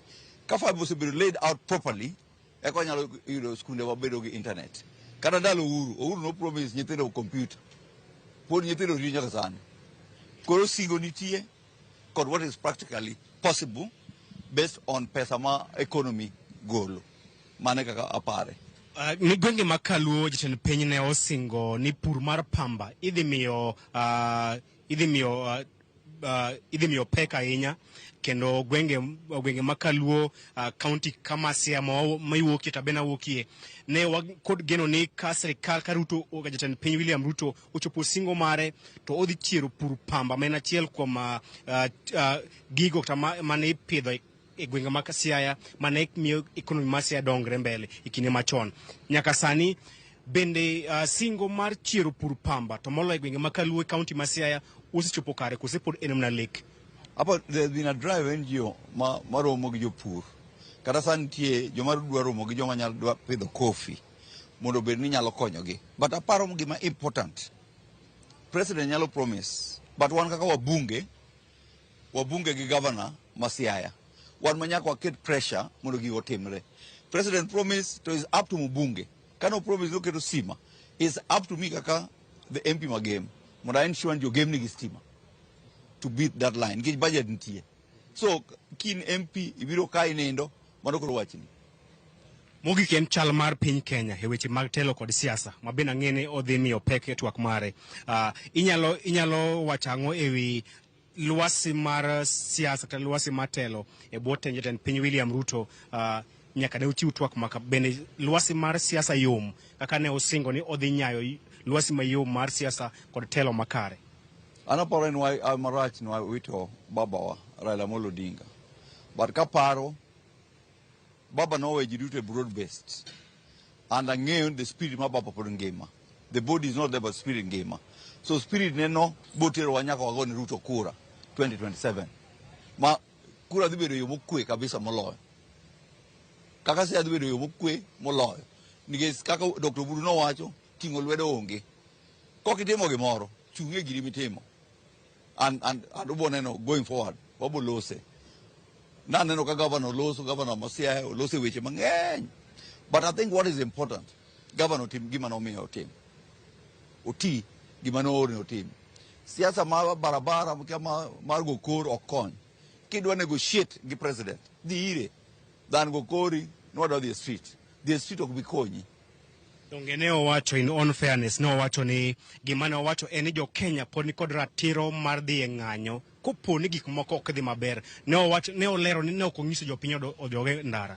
Ne olero ni ne owacho mana kopo ni gik moko ok odhi makare to pod wan kod ratiro mar dhi e ng'anyo, ratiro ma bende baba ne kedo ni. Donge paro ni idonyo ne governor sana maybe no kiwinje maber. Hapa ana winje kidase winje ni ng'eny.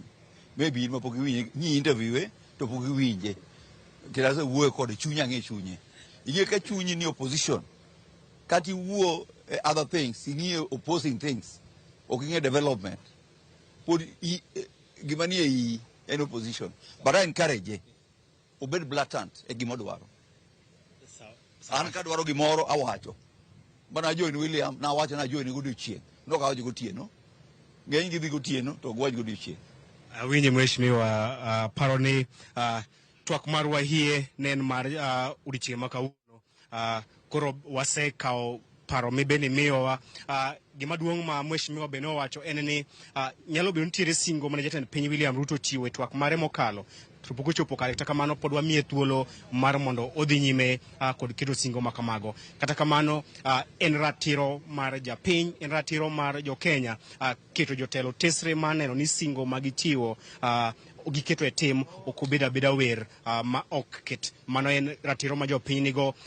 Odiochieng' ma kawuono bende ka odhi chiwo singo manyien geno mar jopiny en to ler ne jopiny to singo mane chiwo e kinde mokalo gisetimore ang'o pok gitimore to mage misechopo kare mondo wabed kod piny madhi mbele ok piny madok chien kata piny ma ichiwo singo to ok kete tim. Koro mano report card ma jatend piny William Ruto biro chiwo odiochieng' ma kawuono mar mondo ler ne jopiny en to neno ni osechopo kama nade to komiye thuolo machielo higa mabiro ang'o ma odhi timo mopogore gi mosetimo e higa mokalo. Mago wadhi winjo chakre saa 8:30 e kinde ma jatend piny William Ruto biro chopo kae mar chiwo twak moyiedhi e nyim od bura ne oganda jo Kenya. Sharon. Erokamano ahinya Chris Owino winjo yo makare en twak adiera mabende oganda mapacho ka rito kod asiso nyakorongo jong mano jafwambo wadwa Chris Owino mabende naloso kanyo kod jaod bura magem Elisha Odhiambo mano e nyim od bura maduong' motelo ne twak mar jatend piny Kenya mabende biro bedo kotimo e kind thuolo mar seche 3 mabiro. Kata kamano nyakorongo jwang en twak mabende biro bedo kwa sumo e studio kanyakla kod e gwenge magwa mopogore opogore jofwambo magwa ntiere akicha kendo gibiro bedo ka giloso gi jopiny go jotelo mopogore opogore motelo ne twak mano mar jatend piny. Omiyo Nyakorom Gajwang' studio bende antiere koda welo mabende osechopo. Antiere koda yawuot Luo adek mabende odoro porodo wach kotenore kod chal mar piny Kenya. Twak mabende jatend piny Kenya jachiwo nyadichiel e higa e nyim od bura maduong' ma pacho ka. Gin ginene yo machal nade? To bende kaka japiny inene yo machal nade? Gin mise mage gin ang'o gini mabende dwaro mar mondo jatend piny Kenya lose odiochieng' makawuono. E studio yiena mar mondo mi harwak Robert Nyasuna machiegni nyalo na kawo thuolo mar moso nyikwa Ramogi. Erokamano ahinya Sharon, adwa na kawo thuolo ni mar moso nyikwa Ramogi duto te kamoro amora ma gintie e odiochieng' ma kama, kendo adwa ni mondo awish gi odiochieng' maber. Erokamano ahinya. Kopore gi Nyasuna Nyakorom Gajwang' bende ntiere gi Elisha Abok. Elisha machiegni kawo thuolo mar moso nyikwa Ramogi. Akawo thuolo ni mar mokwongo goyo ne nyikwa Ramogi mos kuom wito jakom, to akwayo gi ni waore, Nyasaye biro miyo watelo machielo to warwakou e twak makawuono. Erokamano ahinya. Nyakorom Gajwang' kopogore gi Elisha Abok Nyakorom Gajwang' bende wantiere ka koda Michael Ogola. Michael ini wene machiegni hagini no okeno kang mokwongo bire Ramogi TV. Erokamano ahinya Sharon, mokwongo amoso nyikwa Ramogi Gajwang' duto ni okweuru, ageno ni udhi maber. Erokamano ahinya. Erokamano ahinya. Unene yo machal nade e kinde mabende jopiny tiere koda siso mano mar winjo ni higa ni jatend piny Kenya biro bedo ka loso e wi ang'o ahinya nyako tenre kod chal mar piny Kenya. Wang'e ni higa ni bende nolalo thuona mano migosi Raila Amolo Odinga mabende nowito ngimane dwe mokalo. Wang'e ni kinde mabende twak ibiro bed ka ichiwo en rumbi mabende okwako piny Kenya mangima. Korka kachako kodi Nyasuna geno mar odiochieng' makawuono e kinde mabende jatend piny Kenya biro bedo ka loso kod oganda. Igeno ni otwaga kotenre gi ang'o? Erokamano ahinya Sharon, mana kaka iwacho ni ma e twak mokwongo ma ker bedo go koloso gi jo Kenya bang' wito migosi Raila Amolo Odinga manyocha bencha ne en jatend mare machiegni kabisa e weche mag dongruok kata weche mag kwe kata weche mag telo ma Kenya ka. Ing'eni ker William Ruto osebedo gi nyocha obedo gi tabu mang'eny chien kanyo higni mokalo gi kaluwore gi wach mane obiro mar finance bill, weche mag Gen Z. Tineno ka jakom Raila Amolo Odinga kano donje obiro mokwe piny ma piny bet koro nyocha nigi geno kata nyocha nigi kod kwe. Omiyo maendi twak mobedo go mokwongo bang' lal mar jakom Raila Amolo Odinga ma Kenya duto yuago. Kendo geno marwa en ni nitiere gik mane jakom Raila Amolo Odinga ochung'ne mane osebedo kowuoye, mane osebedo kodwaro ni mondo otimre. Mokwongo ne en weche mag kaka compensation kata chudo mag jok mane ohinyore e weche mag maandamano. Jowa mane ohinyore nyocha noseket doho moro kanyo matin mane ng'iyo weche mag joma ne ohinyore go eko. Wageno ni gik mane chiegni ahinya e chuny jakom Raila Amolo Odinga odhi mondo odhi owuoye mondo oashua Kenya ni kata obedo ni jakom onge to mago weche mapod dhi mbele. Nitiere weche mag human rights kata ratiro mag jo Kenya. Ageno ni mago weche ma odhi address nikech chien kanyo ne wasebedo gi weche mag mako ji apoya kata abductions mane timore. Kane jakom Raila Amolo Odinga nolose matek kabisa ma weche go nodok chien. Ma at least for the past 1 year kata higa achiel mokalo pok wabedo gi weche machalo kamago. Omiyo ageno ni mago gik modhi address kowacho ni mago gik ma ok dhi bedo arita kwe e Kenya kaendi, weche mag abduction. Ng'e maler ni jakom Raila Amolo Odinga be nyocha ne ochung' motegno kabisa e weche mag devolution kata loch gwenge loch gwenge koro iluongo ni county governments. Jakom nochung'e matek kabisa kendo ne dwaro ni mondo omed pesa maridore kadhi mwalo kata omed nyaka functions. Tiende ni nitiere gik moko mitimo gi national government monego bed ni koro irido mwalo idhi tim kod county governments. Mago weche mancha jakom Raila Odinga omako matek kabisa. Nyocha wuoyo kata issue mar CDF nowacho ni kaber to CDF mondo koro gol kuom MPs oter kuom governors. Mago gik manyocha chiegni ahinya e chuny Raila Amolo Odinga ma ageno ni ka ker kawuono dhi loso kodhi address Kenya to kaluwore gi lal mar Jakom Ramogi Odinga odhi assure Kenyans ni gik manyocha very dear to Jakom gin gik manyocha gik modhi address mogik mana kaba pudwa loso wach lal mar Jakom kanyo en ni president nyocha wacho ni nyocha giseriwo paro gi Jakom Ramogi Odinga e wach mar keto Kenya mondo bed gimiluongo ni first world nation kendo nyocha gisechako bedo gi mkakati gi kod mipango mopogore opogore ming'iyo go ni to ere kaka Kenya ni nyalo bedo kaka Singapore kata kaka South Korea nikech mago gik mancha chiegni ne Jakom kabisa saduto ka nyocha loso ko wacho ni at independence 1963 South Korea ne chalo kodwa kama to Singapore gini ne biro kata Kenya ka olo wa hola kwa wa pesa to sani gisedhi gin gik moko iluongo ni gin first world omiyo nyocha giseketo mpango kaka Kenya inyalo koro ter mondo chik obed kaka pinje makamago omiyo wageno ni onyiswa ne to mipango mane ma en go mar tero Kenya bed first world nation. Kama nainya wach mabido bido kwa luarinya mar winjo kapo nono no bido koloso e weche maket kod mago takino abok kalure koda in kaka japenya igen jatend piny Kenya bido kaloso wi ang'o nikech wang'eyo mathoth osetimore higane to in iwuon diher mar mondo mi omula weche mage.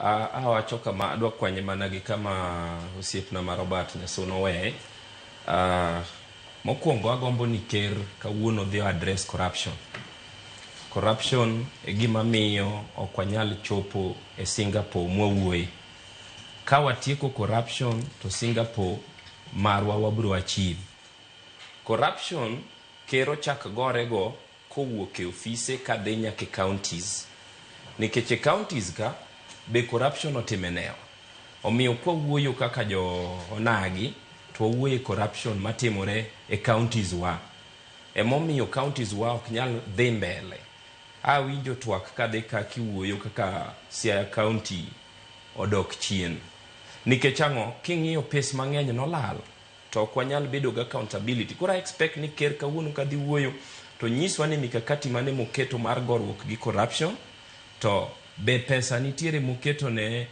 bodies or institutions monego beni gore kod corruption machielo magombo ni kero wuoye kawuono en infrastructure wan bene wagombo ni wayuda highway mawuok Nairobi kochimo Kisumu kochimo Busia mondo at least economic zone wa oyawre iyudo ka kawuono japur nyalo bedo ni puro kata dala to yore richo makata ka koter gik moko onge koro infrastructure dwaro notima ng'onyiswa kako dwa gorego machielo magombo ni kero wuoye en kaka wanyalo duoko cost of living odog piny to kato dhi wuoye cost of living tanyalo kone ni kanyo to kwa bi winjore nikech ing'eni budget nyocho sesom onge kaka ker nyalo reverse the budget manosetimo manosesom nyiso ni onyalo mana ng'iyo kaka supplementary budget moro nyalo biro to cushion Kenyans e hard times magidhi kale nikech be wachimo Christmas korumo to wadhi bedo kod New Year to New Year ning'eni jonyuol koro dhi winjo matek nikech giduoko nyithindo school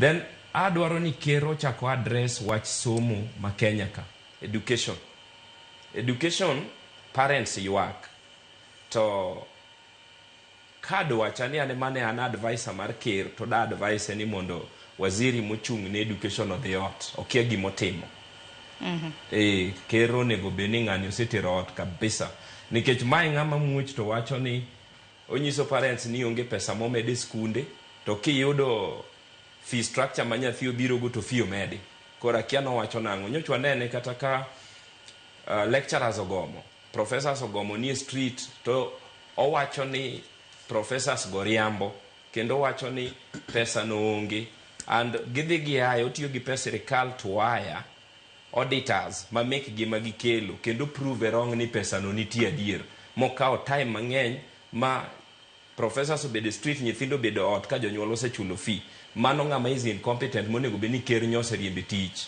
makata sani gimotimi office podakia koro na expect ni kero chako wuoyi pur nikech ing'eni kwa keto pur e yo makare to wadhi neno ka Kenya dhi mbele koro mage mzingi abich motegno magombo ni kero wuoyi nikech piny masomo ni malo bro dongore piny ma infrastructure ber biro dhi mbele, piny ma pur nitiere chiemo bede iluongo ni food security. Mago e gik ma ker koketo mbele to wanyalo dhi go mbele. Erokamano ahinya. Michael Ogolla kod Kahin, geno mari kaka japiny, kaka jakenya, digo mar mondo mi jatend piny Kenya lose ang'o e odiochieng' ma kawuono. Erokamano ahinya Sharon. Ambe mokwongo ariwra gi jowadwa gi timo mos kendo ne jokanyana kuom lal mar jakom Raila Amolo Odinga. Ang'eyo ni pod en kuyo malach ne ng'ata ng'ata ma jaluo manigi remo mar luo. Wawinje kendo pod wan kuyo kamano. Koro atimo mos ahinya ne jothurwa. Mar ariyo, adachako e gimomiyo aparo ni State of the Nation Address onego bed ni wacho. Aparo ni joma nondiko katiba, jorieko ma nondiko katiba noneno ni onego bed ni kin ker kaka William Ruto to in gi a whole year mar running a government. Itimo gik moko duto mani pango ni timo one by one. Kochopo e higa mar November e kor higa tibiro ikono jo Kenya ni mae kaka nasebedo katiyo gi pesa duto musebedo kumiya to gi mandate man godo kaka president. Wang'eyo ni samoro ma is not the case because waneno president pile wi mtoka ka wacho gik motimo. Koro samoro gik modhi wacho kawuono dhi nuoyo. Lakini wadhi what we expect monego beno wacho no kawuono. State of the nation. Kenya chalo nango. Mane gimo nego dhi owuoye kawuono. Ok apar ka en development moda dhi timo. Nikech magonja waziri Mbadi osesome budget kako wadwa ni osewacho. Ok apar ka en chike mage dhi ndiko nikech chike gitero pile parliament waneno. State of the nation. Kenya chalo nade kawuono. Wachulo ushuru dwe ka dwe jogo mondiki kidhi nyiewo bidhaa moro amora tichule ushuru. Pesa gi timo osebedo ka timang'o. Ker Ruto nowacho ni odwa gero udi kendo ma is top e gik duto motimo affordable housing. Jogo mondiki dwe ka dwe pesa ng'ado madhi gero udi. Gima nomako dhoga e chien kaka ne wane thuolo mar tuke mag chan. Naneno ka udi ma ker kao pesa kuom jopiny to gero go kochungo wacho no dhi pogo odhi kao moko miyo jotugo. It almost seemed like gini karen gir ker yani gimogero ni en onya chiwe kaka token ko ero nyando sene ng'ato matin. Gini en gira in korano kinga maber wa miye matin. Akiano de wacha ng'ewi gini ka ewi udi kawuono nikech our expectation en ni kikao pesa kuom jopiny ne gero nwago udi to ninge kono exactly ni udi ko chopo kanye to wadhi yudo gi nang'o. To jopiny mage moyudo ma kawaida. To jopiny mage moyudo ma kawaida. Ok en biashara ma in fact kibedo piny ida pare maler to kobi donjo ni nikech ng'ato ok nya koni nikel pesa mondo ager godo ot kasetieko gero ot inyiewo. Mano ok nya donjo wi ng'ata ng'ata. En mano wawe no watimo kamano nikech this is government. Ka government osekalo policy to in japiny kibede. Koro ogolo pesa mondo ger godo udi. Nyako explain kawuono ni to udi go chopo godo kanye ng'amo oseyudo ot to progress chalo nade. Number 2 en health, universal health coverage. Owache kabisa kendo moketo nyaka SHA. SHA en gimo nego bene miyo jopiny thieth makare. Jogo mawuok e pinje e gwenge wang'eyo ni otiyo matin to kuonde moko koti. Ineno ka gini othiedho, gini otamore thiedho. Ana wuone juma ni ne an gi jatuo mane timone a small operation matin kabisa Kisumu. To nowachulo pesa madhi 55,000. Mano gima SHA ok tim. Lakini kidhi e salary ni to SHA ichulo dwe ka dwe. Ntiere gimoro bena mana nene SHA manyaka na wach kawuono ni kopo ni bedo admitted ni in gi malaria. Te ituo ni ka samithiedhi ni oyud ni koro malaria odongo koro gini koro en typhoid. To mondo SHA thiedh typhoid nyaka goli mokwongo koka chak ibed admitted kendo for the typhoid. Otherwise ok onyal thiedho gini moriw gi gini. Gimiluongo ni integration mag systems SHA ok nyal timo lakini pesa wachulo maber kendo ker nyaka ler kawuono ni SHA neni ochopo kanye. To ngima japiny to chalo nade. Be wan gi pesa mfuko. Gima ne ker wacho kabisa ni pesa mfukoni. UDA pesa mfukoni. Lakini purchasing power ma determine ka jopiny nigi pesa kata onge pesa odhi malo. Be kawuono ken gi siling 1,000 to nyalo nyiepo ni kaka no nyalo nyiepo ni 3 years ago ka ker ne pok obedo president. Mago gik manyako determine okonwa ni kawuono pesa ni ofuko japiny nikech atimo ma gima lakini wan mwang'eyo en pesa ogwuok e ofuko japiny kabisa kendo kawuono 1,000 thin. Naneno rumors moro ne koyudo losnwa not ma siling 5,000 mondo koro ko minyi not achiel to nyanyiewo gimoro maber. Nikech bech gik moko dhi malo kidhi nyiewo skuma, chiemo, sukari, ang'o japiny ok nyal afford. Koro ke chamo siling 100,000 tiyudo ka gik mane nyalo timo wegni modong' chien koro kawuono ok nyal timo. Mago responsibility mag government nyaka konwa kawuono ni to what is the state of that Kenya ma kawuono. Finally, security. Jatend piny kochamo muma to ting'o pala kendo pala no nyiso ni odhi protect the country. Nawinjo ndalo moko wacho ni pala mana ting'o cha ok en mar ng'ado alot, en mar rito piny. Lakini waneno ka nitiere tungni mang'eny mag insecurity. Wang'eyo gik matimore Baringo, ne waneno ka jo-Kenya moko kia omak Uganda, jo-Kenya moko mak Tanzania, wang'eyo gik matimore Migingo, motamore Rumo. Nyaka konwa ni to be wan secure as a nation morito. Kopo ni in ja Kenya tiwuok idonjo e piny Tanzania kawuono, bin gadieri ni Kenya nyalo manyi kopo ni gimoro timi. Are you secure as a citizen mar Kenya? Kidonjo Uganda, kipenjo yogi ni gibiro kweri ni you are not secure. Kech inyalo maki ma president mar Uganda wach ni ne gikano uwe fridge. To ker ma Kenya ok owuoyo wach machalo kamano. That is the state of the nation for me. Monego bende kawuono ker odhi okonwa ni our state is secure, our state nigi pesa, udi nitiere in the state, health bere state. Ka ok onyalo enumerate gigi, we don't want more stories. Nikech ok wadwar promises osechiw moromo, we know everything motimo. Odhi oket wachgo e tim kata konwa ni this is what's going on in the country. Erokamano ahinya kanyo lero makare adekumu ahinya weche mabende oganda rito mana ka mitieke godo tudruok mar piny Kenya gi pinje mamoko chalo nade nikech nwaneno mana ka jokend ratich oganda nitiere mabende nogeng'negi e piny Uganda bang'e nyaka sani nitiere japuonj mabende nolalo ngimane e piny mano mar Tanzania. Se osebedo ka dhi ne Mudavadi kata kamano wang'e kinde mosekalo jatend piny Kenya pok olose e wiye duto te adaro mar mondo mi walose. Gazeti okinyi makawuono nyaka rom gajonka ni somo thoro weche mabende gimiyo pek otende kod chal mar piny Kenya hinya motelo network mar jatend piny Kenya e nyim od bura maduong' ma pacho ka. The Standard nokete ni real state of the nation. Gima jopiny dwaro mar mondo minyisgi mana kaka osebed kamna kiwacho ni weche mosebed kiwacho oganda ong'ieto koro piny Kenya wantiere kama chal nade. Daily Nation tokete kanyo ni promises versus reality. Singo misinga to chal mar piny Kenya to chal nade. To dibed ni odiochieng' ma kawuono ibiro bed mana kinyiso mana promises singo ma samoro ok ket e tim. Bende wang'e ni odiochieng' ma kawuono oganda ma pacho ka rito winjo ni chal mar ochumi. Kuon bende nyalo ng'wenyore, pesa bende nitiere ofuko, thieth, somo, arita, pur e kinda mamoko. Aparo nyasuna olosa ne kotenre kod promises versus reality. Nikech wacho kanyo ni singo to ng'eny.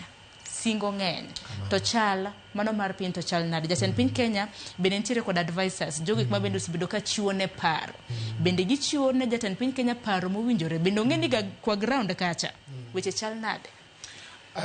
Sharon erokamano ahinya. Aparo ni kaka jo Kenya adieri en ni wasebedo ka waywagore ndalo mang'eny kendo saduto maricho ema wawacho to mabeyo samoro waling'aling'a ok wawachi. Moko wacho ni jaywe dhogi joling' thi jabed kama tuo. Tiende ni samo waneno maber to ok wawachi. An aneno ni kaka wadwaya wacho ni state of the nation. Tiende ni Kenya chalo nade kaluwore gi weche mopogore opogore. Kwa chako kata gi wach mar insecurity.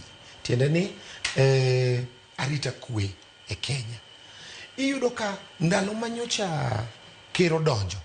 Ker kano donjo to Kindiki masani deputy president ema en minister mar internal security.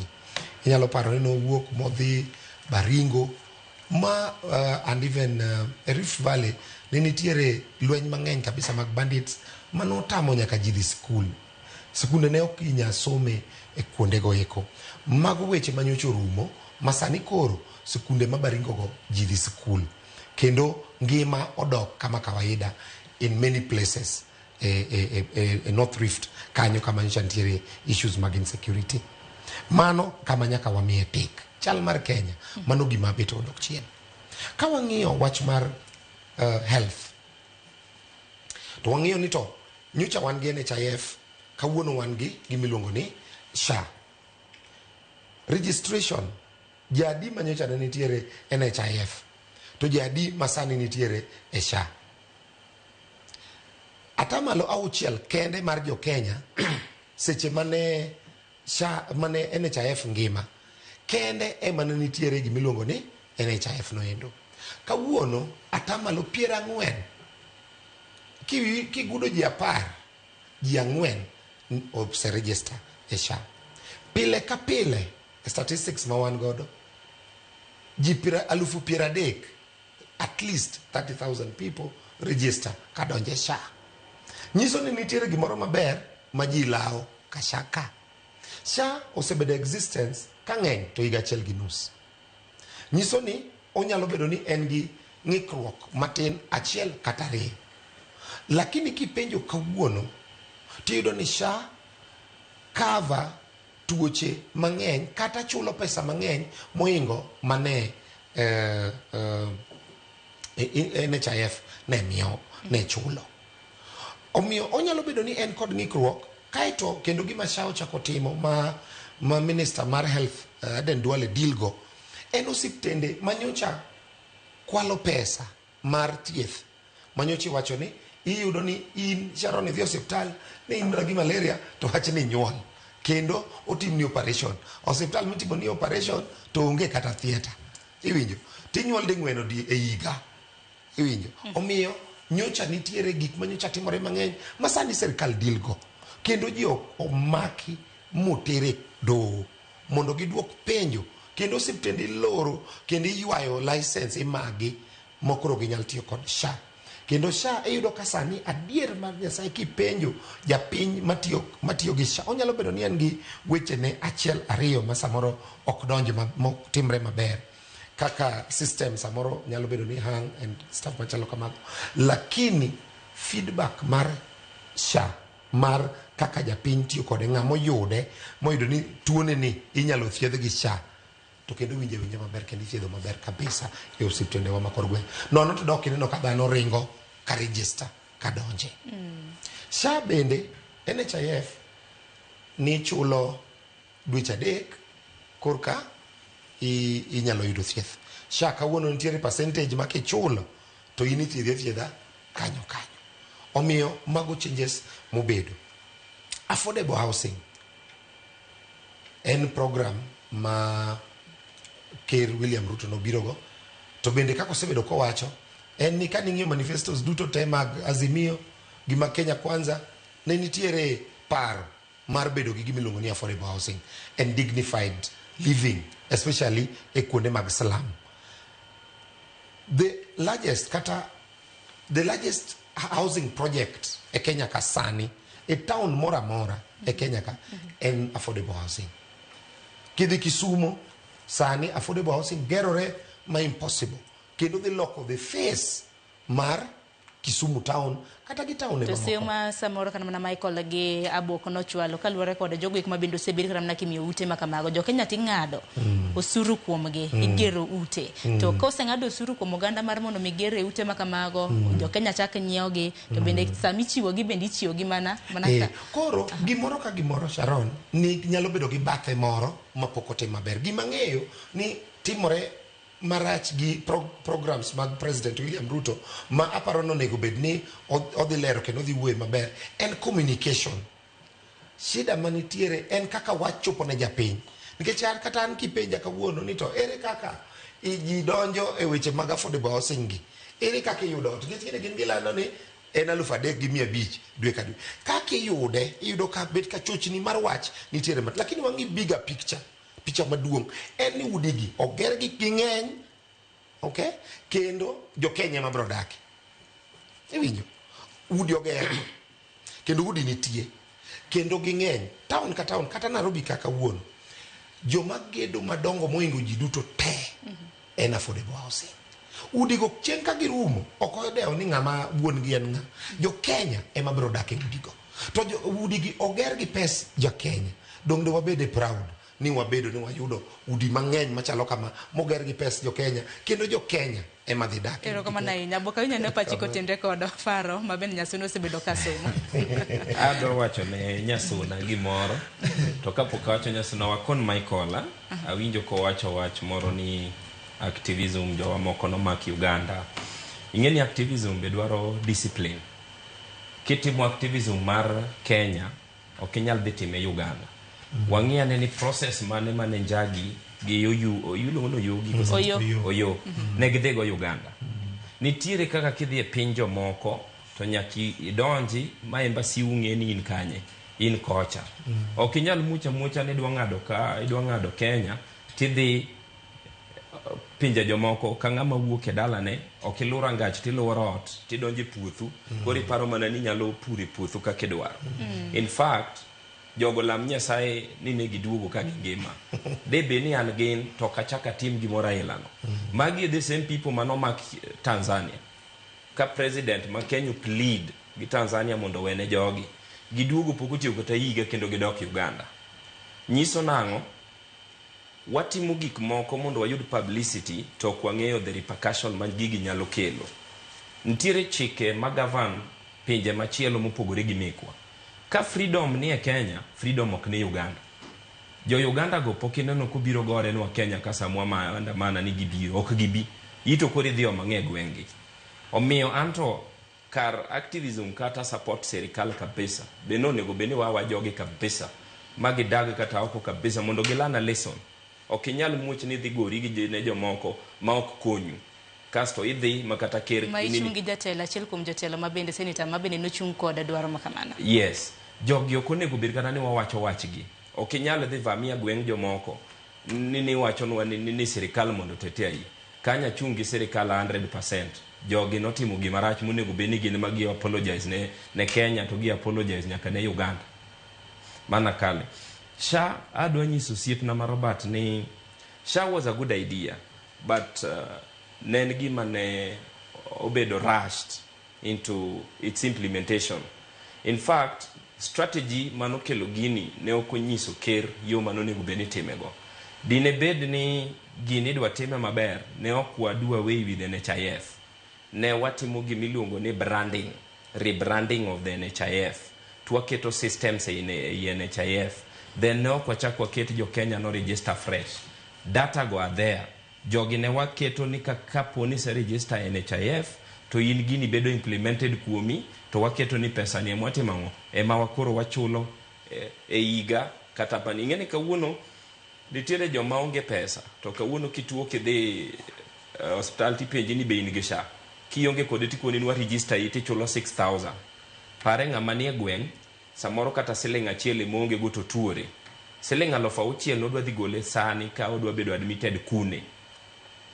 Ker no nego ket kata joma implement this system no nego ket in a way ni ka en 6,000 to itue dhi hospital to gi register ok ginyisi ni nyaka chula siling 6,000 chadichiel. There is a way maginyalo keto ni mondo itimango ichule.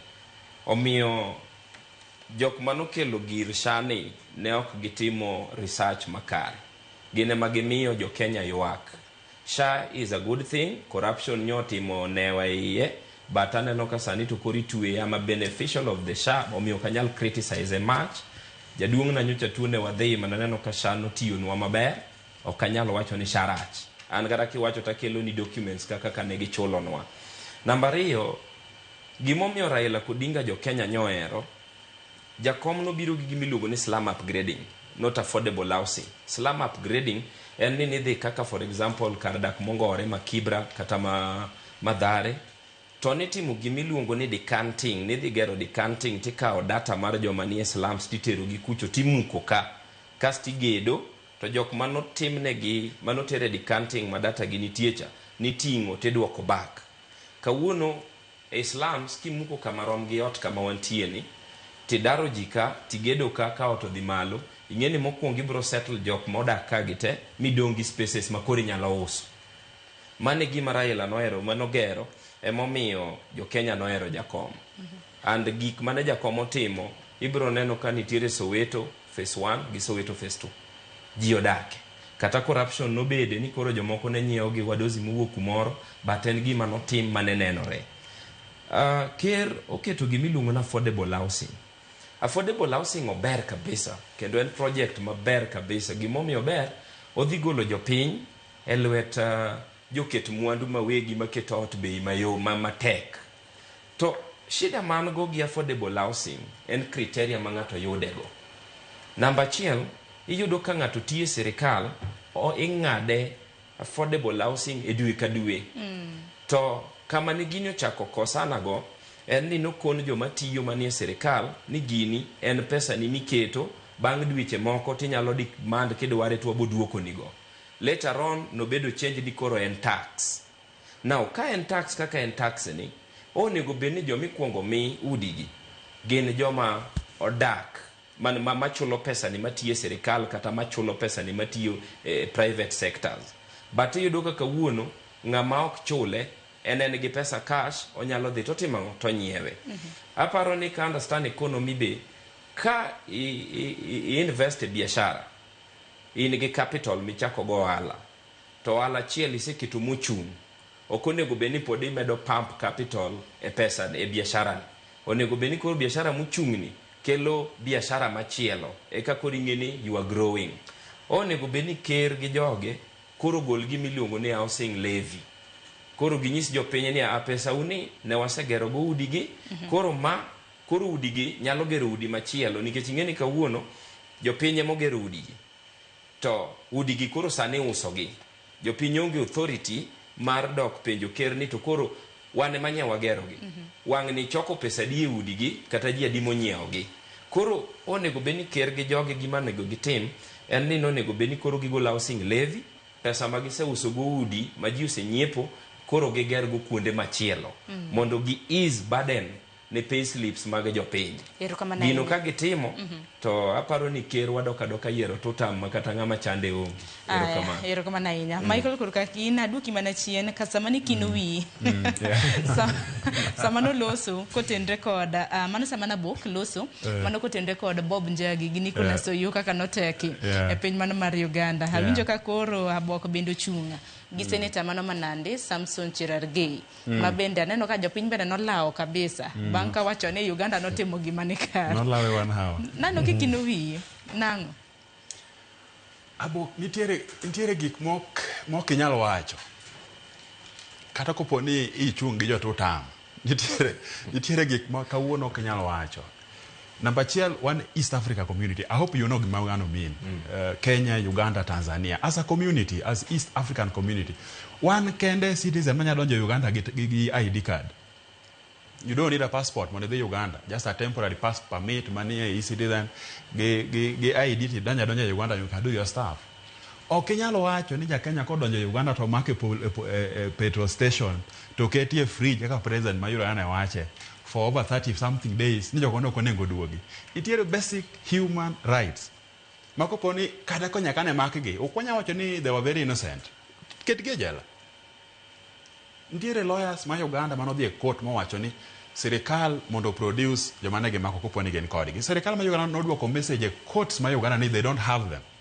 And then by that you wacho ni gen kodgi. Nitiere again there are things mo kenyalo wacho. Basic human rights ene ke mako ngato kete court. Let them be processed in a court. Wang'eyo jo Kenya mosetwe e courts kata ma Uganda. Okada ma mention names, but we know some people here mobede courts ma Tanzania kata for 20 years. Kopo ne ge koso ketgi e court. Lakini mako ji keto whatever they call fridge for the number of days magedwaro ka Kenya pod sagi is against human rights and the responsibility mar Ker William Ruto to secure a Kenyan in a foreign land. Ntiere penjo mana book no penjo ni bendo waseneno kata mana ka jo Uganda jo Tanzania samoro bire pachoka mano mar chung kod oganda wa. As we speak last week Uganda Tanzanians mane ringo from Meko ma Tanzania are in Kenya. Gibiro kendo Kenya no miyo gi access to misogini. Gibiro jot koso gibiro chung kod. You see kwa chako wacho ni jo Uganda dimo sebedo kod jo Kenya imandamano kano watimo Gen Z demonstration 2024 June and thereabout. Your human rights were working together. If you keep the teams mag Bonfas Mwangi geni gin coordination of team the lady mano maki godo Tanzania cha they were here in Kenya. Ka okingeyo just say you do but they were here.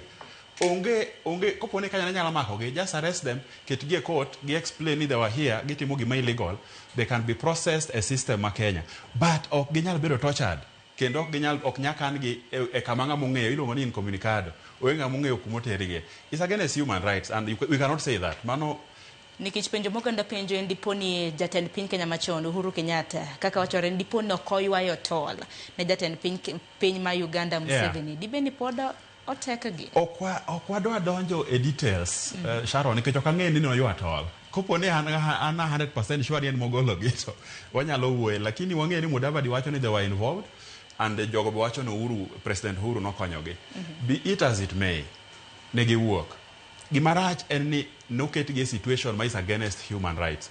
Koponi ne gikoso kane gin e jela, the government ma Kenya nyalo wuoyo gi government ma Tanzania ka gin e jela. Tanzanians authority nomako jo Kenya the same way Boniface Mwangi. Later on obedo dumped in Lamu. Nobiro ka en injured and he spoke some things manotimore ma kwada wuoyo. But President ma Kenya is responsible for the lives of Kenyan. Egio mi onokawa pala chawacho ni odherito the Kenyan territory inside and outside. If you are a Kenyan citizen and responsibility mar government to know you are safe wherever you are. Koponi omaki kamoro be processed within the law or in a system is outside the law. We know nyako manomaki, I don't know which country, whether it was Saudi Arabia, was about to be prosecuted. No go nege. Kenyan government.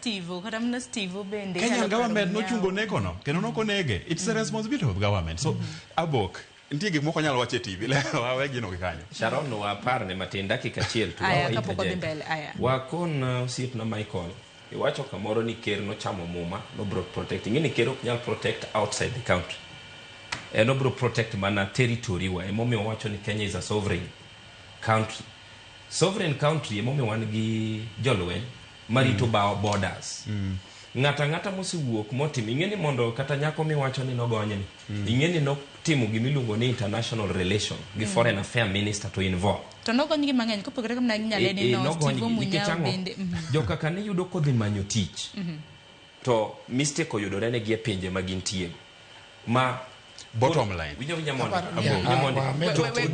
Ma wuoyo e joma owuok Kenya. Serikal ma Kenya kia ni gidhi Uganda. Iyudo gi rally mar opposition mar serikal mar makocha. Ingeni kano yudi, for example, awuok Kenya, tadhi konyo Museveni campaign, tabedo abducted kocha. Ker wanyalo wuoyo gi joka ni joga go timango wenagi.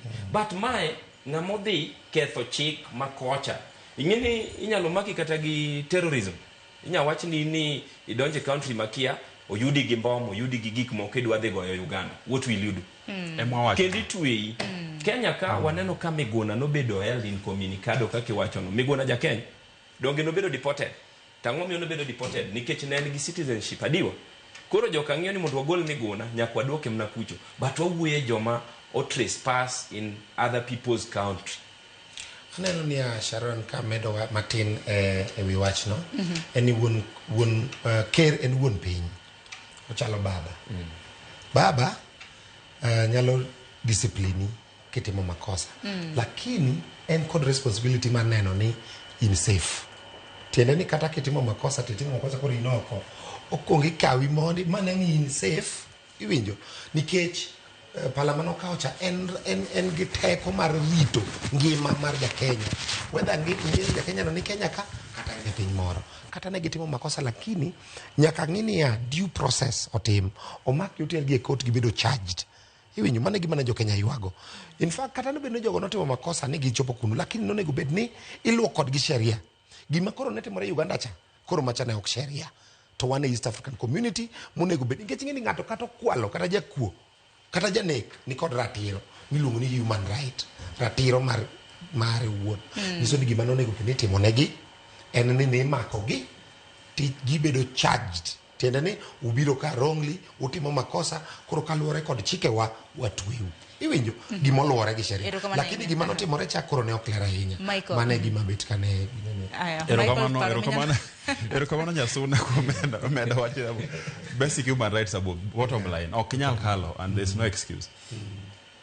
Wach mar udi Nyasuna adwa wacho gimoro. Awinjo ke wacho kaka udi gi beyo. Yes. Chandruok maduong' en ni samoro udi nyabedo mabeyo. Two things mariche wach ut ker president ker Ruto ni. Kendo kawuono hope no bro wuoye wi kumoda dhi gi gini. Priority en ang'o kika ot idhi gero e gweng'wa Karachuonyo. Ne ng'ama nigi puothe gi ode. To pok imiye chiemo, to pok imiye health care makare. Onge gima nyalo timo gi odno. Ot nyabedo maber Kibra ka ma ji onge kama odake. And that's the first thing. The second thing en igere nang'o. Ere gi omiya chuli pesa mondo igere na ot mondo iusna. In mano logic mane? Logic ni ker Ruto ema tiyo kode. Kelu pesa mondo ager no udi mondo ausnu to be obero guaranteed ni biro yude in michulo pesa no. Onyalo miye ng'ama chunye odwaro. Finally, e gimiluongo ni SHA. The whole pillar iluongo ni universal health coverage. Manyiso ni thieth moriwo gimoro amora manyalo timi, and that was an undertaking ma President Ruto nokawo nodhi timo. Nitiere NHIF. Awinjo ka akiku migole numbers gi Robert. I will Google. Awinjo ke wacho ni nitie 6% kende mane ni NHIF. When we know ni ngata mondiki. Private kata public ne ni NHIF. Koda ni hero, koda no hero. Are you saying ni jo Kenya mondiki private gi public gin below 6%? Number 12, money in is not right. The statistics is wrong. The statistics is wrong. NHIF nenitiere. NHIF nenitimo the basics. Nitiere gik manoko tim. President Uhuru kanete muketo universal health coverage, nen mana expanding the NHIF. It's not wrong mondo ne President Ruto med solo maji golo e pesa mar SHA mondo cover gik mang'eny.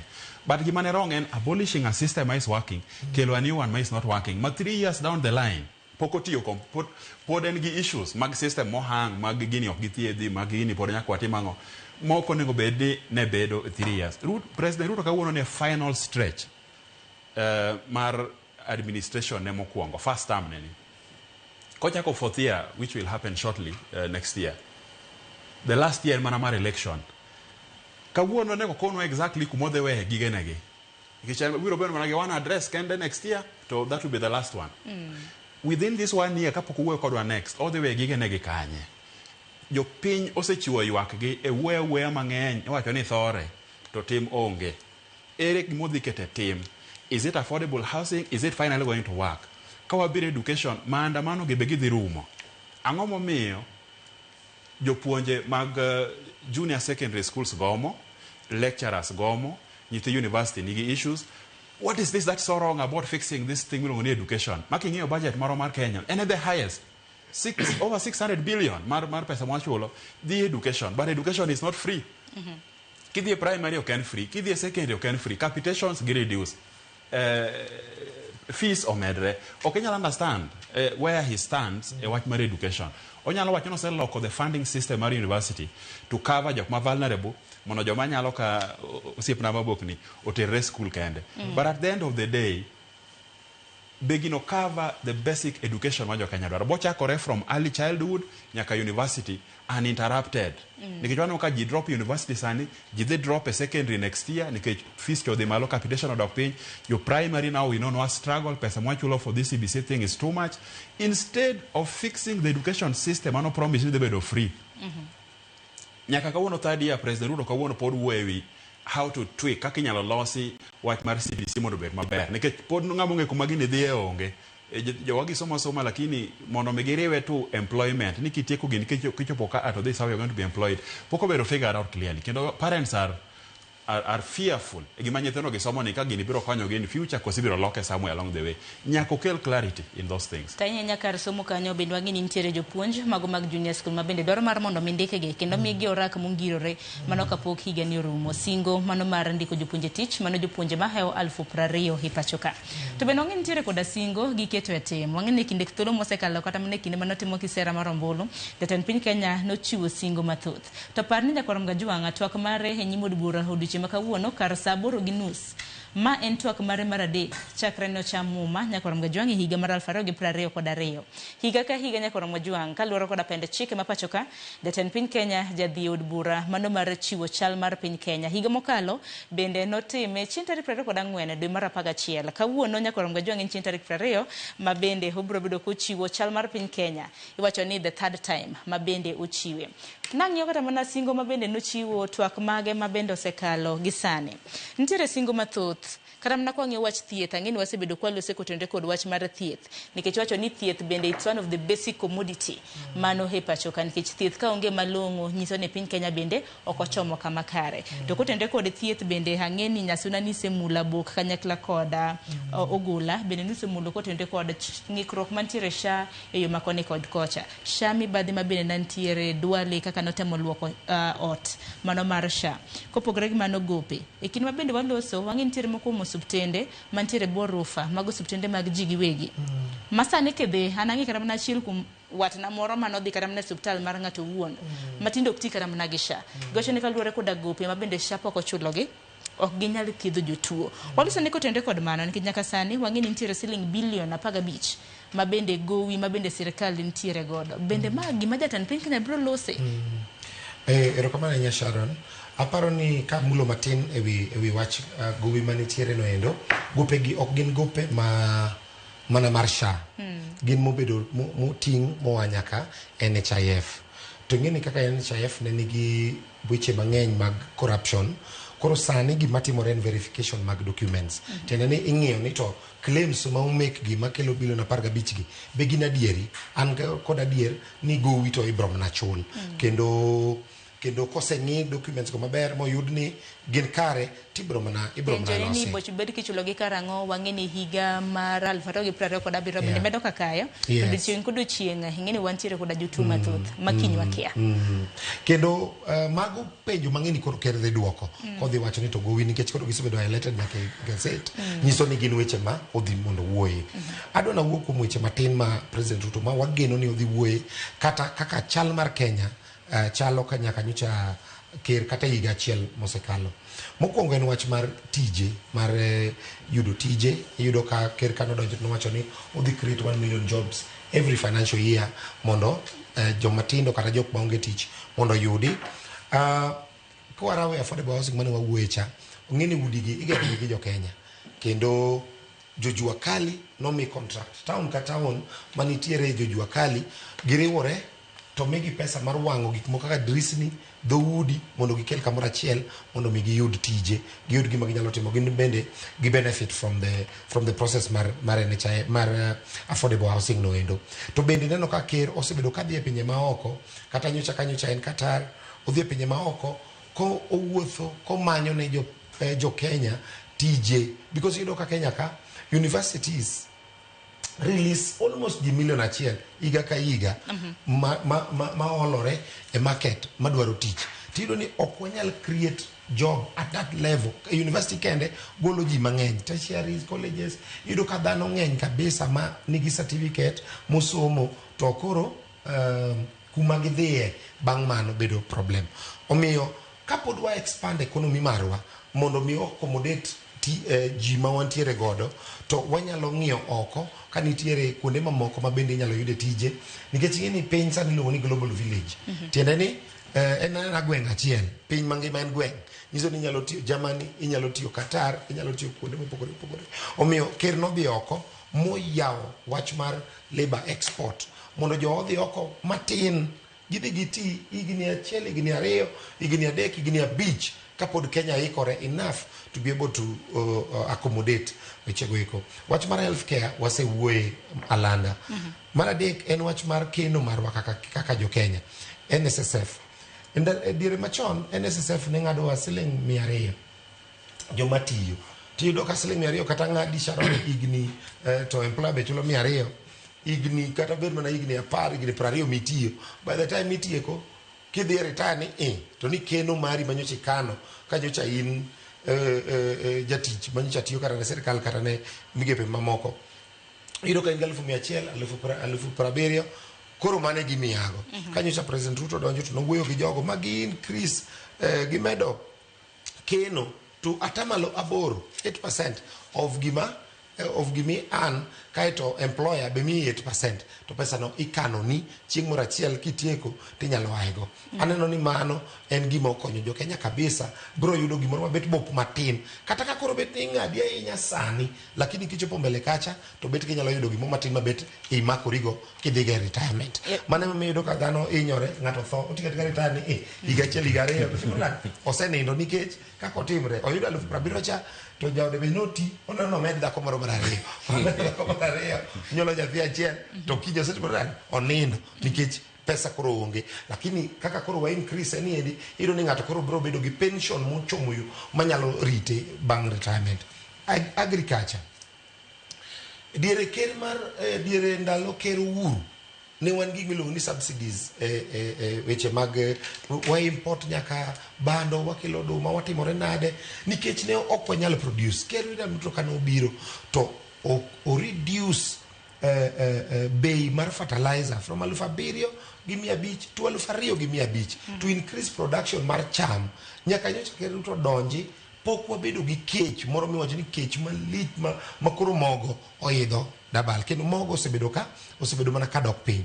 Omiyo agriculture kanyo watemo kendo sani koro wa produce nocha wadhi Galana Kulalum gi project manosetamore manosechaki motamore wang ni no produce lots of millions of bags mag oduma mabedo injected e economy marwa miyo ni koro one food wanyalo chamo kuon ka waonge gi problem moro amora. Ero kama na inya hangini nyasone makata agriculture no mana matin kaeto inno ka ncha kembe wa ben ncha kaw otimne gi leasing opogore kuonde manyocha kaka for example kikaw kambi ma Sony Sugar nyocha chulo milion 15 dwe ka dwe ne farmers kawuono en between milion 100 gi milion 150 e dwe ka dwe ne farmers nikech leasing chatere ni akoro ngamaran ka bicha en mare wuon nyako loss profit chon en mar sirikal kata loss profit ok lakini koro sani nyaki loss profit to profit no nyiso ni rego mang'eny nyiso ni jopur yudo mang'eny to mago timore Muhoroni kidhi Mumias Chemelil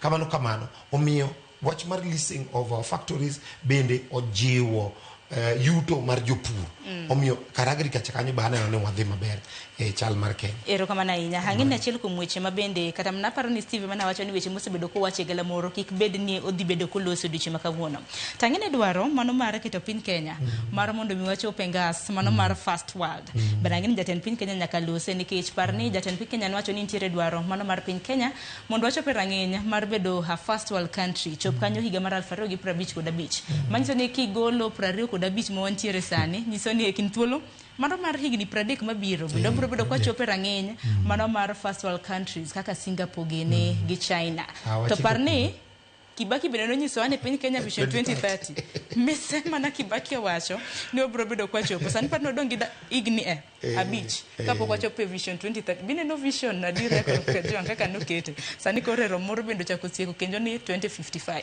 kata kama ana book wale sani kotende gimana wacho kama mokwongo Kenya onego beni waketo gimiluongo ni strategy vision plan for our country mai gima wase fail ka okwatim Kibaki nokele Vision 2030 ko uro donjo Orabish Vision 2030 nobiro gi gimoro ni Big 5 kotieko ne to were gi Big 5 Ruto kanyo donjo to biro gi the plan onego beni waketo strategy manyalo govern a country kata mana igni 50 ma kata ng'amo yier ker to gine midonjo king'eni ma gima e priority mwatimo mondo ma odhi kare. Then problem ma wan go kaka Kenya en ni tie kizungu moro ma wacho ni the people in power onge idea but the people without power ema nigi idea. Adwa wacho ni ker nyalo bedo ni en gi plan maber to jok ma konye mondo tim plan ni kaka owinjore ok gi understand gik ma plan ni en. Ker no nego wuogi odhi on his way omany the right people manyalo konye implement gigegi. Ker timo ing'e gimomiyo dhano ywak ni okwane gik ma Ker Ruto timo. Ker Ruto e ker makwongo neno ka timo development e Kenya mzima. Nikech anan Nairobi sani okane ka developments timore mana ng'iyo ka neno ka ndara ni yaro kia ma itimo nade within Kenya, within Nairobi. Koro wanya wacho ni ker ok ti. But the truth ni kiwuotho kata in kaka un jofwambo kiwuotho at least kawuono you feel ni developments timore across Kenya. Sani tarik 28 mar dweni ker gidhi launch barabara ma Rironi Mau Summit highway. Nya neno kosekete budget wadwa dhi loso nyaka highway mawuok Kisumu kochimo Busia. Ndara no sebeda beda nyaka ne Independence bedi ne ga mana matis kamano. To senego ji moloyo mang'eny kabisa. Kawuono ko yawe to gik moko unya wuok Tanzania koluwo Isibania kochimo Kisumu kadhi. Ker nyowacho no dwa dhi chopo SGR from wadhi gole Naivasha kwa chimo kode Malaba. Sama gini oyawore kadhi Malaba to nyiso ni economic zone wadhi timo wadhi yawore. Nyiso ni gimoro nyalo gol Mombasa to donjo Nairobi to dhi Kisumu to dhi Busia. Then gino kotim to kata job ma winjo ka osiepna ma Robert wacho bro medore nikech for example kawuono oket kata mana oket kata mana for example government oyawo depot moro Kisumu. Ng'eni depot no nyaka manjo midhi ndike. Sama idhi ndike no dongo create employment ne area no. To problem ma wan go en ni thoth ji ok ne gima ker timo, but gik ma ker timo gibro ne bang'e chieng' moro kosea. Kore ka ji bro ng'e ni kare ng'ani was doing things mane ok wanyal understand. Ker Ruto jawacho ga gimoro ni jo Kenya wigi jawil. Emomiyo keep on reminding us. Emomiyo keep on timonwa promise ni ng'eni mana wacho bro timo. But problem man go en ni jo Kenya bok understand gimiluongo ni financial management mar debt ma Kenya. Ing'eni ker nodonjo sama most of the debts manobedo borrowed wakati mane ker manosedhi ywe Uhuru Kenyatta ne tiyo negi machuwa. Koro ing'eni ma ker modabo zap odwano chul deni, odwano chul jotich, odwano tim development. Ing'eni Uhuru Kenyatta ji nopako kako tiyo, but kakore dhi timo audit, pesa manotiyogo gin pesa manoolo te. Koro pesa manoolgi eto nosetimo nderni osea ng'ama ne dwano chul. Dongo wane mwatiyo gi ndernigo. Ng'e kaka noger expressway dakika achiel kodong' kiam na higni 2 to wuok e ofis. Ne en gimitere ng'wech ma kata parliament noko kale kako nego beni winjore mondo notime. Nikech ang'o? Adwano wang'i jo Kenya machielo. Nitiere gimoro nokonwa ka ker ni ne donje telo 2013 ni tyranny of numbers. The tyranny of numbers manotigo ne tyranny of numbers mar big tribes. Koro tyranny of numbers ni, the big tribe achiel ne benefit. Iyudo ka wan Nairobi is an hub mane supply. Kawuono kata ka penji Sharon ni importance mar gero super thick highway kochimo Nyeri nena onge. Okine kram na kanur mar nyamburko sedok chien. Ndara no onego beni wagere kowuok Mombasa kabiro Nairobi. Mondo wayud kaka gik moko kowuok e dho port nyalo ringo ka chopo Nairobi very fast. Nyisa bigger factories manitie yo Nyeri. Kata nyisa serious port manitie Nyeri minyalo ringo omugo gik moko. Nyiso nango kata mana Thika super highway ni bende nenek beni kek ger kaluore gin. Okay. Koso maino manomiye. Super thick highway nonego ger kuonde ma watime ohala mondo ois time wakelogo products wa e chiro. Ing'eni jogi nodhi obedo piny ma gin gi settle to gigero mana margi ma ginyalo gologo gigi ka gikelo Nairobi. Nikech ang'o ne giketo wa slaves. Ing'eni kawuono jomodak Nairobi ka ok idak e od janga mawuok Central, kok icham chiembe, kok idh gache to kapar ni dak Nairobi. Emomiyo ineno ka most of them ema pinga affordable housing. Nikech affordable housing, it is a competitor margi. Koro this thing emomiyo gore. Awinjo ka Michael wacho ni affordable housing koger gwengi. Ing'eni ana nyalo bedo janyakach tadak Homa-Bay, tatiyo Homa-Bay. Koro kogere dong ana nyalo dak kanyo, ento dak e gwengi kanyo, anta dak kacha. Dong mano pod timore. Koro affordable housing en a good project, en mana ni joma implemente. Ema ok implement. No nego beni gise advice ker pod aduogo nimna kacha. Ni ker gini koro wasegero. Koro pes jo civil servants ka. Koro duok negi. Wagol tax no oko. Koro nyocha wuoyo kata gi chingoro ne wane forum moro gi waziri marito pesa. Na nyise ni next budget giteme consider golo affordable levy, housing levy ne staffs. Mondo at least civil servant feel ni at least ing'eni kawuono kitiyo e sirikal tikao loans kato duok ni siling 500 pay slip en gima duong' kabisa. Koro gini ka gigole to dhi timo maber. But anta timo ni awacho ni ker Ruto tiyo maber.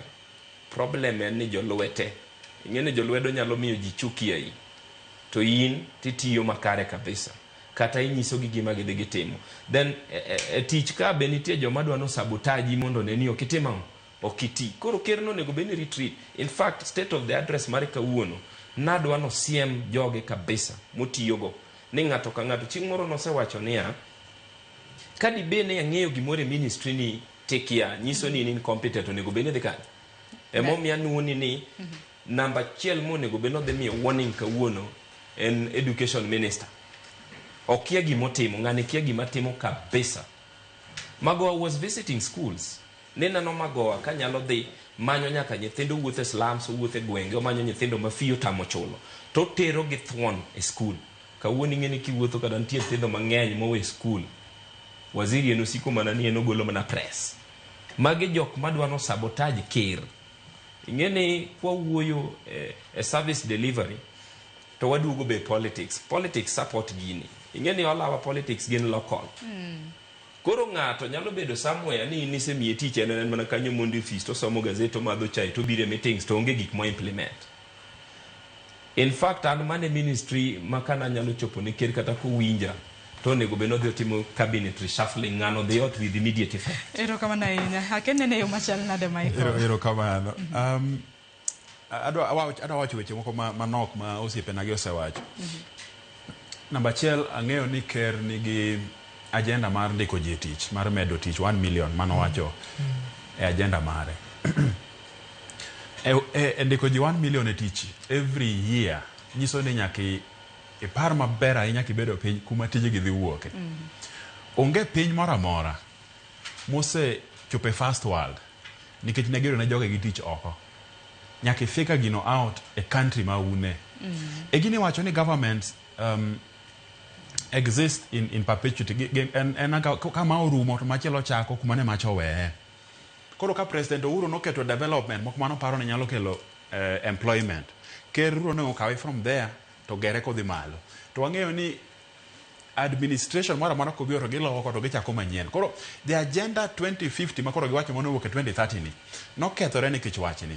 Koro kar Ker Ruto donje e telo paro maber ahinya kodwa chiwo tije na jopiny.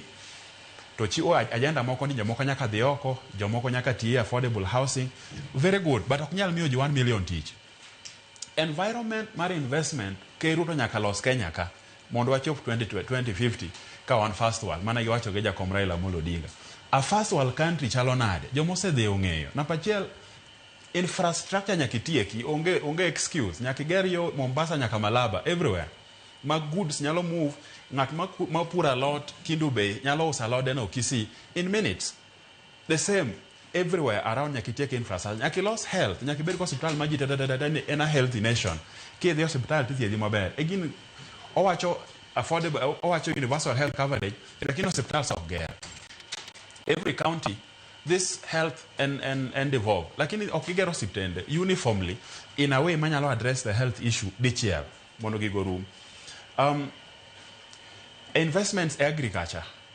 Ang'e gimoro achiel mar fertilizer manotimo ma we have to give it to him ni nomiyo piny obedo gi chiemo mar bando. Lakini agriculture nyalo ndiko Kenya mang'eny kabisa nikech wan gi nam, wan ga ore, wan gi pige moromo timo agriculture. Lakini kidhi agriculture mitimo Homa Bay, value addition ok med kanyo ero. Kidhi mitimo Nyeri, value addition onge. Kidhi mar Meru mar Mira, value addition onge. Jiterete puro gik magi puro gicheko ne to gichako gite lori to giuso gi. At the end of the day onge kembe, onge tije magi gikelo.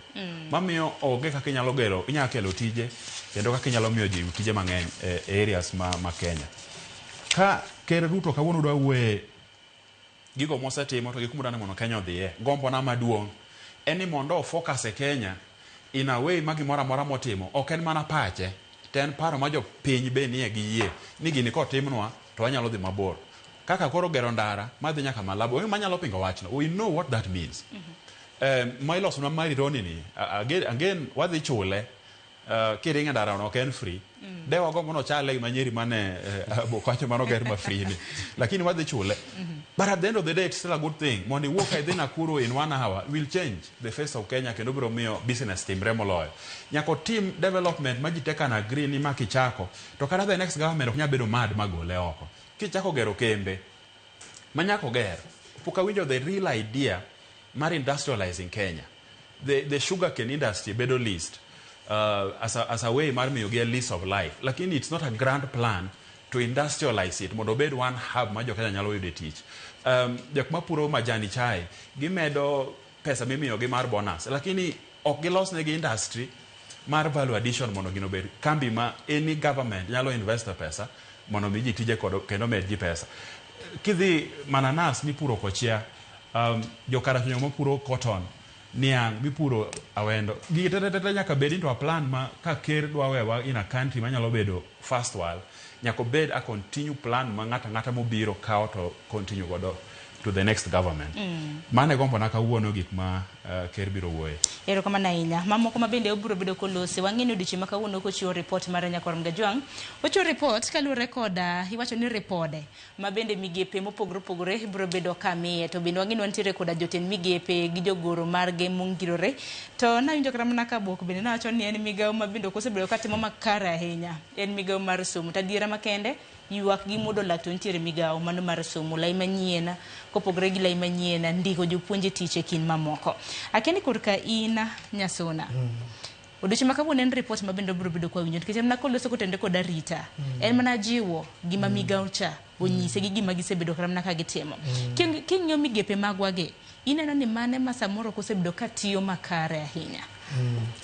Mana kaka nasewacho mokwongo en ni gima hinyo sirikal mar President Ruto ahinya en chwalo wach, communication.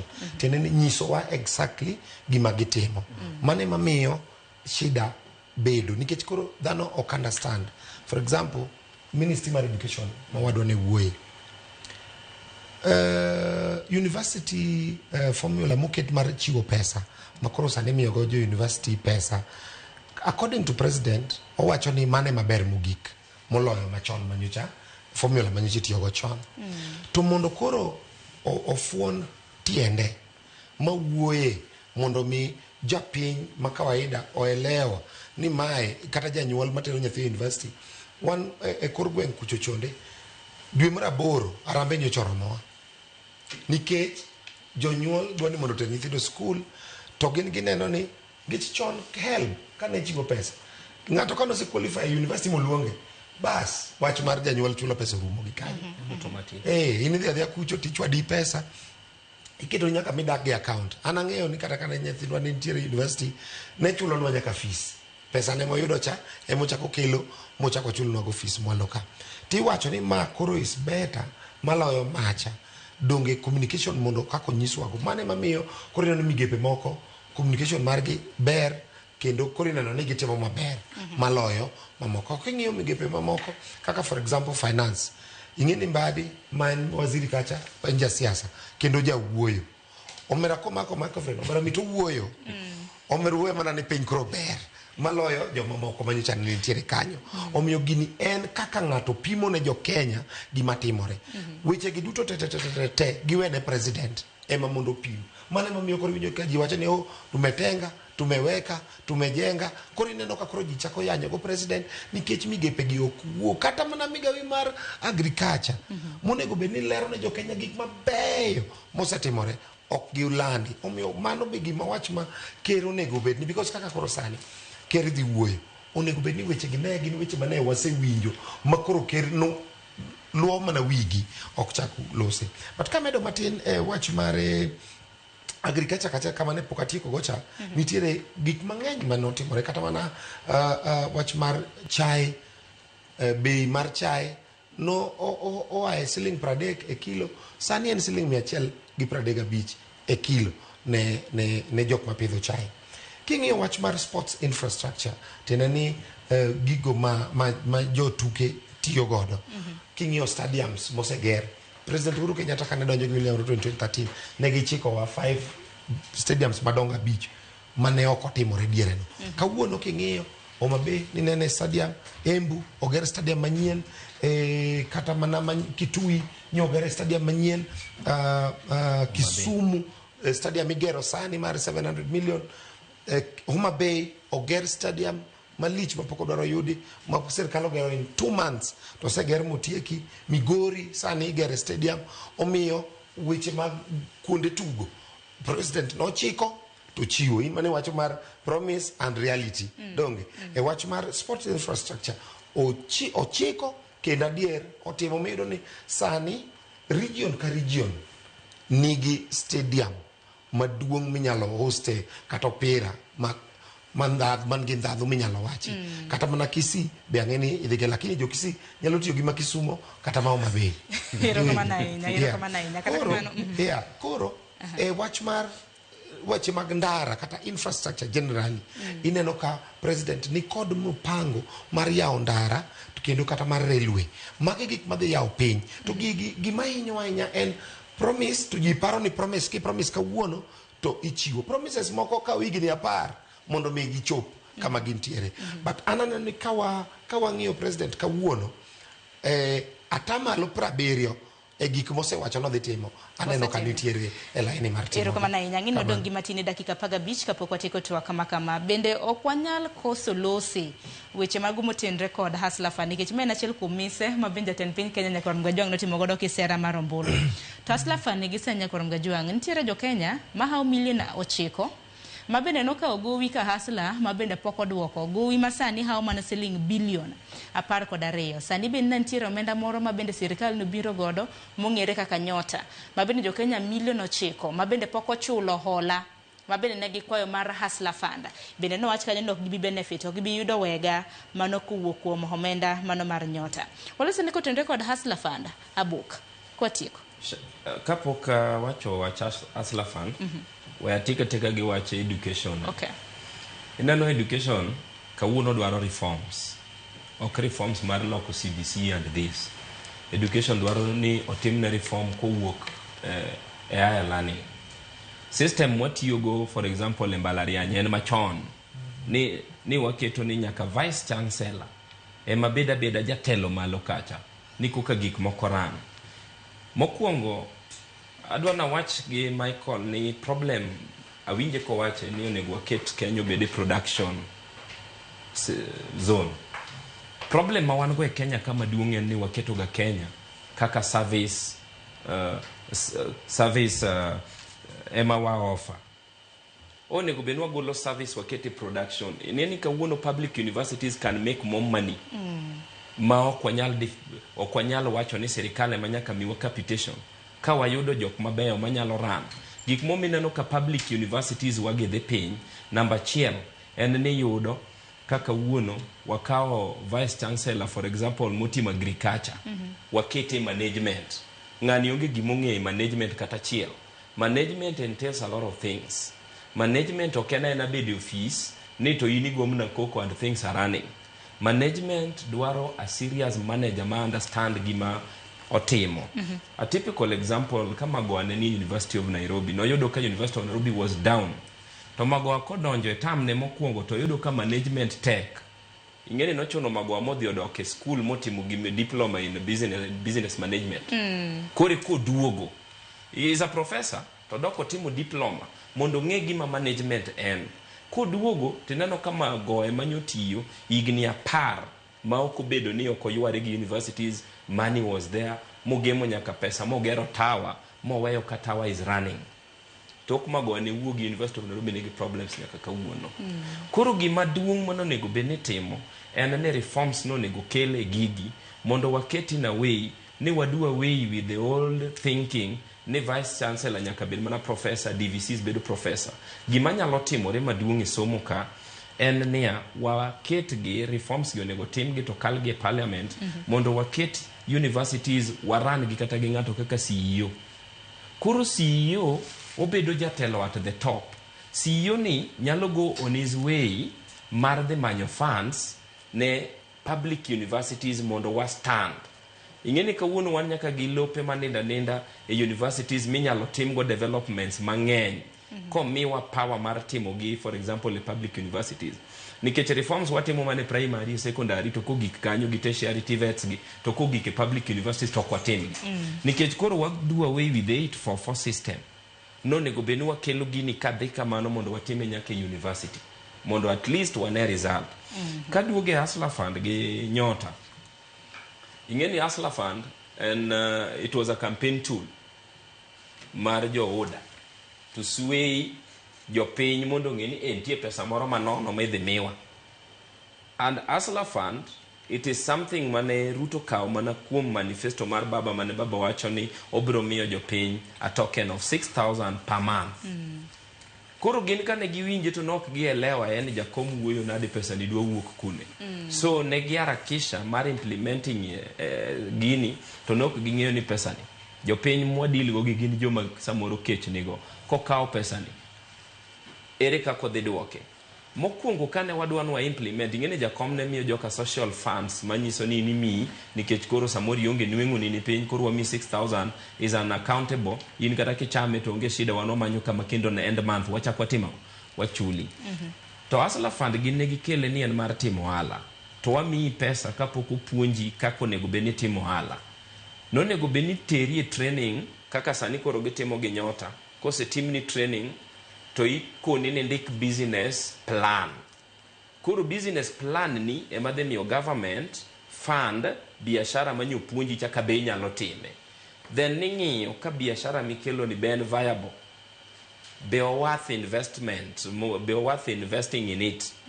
Koro kane en kata ni ndiko ni $1,000,000 to ker kane gi experts maber to koni ya biashara ni ok en $1,000,000, biashara ni nyalo ran gi $2,000,000. Koro nikech ng'ani twachake we wamiye kata mana $1,500,000 to wamiye plan kako dhi chule back. Mano e gima ne nyalo timore gi Hustler Fund. To kaka ne giyawe ma in ikawe kata simu ka, ing'ena nyalo kawe tani hotel. Akawe tawacho ne Robert gi Michael ni bwana kwa dhiru ka wachame. Ing'ene ka wasechame story no kaka da chule, mano bedo considered kaka bad debt. Koro kanye momiyo Hustler Fund ohinyore. Maduong' mogik to Nyota ni awinjo ka jomoko wacho kia ni en World Bank project, kia en mar sirikal, koro adiri ne ok wang'eyo. To ka en mar sirikal, onego giter ji training, ka giseketo ji training to gimi ji ondik business plan. Business plan ni ne momiyo mondo mi sirikal omigo pesa. To bende wang'e ni sani nitiere mbaka mabende gore kaka recovery. Iwacho ni kaka inyalo yud hola mabende jo Kenya no hol. Mano $1,12,000,000 mabende pok ochulo ni. Wach mabende kata mana KHCHR mano duol mochung' ne kedo kod ratiro mag oganda bende osebedo kata mana ka umne e yo matek matamre gi nono. Kaka mano iselosa landa we kata Steve Bolozi. Mana matendo. Ruto ncho wacho ni odhi golo ji CRB. Para ni magi jomo kao billion Hustler Fund pok oduoko lakini golie CRB. Idhi duoke na. Makore ne iketo ne puoch gi pakani. Koka mano Steve nikichangi ni thuolo bende mayowa wadongi dakika 8. Paro mane mintiere godo kaluore koda weche mopogore opogore ma bende nwalose alafu giwachni mogik. Okamule Hustler Fund matin. Ero kamano Sharon. Mokwongo Hustler Fund noko bedo established in law maber. The structure noko losi, kuma pesa wuoke noko wachi, kaka pesa duogo ne oko losi. Nen a populist idea midhi mor godo oganda piny. Okwanya dhi first world gi idea machalo mar Hustler Fund. President Ruto ng'eyo maber. In fact, mokwongo nokono ji ni ok duoke, baadaye nokono ji ni biro duoke nikech gi realize ni onge bugo minyalo gole pesa tipogo ji to ok duoke, tichaki yudo manyien tichaki pogo ji. Nyaka sani en in cloud, wakia kuma nogole pesa no, kata na igole exchequer, ne under what budget item, to ne gipoge ji nang'o, to ok ginyalo yude. We know that nikech jo Kenya wano kanyo, we know the jury is out. Onge ng'ada chulo pesa no joma nochame. Nyota onya bedo a very good idea kaka Boko wacho explain maber, okadwa medo mang'eny. En mana ni mondo wabed first world kaka President Ruto wacho, wang'eyo ni in this country nitie miluongo ni Youth Enterprise Development Fund. Nitiere machielo mar joma mine. Pesge misiki iloso negi group ma Nyota ma Hustler Fund, iloso negi group ndiko ne jetich gen kayem. Nyako otim gimiluongo ni a project my sustainable. If Youth Enterprise Development Fund exists, tikode mar gero yudhe. Ket pesa ni a Youth Enterprise Development Fund, identify biashara kaka Boko wacho ni, mondo idhi migi pesa and look at sustainability. Ere kaka pesa no biro duogo. Mondo wabed gi a country manyalo grow ng'ato from a hustler, mondo bed gi pesa kaka nowache from bottom up. Wachna mogik en ni ker osewuoyo moromo. Osewacho moromo about education, osewacho moromo e gimoro atime housing, osewacho moromo about universal health coverage. Kwayona eni koro kawuono kon ji e tim gik magisekete tim e gik mosewacho te. Gombo maduong' en ni Kenya obede a country manyalo live beyond President William Ruto. Gigo duto mopango mar timo, gibede gik ma can be sustained, kato gibede gik moko ma the plan is clear. Oken mana mar manyo kura, to beda plan manyalo konyo Kenya, kendo any other president mobiro nyalo kao plan no to move with forward. Wahol gi every year a new president comes in gi new ideas, gi trial, gi out, their tenure runs out, gi retire, a new one comes in. We are not young anymore. No jako neno gi and Kibaki nyaka kawuono. obede gi plan manyalo terowa beyond kama wane kawuono. Erokamano ahinya, erokamano ahinya Michael. Nyasuna, wachni mogik. Wachni mogik ne jokanyanam. En ni kawuono President William Ruto owuoyo ka jakom onge. Jakom Raila Amolo Odinga nochowewa a broad-based government. Gi pache te gi riekone duto te noneno ni ka wabedo kanyo kaka oganda to wabiro yudo konyruok. Wachna mogik en ni support President William Ruto kendo support broad-based government gi sani ka wan bende wajwango President Ruto kata wagoye ahinya kata wang'iyo matuta ahinya ni to be otimo maber kata otimo marach ka ok wamiye support ka ok wajiwe to pothka ogore piny makata gik mabeyo manyocha Raila Amolo Odinga dwani mondo wayud ka pothka nyalo lwar. Omiyo kaka oganda mar joluo kamoro amora ma wantie wachung' motegno gi ker William Ruto kendo wajiwe kendo wamiye ngufu kendo washwaye ni kochakore sani nyaka 2027 wan kode. Erokamano ahinya Elisha. An gi weche adek kende matiekogo. Mokwongo ne en expert wa manowe sirikal mano motelne gi Mbadi Pio Wandayi. Wadwa neno ka stima rieny e gweng'. Ok wadwa neno wach moro ni wan e sirikal to kidhi e gweng' tinya tieko ndalo 3 kapok ineno stima. To ene docket mar stima. Owuothi yembo kele gimiluongo ni last mile connection e Luoland. Namba 2, Mbadi o avail funds ne yore wa maricho, omi governors pesa, olos feeder roads. Yore go bed maber. Kanya tieko mogik, tadwa na nyis johera wa mag ODM ni despite ni baba onge, Cardinals wanyo osebedo piny momiyo another pope ma en Raila, ma en Oburu Odinga, wariwre uru, waketo Oburu Odinga bed motegno, joluono go ngero ni ruruath e mewo ruath, waketo Oburu o manage nwa transition, kose manage nwa, wabro neno mbele kaka chal, to wamiuru ker Ruto lwedo, nikech mae sirikal mane okwagone kura, to waseyude development moloyo kata moko mwasebedo go chien. To mogik, Nyasaye mondo rit jokanyanam, piny luo kuyo podi, to juogi biro miyo wa jatelo makare ka ndalo chopo. Erokamano ahinya kuom jothuolo mano mar twak kodwa okinyi makawuono Robert Nyasuna, Elisha Bok kanyakla kod Michael Ogola. Nyakorom Gajwang' odong' matin ne en dakika 13 kapok oromo saa 7 mar odiechieng'. We wamake gi kanyo kata kamano twak mar jatend piny Kenya obiro bedo kochiwo kar saa 8:30 mano mar odiechieng' makawuono, twak ma bende obiro bedo kochiwo e nyim od bura maduong' ma pacho ka. Gik ma bende wasebedo kana mana kwa lose mosebedo kwa lose wanyane odiechieng' makawuono twak mare kotende kod chal mar piny Kenya obiro bedo lose wiango gin ang'o gini ma bende ibiro bed ka imiyo main en twak ma bende obiro bedo kwa kiloni achiel kachiel e TV mar Ramogi. Oriti Urmasani Helonya wadwa ma bende nantiere godo kiny makawuono Cleophas Oluoch. Oriti Urmasani nyinga Sharon Ong'aw.